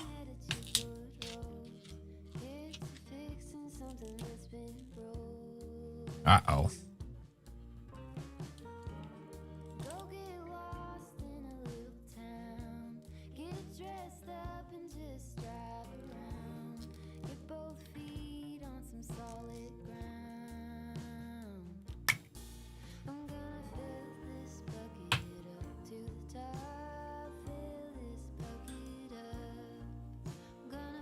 Bad lid.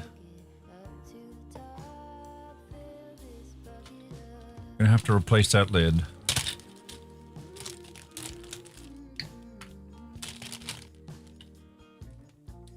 So what happens when you crank these things on too much? I'll have to make a new label for it too. All right. Mild tobacco. Ooh, this has got some funk to it. Yeah, this is more of a tobacco smell. And it's weird because I got that creme de menthe in my nose. And the combination of this tobacco with that kind of does remind me of Marlboro Menthol. The mint is too strong on my tongue. The tip of my tongue right now, it's tingly. But that's what it smells like if you open up a fresh pack. Wow. Okay, point 1. 4 drops. 5 drops.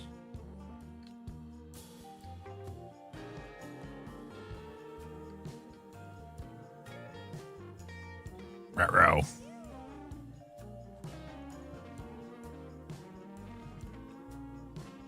Pull that out. Put a new lid on it. Okay, so now that's working properly. This can get pitched. Recycle with the rest of the plastic. And then we got 0.3 of sweet tobacco.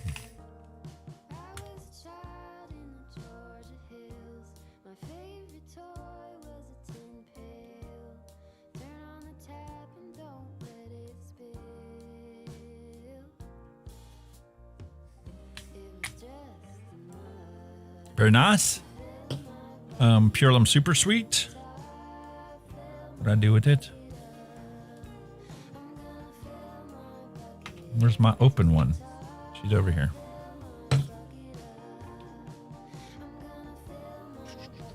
.08. It's not gonna take much.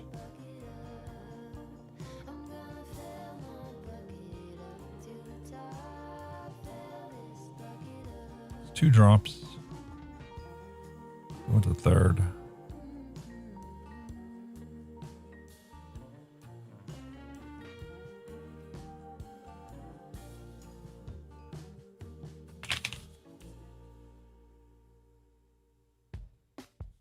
We'll go with that. I don't want it to be over sweetened. That's 0.75, so we're looking at, 0.6 probably. If that's a little shy, I'm not worried about it.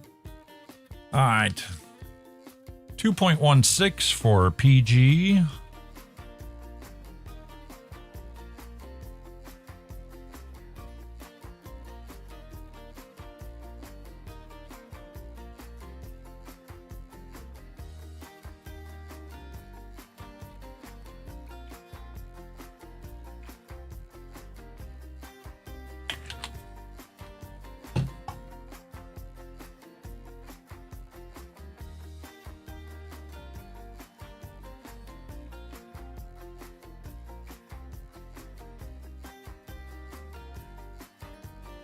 Interesting.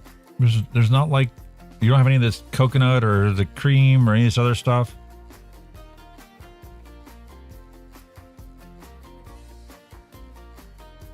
Doesn't smell like a pack of cigarettes from what I remember.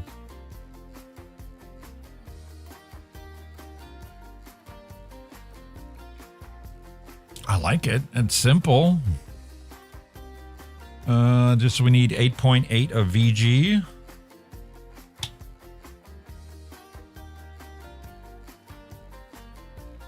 Making a mess.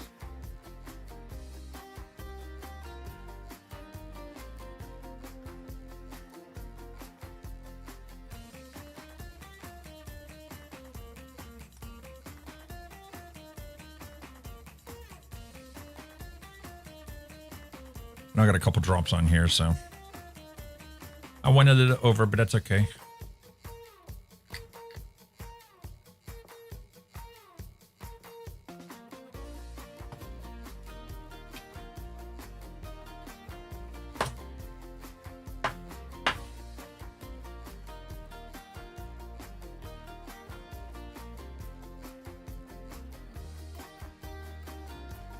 Give this one a nice shake.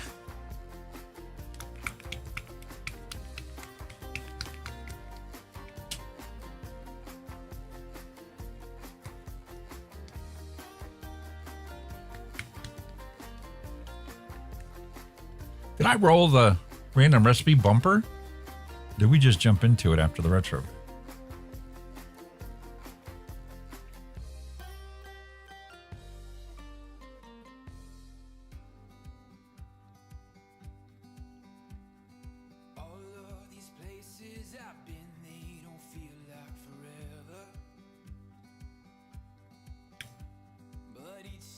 Yeah, that tastes like what I expected it to taste like. I expected this to be a very simple, minty tobacco. The tobacco isn't quite what I thought it was going to be, but then again, most of these tobacco flavors aren't what you think it's going to be. I just had this, like, I despise the whole idea of vape and tobacco flavor, but it never tastes like Attention what I thought everyone. it does. According to Neophyte, was hoping my package got delivered before the show ended. That is all. I can go check the mailbox.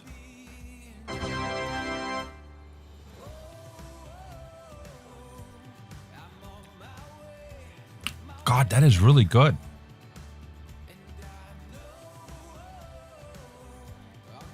That creme de menthe really stands out in that recipe, so I'm glad I didn't, go any higher percentage to try and compensate for flavors typically needing to be 5% to give you that full creme de menthe experience.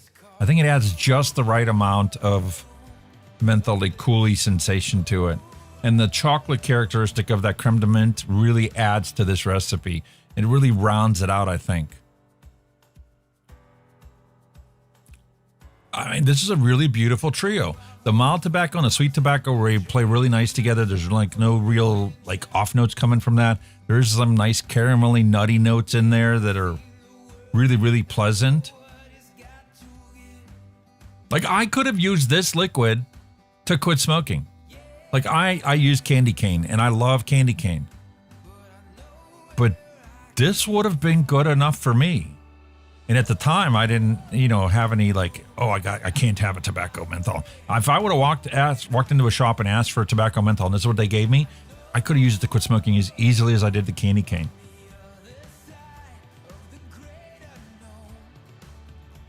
Whether I would still like it, a week later and want something different right away, like that didn't happen with candy cane because I was like, oh, this is candy cane. It reminds me of the Starlight Mint I used to really enjoy at Christmas time.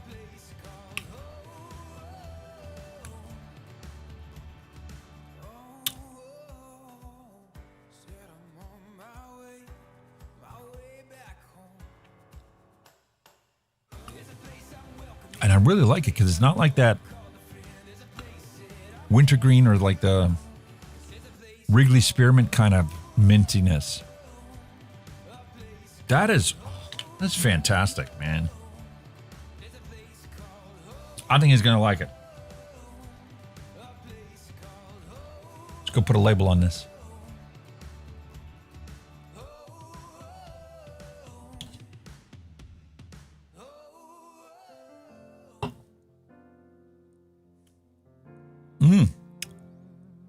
I really like that too.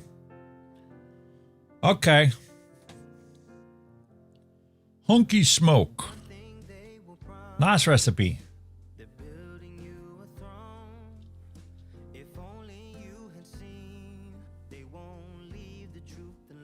Print.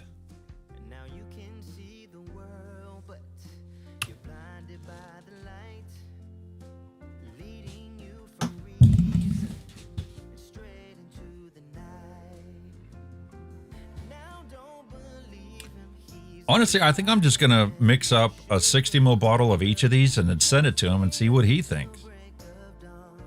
Because it doesn't matter. If I love it and the kid doesn't like it, the kid don't like it. What I think of it is irrelevant.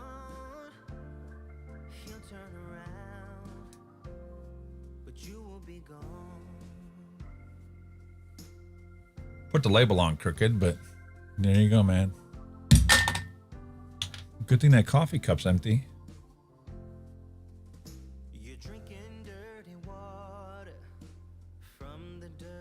So we got Hunky Smoke.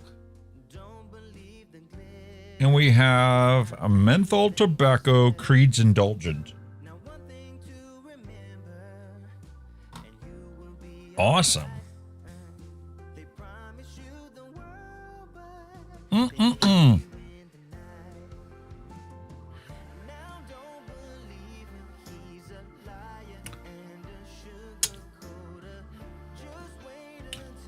So let me look and see.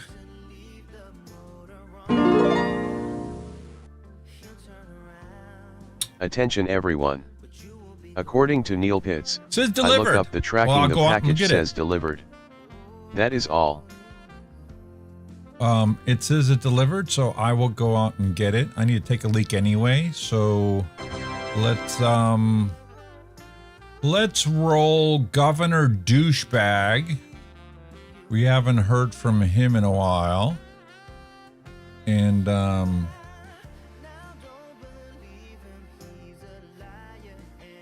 soon as that's done, where is it?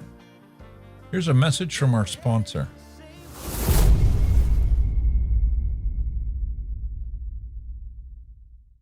Vaping is better than smoking. Technically, yes. But so what? But so what?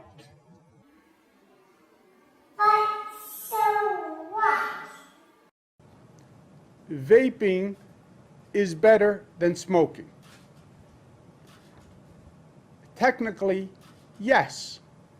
But so what? Everybody knows Joe Friday. My daughters tell me that nobody knows him and nobody knows what I'm talking about, but that's okay. Because what he would say is just the facts, ma'am. Just the facts, ma'am. Very droll, dry. Because people want to give their editorial comments. Well, I think this, I think this. No, no, no. Let's just start with the facts. Just the facts, ma'am. That's what we do. Joe Friday. Get to know him. You're pretty high and far out, aren't you? What kind of kick are you on, sir?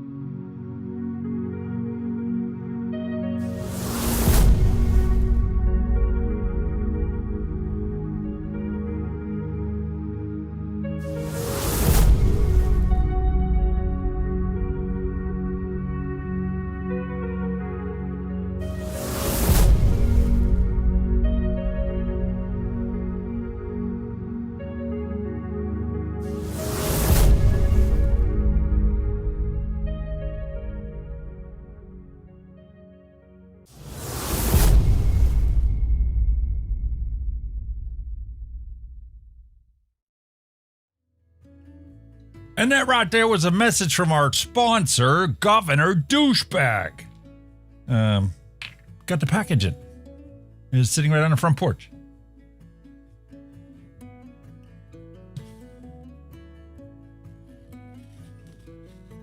Perform a little surgery and get the box opened up. Really want to thank Neil for sending this over my way.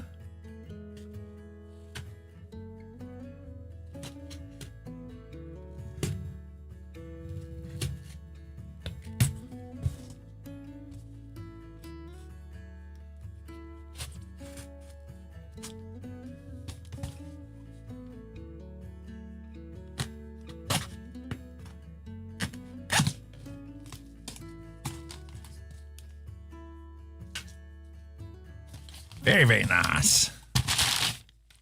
Ooh, baby, look at this. The Pulse all-in-one kit. Awesome. Tony B Project. Vandy Vape Pulse all in one. Ooh, I love this color. There were some really funky colors in the one I saw in the vape shop. Very, very nice.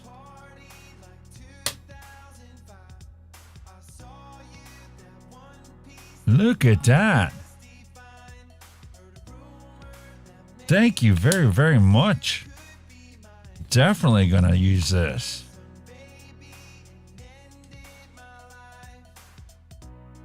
Very nice. Very nice. Awesome sauce.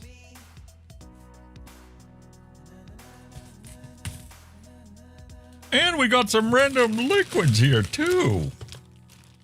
Holy cow, dude.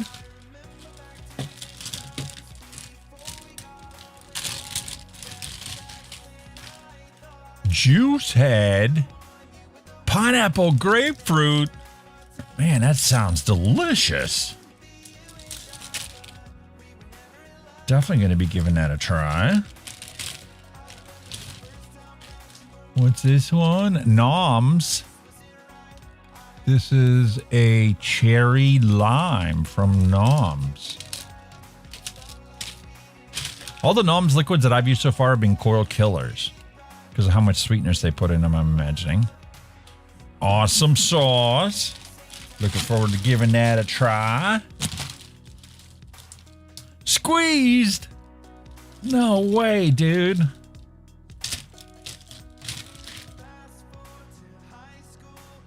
Grapefruit. Squeezed grapefruit. What does this taste like, man?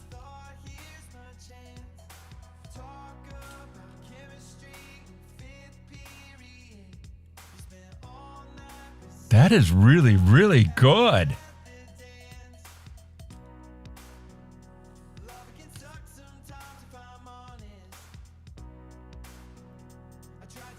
I never thought I was going to fall in love with a grapefruit.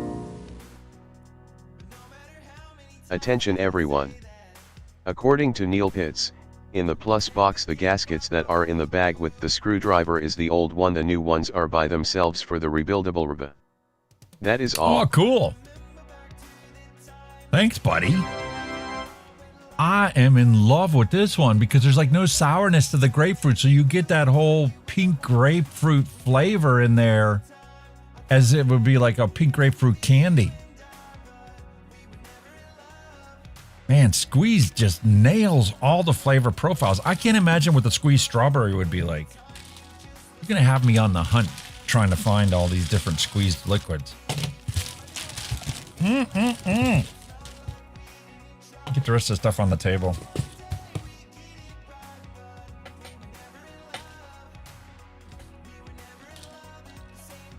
The dot adapter for the Burrow. Fantastic.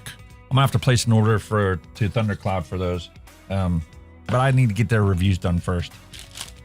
Kind of save face at this point because it's like it's taken forever. Okay, what are you doing?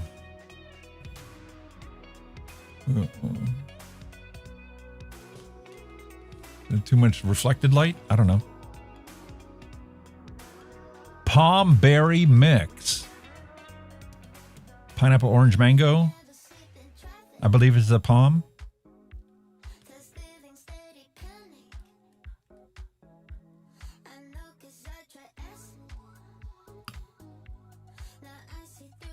Well, that's a really good one too. I think my grapefruit's the favorite one so far. That palm, this twist, it's got some funk to it. It's got a funk smell to it as well. Oh, sweet tea, peach profile, sweet tea. Who makes this? I've never seen this label before. Trill.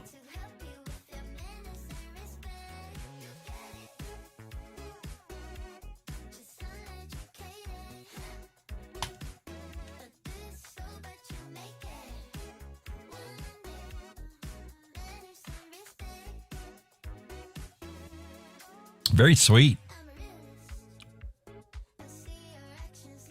A little bit of throat hit. That palm is still on my oropharynx.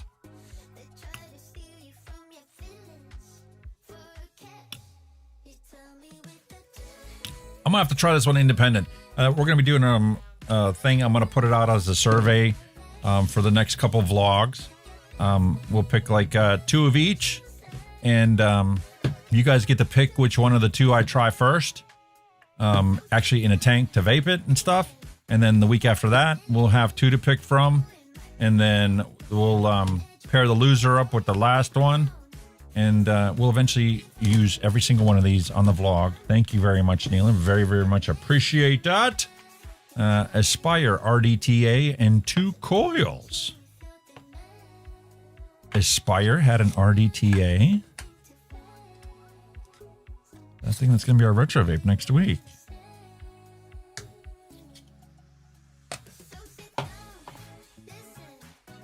Wow. Yeah, that's going to be the retro vape next week. I'm going to drop that back in here. Throw that on. Thank you, Neil. Very much appreciate that. And some Watofo coils.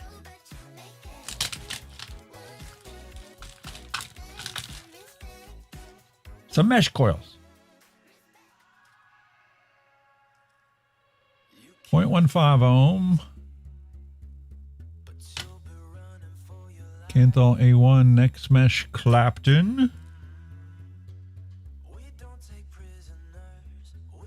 I'm going to have to give these ones a try and see how it fits in here. I'm going to take a look at the measurements for the Steam Crave Aromizer Supreme and see how these fit in there. Very interesting. I have to go to my drawer. I do have a whole bunch of these mesh things I bought a long time ago for the profile and whatnot. Attention everyone. According to Neophyte, the rhetoric came with only a squonk pin. That is all. No worries.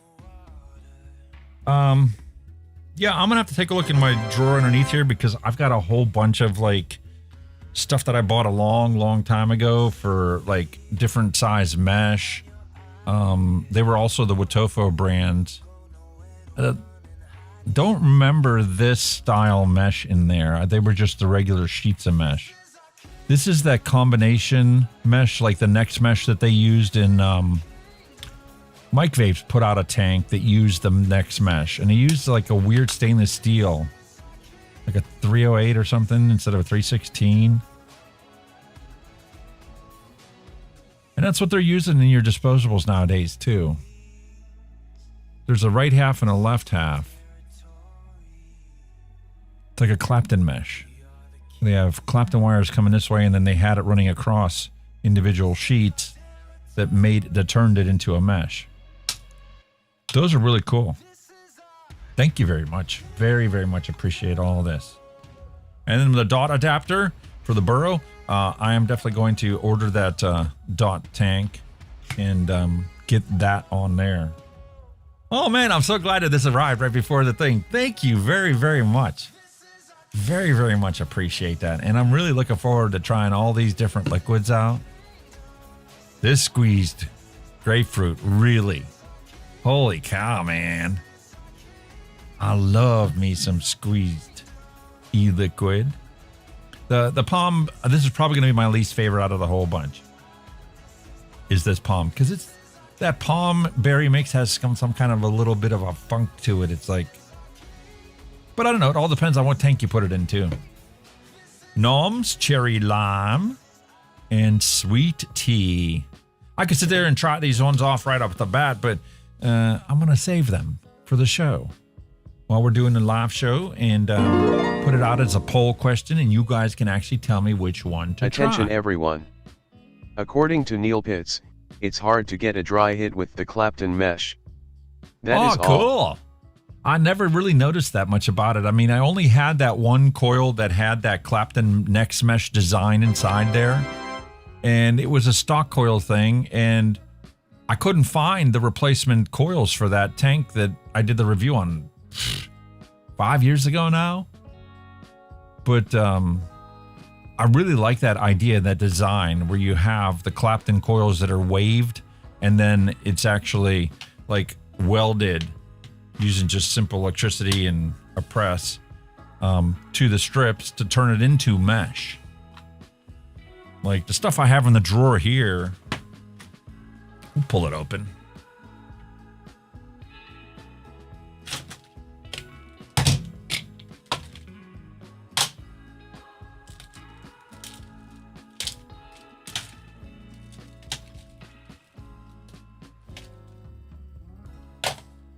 Vape fly.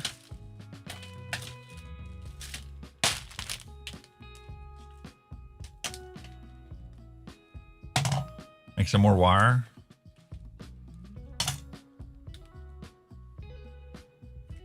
Why is that 120 mil cap sitting in there?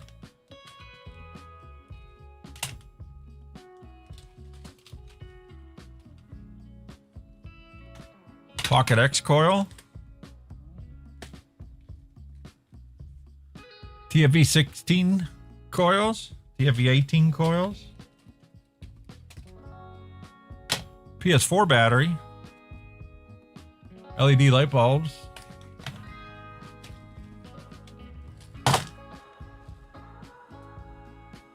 And some Aspire coils.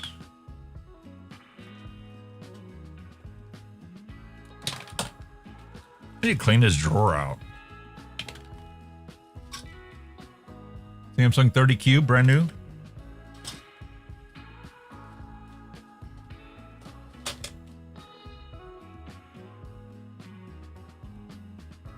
Wiccan Violence coil.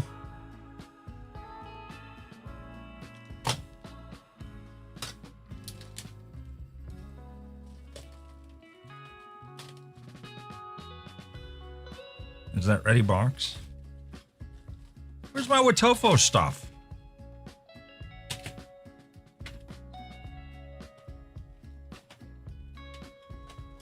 Got some brand new DNA boards in here.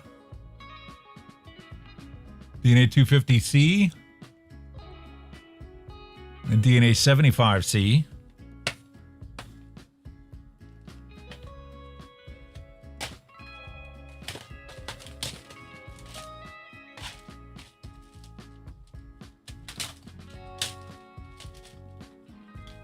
More PS4 batteries.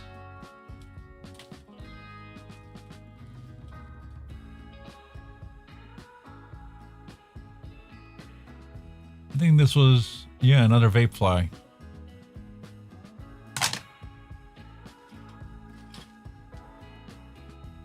We got those ones.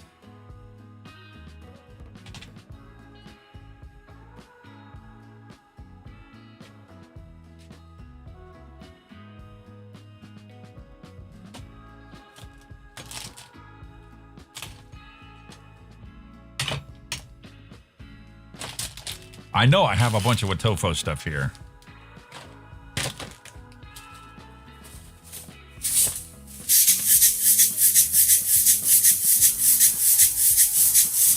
Wanna make some music?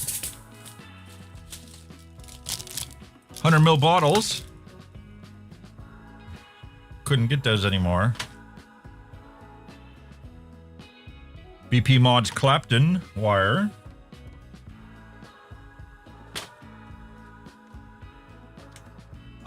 I never got around to doing this review either. I picked this up in a local vape shop. This is Raz Hawaii Sunset in a zero nick.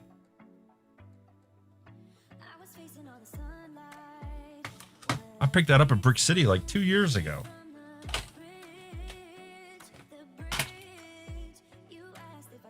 There's the AA batteries. There's some vape fly coils. Didn't really care for these ones.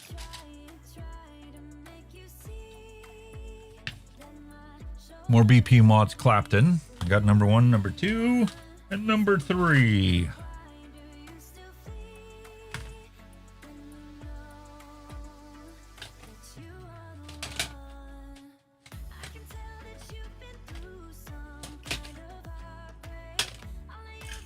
From Amazon, some wee coils.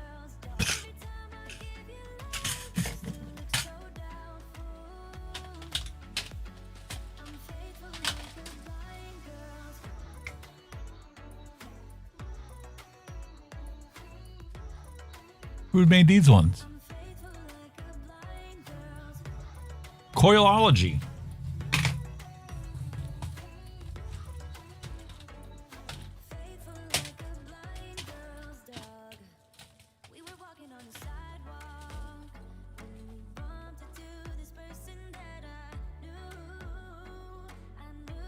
Steam Crave. Not sure what's all in there.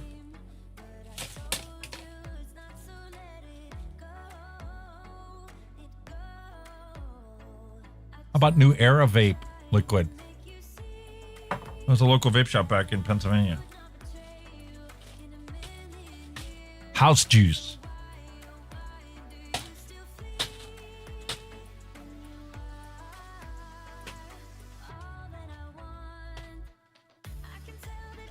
Okay, now I really am going nuts. I know I got.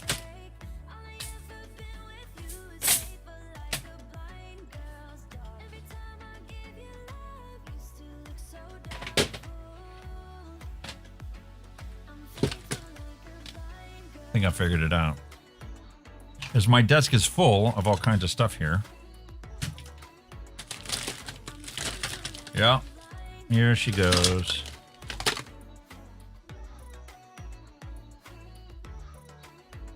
Some Wutofo coils.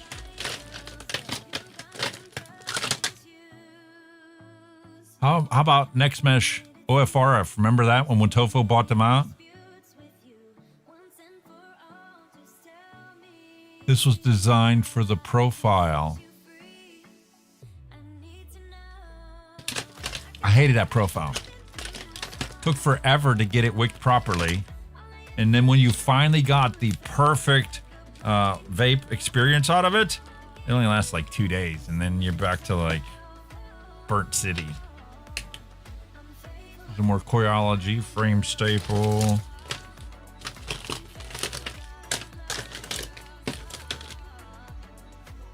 Here's some more Wutofo. Canthal A1. Canthal A1. That's all they had. They didn't have any of the nichrome. Don't even know who made this one. But look at the metal in there. There's just like some twisted wire. Not good.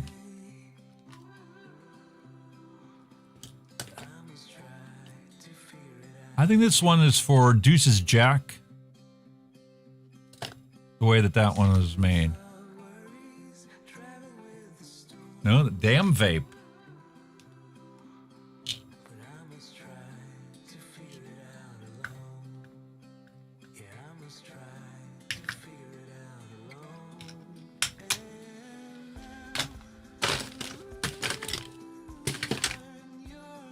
More Coilology. I got a bunch of those different ones. Some that we use, and there's only some Muji cotton left. More. I'm looking for a specific pack. Don't see it. Attention everyone. According to Neophyte, the profile I have, if you don't get the cotton right, it will leak bad. That is all. Yo.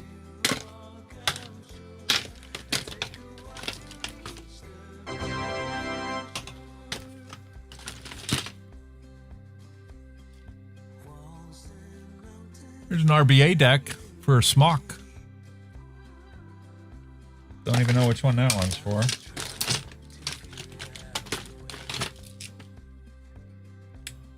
Bunch more Coilology. How about this one? How many of you remember that one? Advanced Vape Supply. That's Drip Tip. OFRF Next Mesh. I think that's like what you just sent. This one hasn't been opened yet.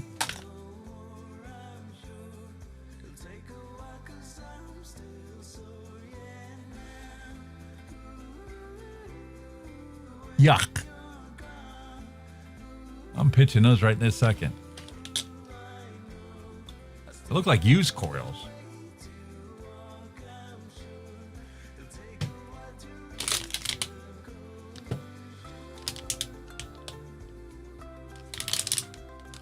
There's some mesh sheets I picked up on Amazon. A new squonk bottle for the profile.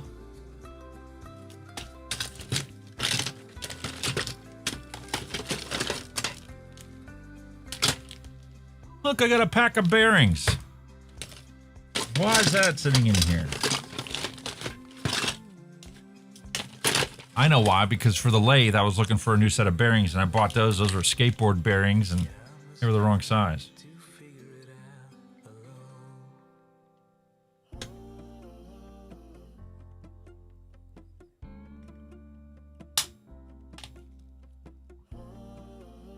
Want some Vandy Vape mesh. M coils.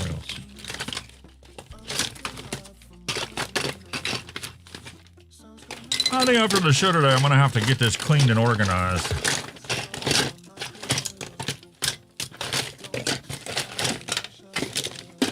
This is what I was looking for like 2 months ago. How it ended up in there, I don't know.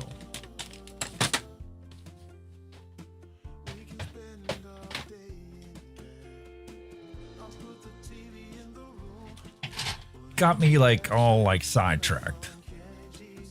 And I didn't even find what I was looking for. All right. My desk is a total disaster zone right now, but that's okay. Because I found what I was looking for. Alfie Shine. Resin enriched hard wax polish. I've been looking for this thing for quite some time now. And it doesn't take very much. You see that I barely used anything out of there because it doesn't really take much. But for your stabwood mod, look, the sheen that's still on there is phenomenal. It needs done again. You see how dull it is right there? The whole thing should look as shiny as the back is there. But the e-liquid gets on this front thing right here and right there. And it gets on your fingers and you're holding it.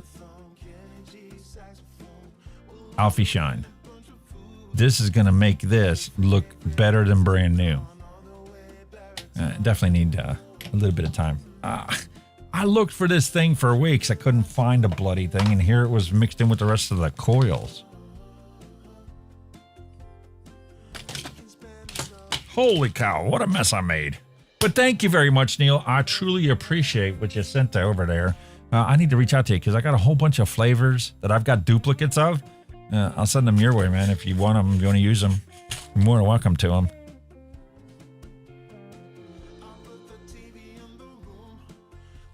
Holy cow.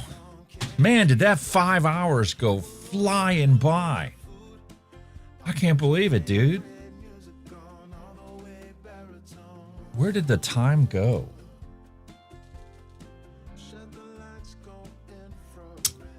Peach vodka iced tea, high noon. I like it.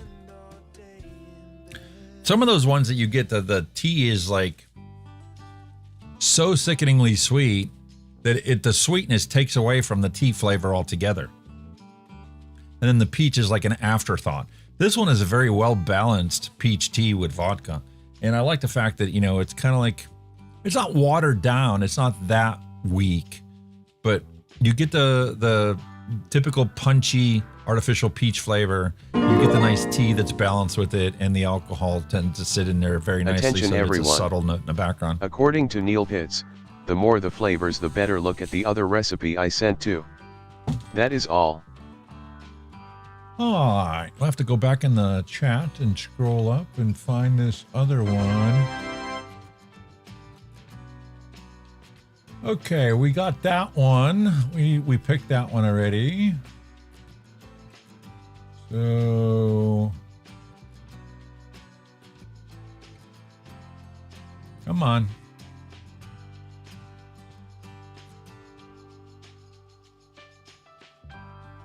Why is the mouse not responding over the screen?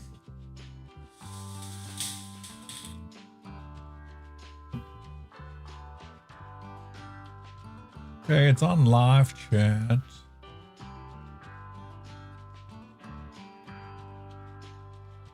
Try a DNA mod, Brian said earlier. I think it would have looked really weird on the DNA reference mod because how small this one is. I think that this would have looked ridiculous on there. I'm glad that I used this one here. Give a little squonk.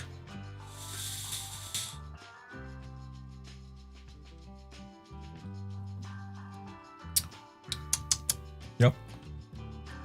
Where's this other recipe, dude? And put the fan back on. Getting a little cloudy in here.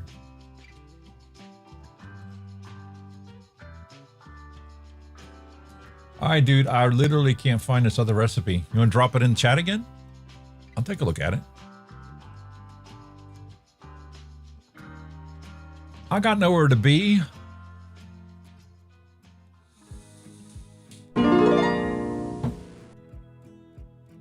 Raspberry coconut Attention cheesecake. everyone. According to Neil Pitts, here http://tjek.nu/r/lxqa. That is all. Here you go, folks. Here's what Neil dropped in there. And drop that off of there. Zoom in for you guys. Raspberry coconut cheesecake. Premium raspberry from SSA. Raspberry cream from Wonder Flavors. Ripe coconut. Super sweet at a half. Toasted coconut cheesecake. And Innerwear Yes Sweet cheesecake. Yes, I love the idea of making this recipe. Missing raspberry cream from Wonder Flavors. Oh, all right. Well, we'll adapt this. We'll save. And I'm missing raspberry cream, so I'm gonna highlight that. Copy C. Go back to my file. Flavors to order. Scroll to the bottom. I'm gonna have to create a whole new one of this. Let's see what's on this list right now.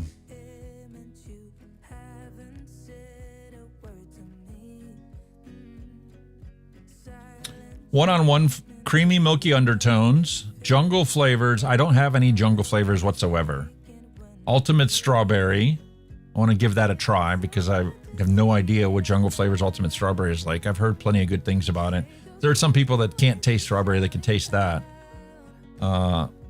I think I already have Flavor Art whipped cream. I have not been able to find Innerwear grapefruit, no matter where I've looked. Butter raw from VSO. I need to pick some of that up. I think I have brown sugar Capella, but I don't think it's the original version. I think it's the DAP version or the V2 or whatever. Flavora's fried dough, vanilla gelato from Wonder Flavors. I need to order that. And now raspberry cream is added to the list. So there's my currently updated I need to order list.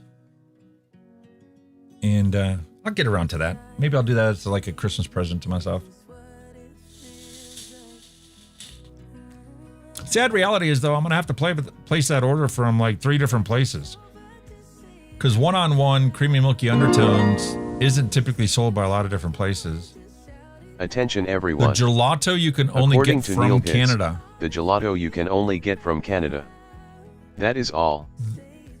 All the flavors. No, not all the flavors. What's the name of that place? I know who you're talking about. I'll look on their website. I don't think they have one-on-one flavors. They don't have jungle flavors, but I do know that they have some of the remaining Vape Train Australia flavors that got rebranded and then they just decided to quit altogether.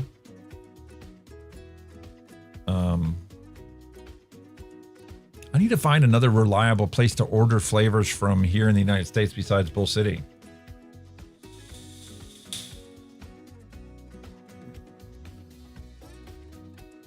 You sent VSO raw?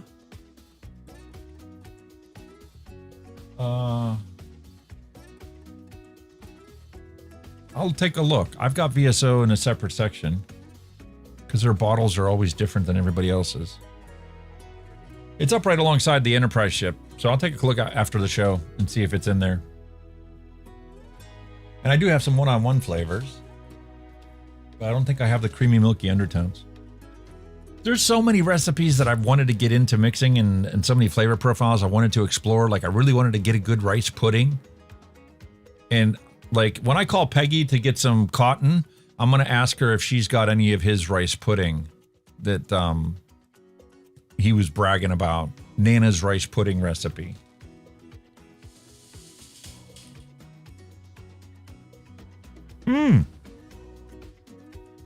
I can't get over how sweet that slurricane is inside of this. I don't even remember what the name of this was.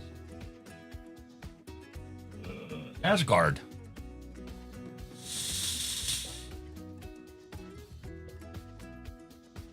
Holy cow, that is the perfect e-liquid. That is definitely an all-day vape.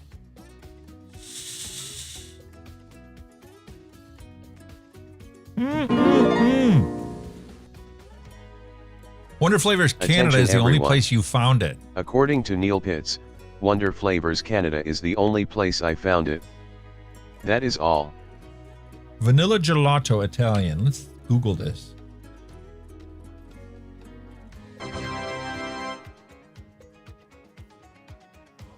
Yep, DIY e-liquid. They have it. And then Wonder Flavors themselves sell a Vanilla Gelato Italian. And DIY Flavors and DIY E-Juice is the same place. They just rebranded, kind of like Bull City Vape was changed to Bull City Flavors eons ago.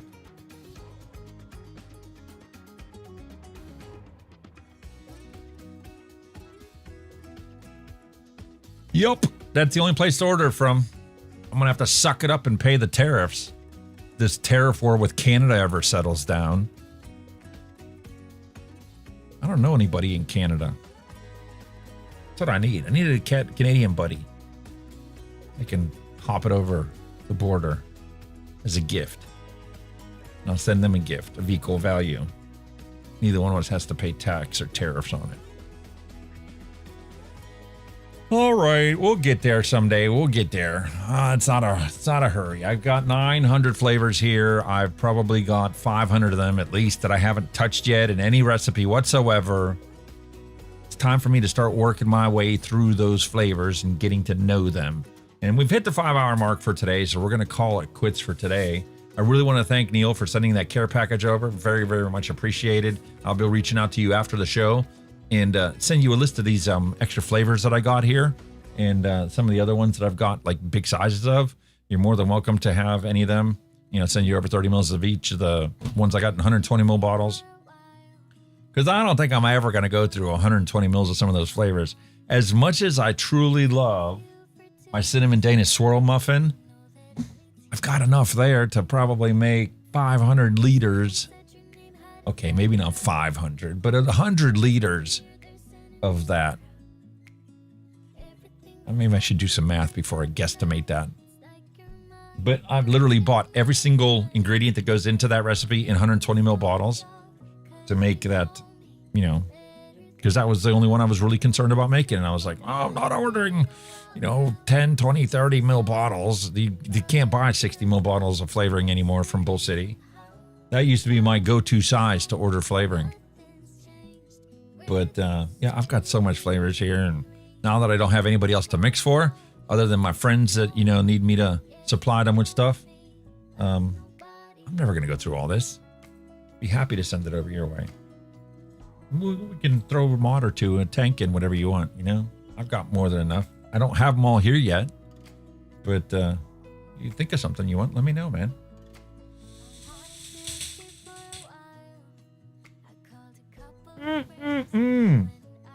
delicious slurricane, delicious Asgard vape. We made some beautiful tobacco menthol e-liquids. I'm going to send over, keep my friend of mine, keep his son not smoking cigarettes. Beautiful. Not the lung tank. Disposable nicotine pouches. I don't care what you use. As long as you're not smoking cigarettes, you're doing a body good. You're doing your health good. You're doing your mental health good. And fuck the big tobacco companies and the government with their tax offers. They can go all pound salt for all I care, because we're going to collect our Social Security and we're going to get as much of it back as we possibly can. All right, so that wraps up the show for today. Peace, love, and a hunky vape is my wish to all you guys. Yes, Neil, Dolly Parton did pass. According to Neil Pitts, did Dolly Parton pass? That is all. Rest in peace, Dolly. You will be missed, but everything you created while you were alive will live on forever. Makes me want to pull out the DVD and go watch the Christmas movie that she made. Well, with the Smoky Mountain Christmas. I've got that. I'm going to have to pull that out. I think I'm going to watch that tonight. In honor of Dolly Parton passing. Smoky Mountain Christmas. All right, folks. Peace, love, and a hunky vape is my wish to all you guys. I'll be back same time, same place next week. Friday, I will be doing a Flavors Diary at noon, so you can come and just hang out and do some more mixing. We're going to evaluate these two tobacco flavors, maybe mix up another one, or maybe we'll mix up some random recipes. I know I need to make some more slurricane. I want to make another 120 ml bottle of the Cinnamon Danish Swirl Muffin. So we're not going to deep dive into any particular flavorings, but we just get together and just a bunch of mixers chatting and no news to bring us down or any of this other stuff. Just some fun time enjoying our lovely e-liquids. So that wraps it up for today.